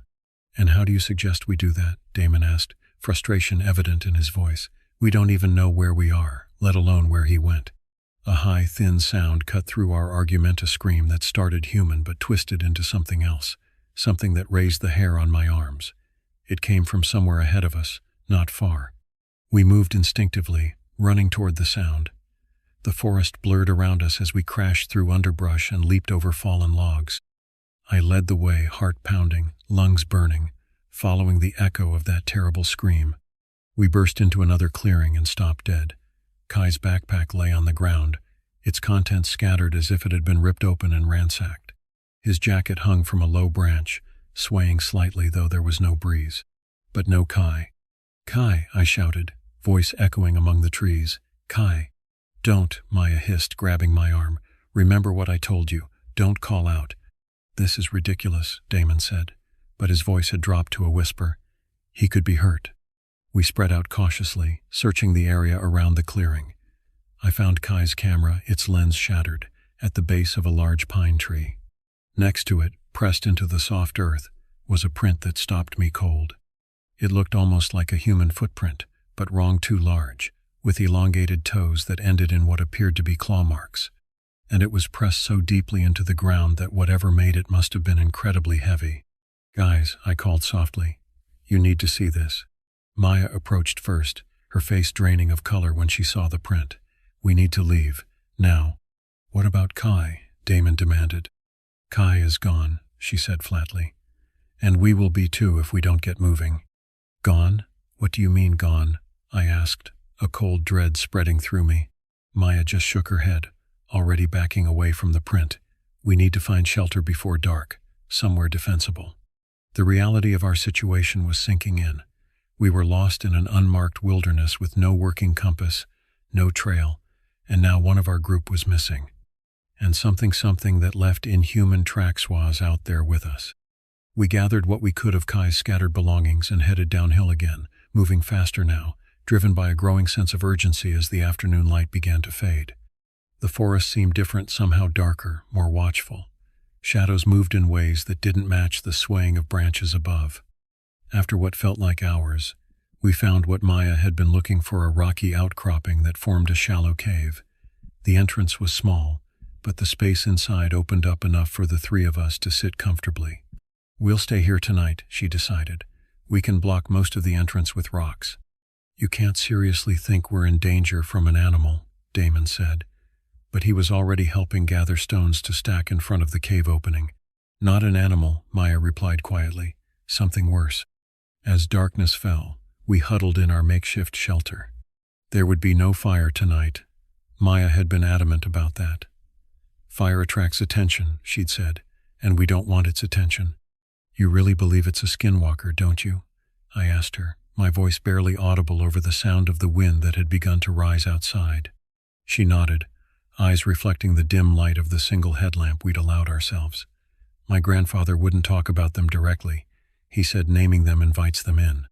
But he taught me the signs animals that move wrong, strange tracks, voices that call your name in the night, and he taught me how to survive if one finds you." "How?" Damon asked, his earlier skepticism fading in the face of our bizarre situation. "Stay together. Don't look directly at it if it shows itself. Don't respond if it calls to you, even if it sounds like someone you know. And most importantly, don't show fear. They feed on terror." "Great advice," Damon muttered. "Don't be afraid of the ancient shape-shifting witch that might be hunting us." Despite his sarcasm, I could see the tension in his shoulders, the way his eyes kept darting to the partially blocked cave entrance. None of us were immune to the growing sense of dread that seemed to permeate the very air around us. We took turns keeping watch that night. I volunteered for the first shift, sitting near the entrance with my back against the cool stone wall.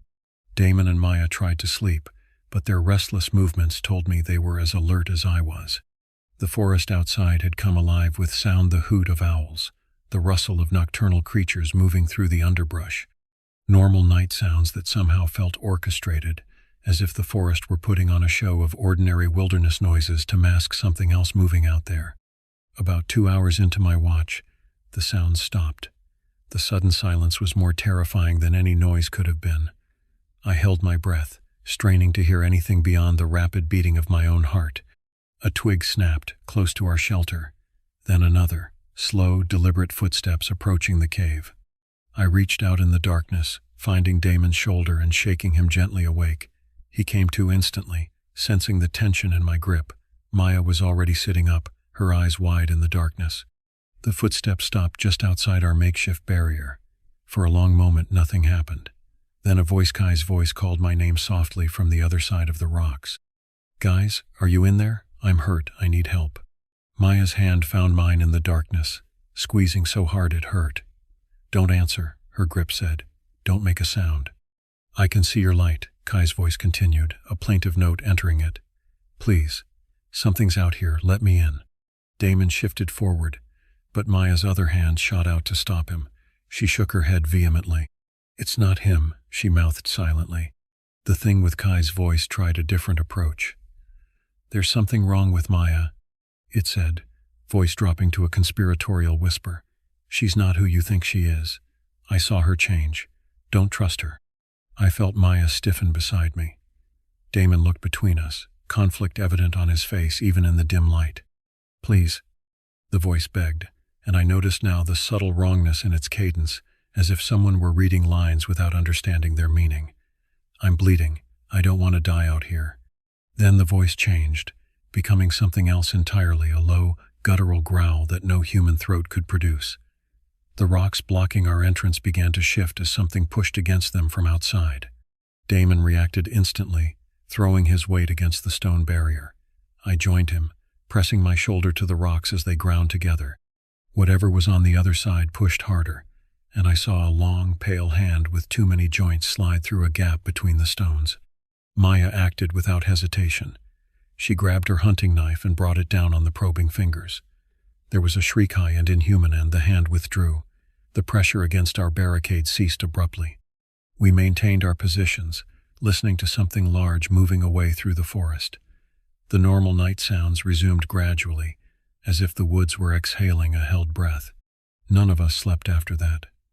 We sat in tense silence, jumping at every sound outside our shelter, waiting for dawn with desperate hope. When the first gray light finally appeared at the edges of our barricade, we cautiously removed the stones and peered out. The forest looked benign in the early morning light, birds singing as if nothing had happened. But on the ground outside our cave was a smear of black liquid that might have been blood, if blood could be the color of pitch. And pressed into a patch of mud were those same strange footprints we'd seen near Kai's scattered belongings. "We need to move," Maya said, her voice hoarse from our night of tense silence. "It knows where we are now." "Move where?" Damon asked. "We're completely lost." "Not completely," Maya replied, pointing to a distant ridge visible through a break in the trees. "I recognize that formation. If we can reach it, I might be able to orient us." It wasn't much of a plan, but it was all we had. We gathered our remaining supplies and set out, moving as quickly as we dared through the dense forest. The day was unnaturally warm for late September, the air still and heavy with the scent of pine resin and something else, a musty, organic smell like rotting vegetation. We'd been walking for perhaps 2 hours when Damon spotted something ahead, a flash of color among the trees that didn't belong. "Is that a structure?" he asked, pointing. As we drew closer, we could make out what appeared to be a small cabin nestled among the pines. It looked old but solid, its log walls weathered to a silvery gray. "This doesn't make sense," Maya said, consulting her map yet again. "There shouldn't be any structures this deep in the wilderness area." "Maybe it's an old ranger station or fire lookout," I suggested, hope rising for the first time in days. "Maybe there's a radio inside, or supplies at least." We approached cautiously. The cabin had a single door and 2 small windows, both covered with wooden shutters from the inside. A thin tendril of smoke rose from the stone chimney, suggesting recent occupation. Damon knocked on the door. "Hello? Anyone home? We're lost hikers in need of assistance." No response came from within the cabin. He knocked again, harder. "Please, if anyone's there, we need help. One of our group is missing." The door creaked open a few inches, revealing darkness beyond. A face appeared in the Gapan, elderly Native American man with deeply lined features and eyes that seemed to look through us rather than at us. "You shouldn't be here," he said, his voice like dry leaves rustling. "These woods aren't safe." "We know," Maya said, stepping forward. "We're lost, and something's following us, something that isn't natural." The old man studied her for a long moment, then opened the door wider. "Come inside, quickly." We didn't need to be told twice. The interior of the cabin was simple but comfortably a single room with a stone fireplace, a small table with 3 chairs, a narrow bed in one corner, and shelves lined with books and jars of dried herbs and plants. The old man closed and barred the door behind us. "My name is Joseph," he said. "I've lived in these mountains all my life, and I know what hunts you." "A skinwalker?" Maya asked quietly. Joseph nodded, his expression grave. "One of the old ones. It's been here for generations." "That's impossible," Damon said, though his voice lacked conviction. "Those are just stories." "Are they?" Joseph asked, gesturing for us to sit at the table. "Then what took your friend? What left those tracks you've been following? What called to you in the night with a stolen voice?" I felt cold despite the warmth of the cabin. "How do you know all that?" "Because you're not the first to encounter it," Joseph said simply. "Few survived to reach my cabin. You're fortunate." "Our friend," I began. "Kai, is there any chance he's still alive?" Joseph's silence was answer enough. "We need to get out of these mountains," Damon said, running a hand through his hair. "Can you guide us back to the trailhead?" "I cannot leave this place," Joseph replied, "but I can tell you how to find your way and how to protect yourselves on the journey." He moved to the shelves, selecting various dried plants and powders, mixing them in a small leather pouch. Carry this with you. The Skinwalker finds you partly by scent your fear calls to it. This will mask that scent. What is it? Maya asked, accepting the pouch. Herbs that grow only in these mountains, plus white ash and ground turquoise, an old remedy. He handed similar pouches to Damon and me. Keep them close, and take this. He retrieved an ancient-looking knife from beside the fireplace, its blade dull silver, its handle wrapped in what looked like sinew. The blade is silver mixed with meteoric iron, he explained, handing it to Maya. It can harm the creature if you get close enough to use it, but that's a last resort. How do we find our way out? I asked, trying to focus on practical matters to keep my rising panic at bay. Joseph spread a crude map on the table, drawn on what appeared to be deerskin. We are here, he said, pointing to a mark near the center.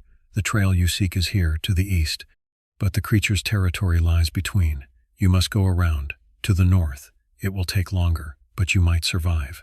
Might? Damon echoed. The Skinwalker knows you now, Joseph said gravely. It has tasted your friend's fear, yours too. It will not easily let you leave its hunting ground. We spent the remainder of the day resting in the relative safety of Joseph's cabin, replenishing our strength for the journey ahead. He shared his simple food-dried meat, wild onions, and a bitter tea that he claimed would sharpen our senses. As darkness fell, Joseph instructed us to remain absolutely silent. Night is its time, he whispered as he extinguished all lights except for a single candle. It will be searching for you. We huddled in the darkness, listening to the sounds of the forest outside. Sometime after midnight, I heard its soft footsteps circling the cabin, pausing occasionally as if testing the air. Joseph sat motionless, eyes closed, lips moving in what might have been a silent prayer. The footsteps stopped directly outside the door. The wooden bar across it creaked slightly as something pressed against it from the other side. I held my breath, watching as the door shuddered under invisible pressure. Then came a sound that chilled my blood, a perfect imitation of Joseph's voice, calling my name from outside the cabin. The old man's eyes snapped open, meeting mine in warning. Don't answer. The thing outside tried again, this time with Damon's voice, then Maya's. When we remained silent, it unleashed a frustrated howl that sounded like nothing I'd ever heard before, part wolf, part human, all rage. The pressure against the door increased until I was certain the wooden bar would snap. Joseph rose silently and approached the fireplace, taking a handful of some powder from a pouch hanging beside it. He threw it onto the embers, causing a brief flare of blue-green flame and releasing a sharp, acrid smell. The howling outside cut off abruptly. The pressure on the door ceased. We listened as heavy footsteps retreated into the forest. What was that? Maya whispered when Joseph finally nodded that it was safe to speak. An old protection, he replied simply. It will not return tonight, but come morning, you must leave. My supplies grow thin. None of us slept well, despite our exhaustion.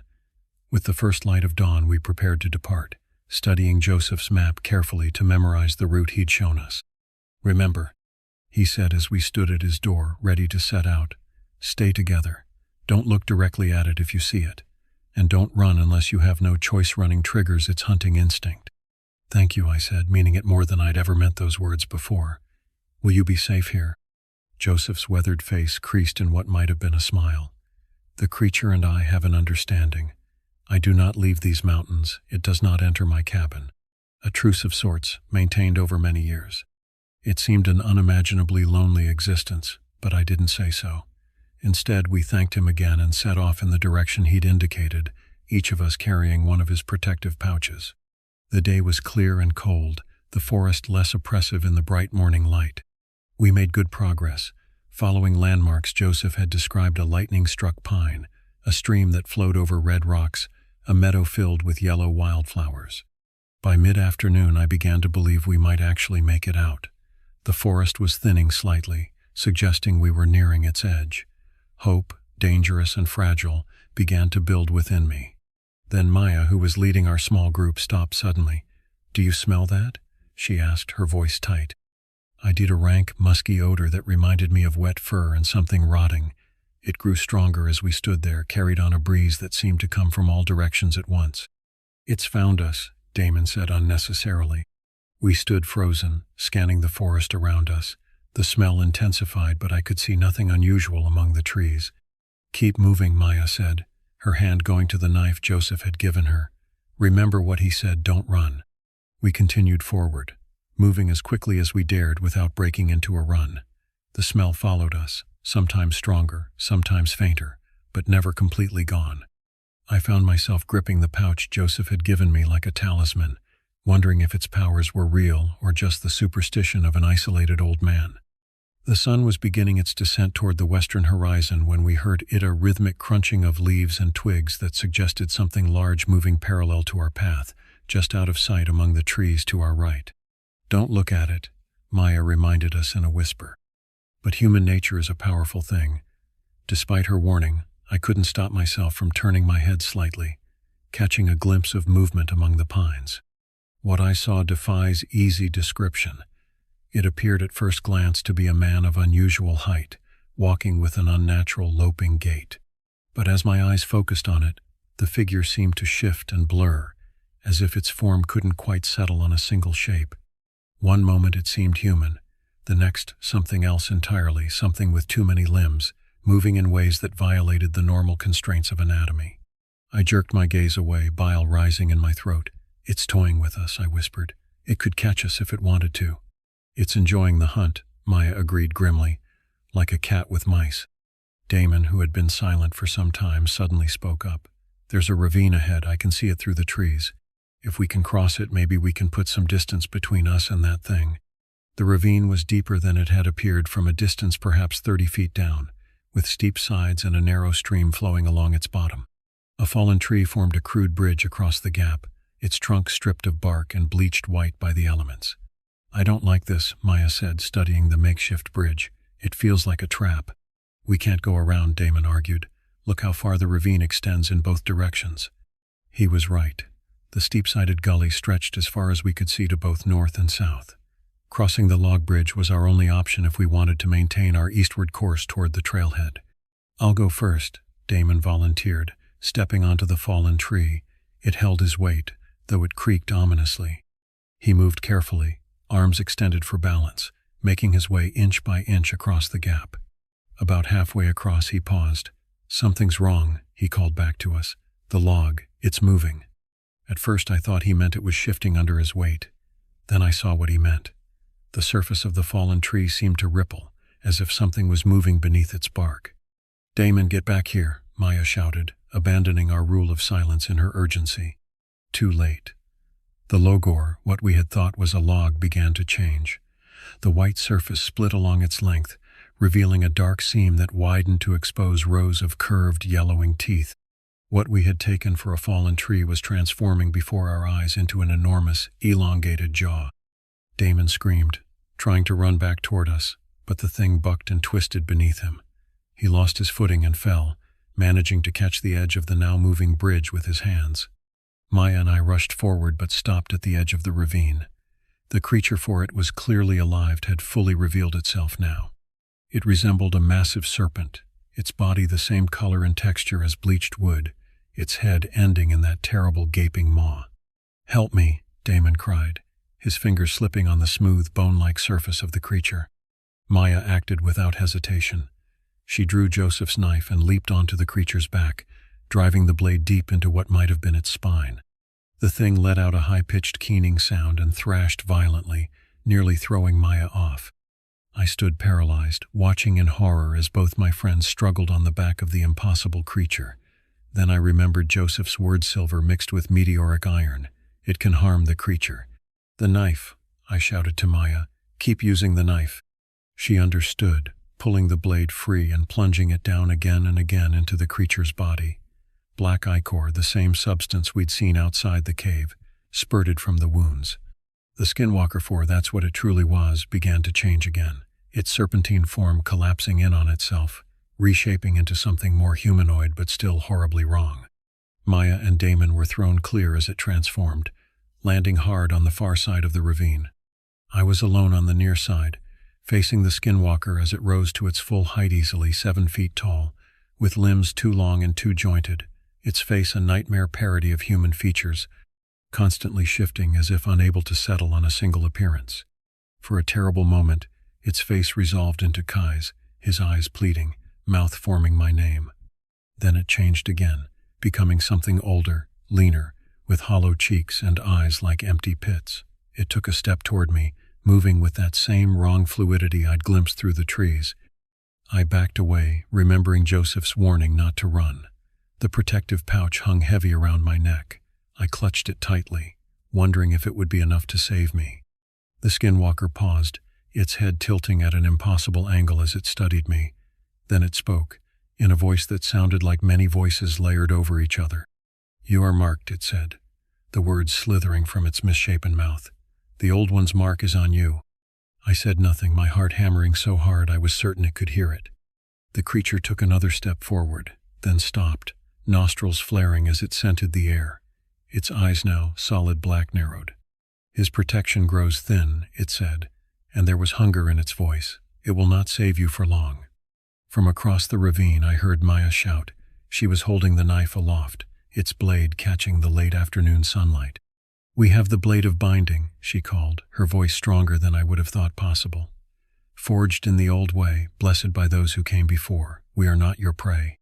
I had no idea if Maya actually knew what she was talking about, or if she was bluffing based on fragments of her grandfather's stories, but something in her words gave the skinwalker pause. It hissed, a sound like steam escaping a pressure valve. "The knife," it said, and for the first time I heard something like fear in its many-layered voice. "The old one gives his treasures freely now. Interesting."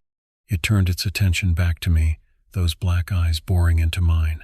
I fought the urge to look away, remembering Joseph's contradictory advice to look directly at it. "But don't show fear either." "You may leave my hunting ground," the skinwalker said finally, "but I keep what is already mine." "Kai." It meant Kai. "No," I said, finding my voice at last. "You have no right to him. No right to any of us." The creature's mouth stretched into what might have been a smile, revealing too many teeth. "Rights. I have hunted these mountains since before your kind built your first fire. I will hunt them long after your cities have crumbled to dust. Your friend trespassed. He looked upon me directly. He is forfeit." Across the ravine, Damon had gotten to his feet.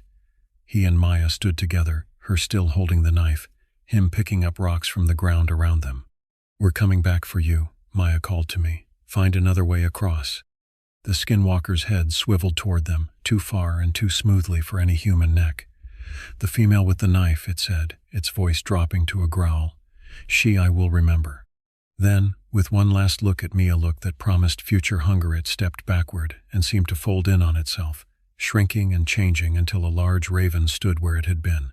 The bird launched itself into the air with a harsh cry, circling once before flying off into the darkening forest.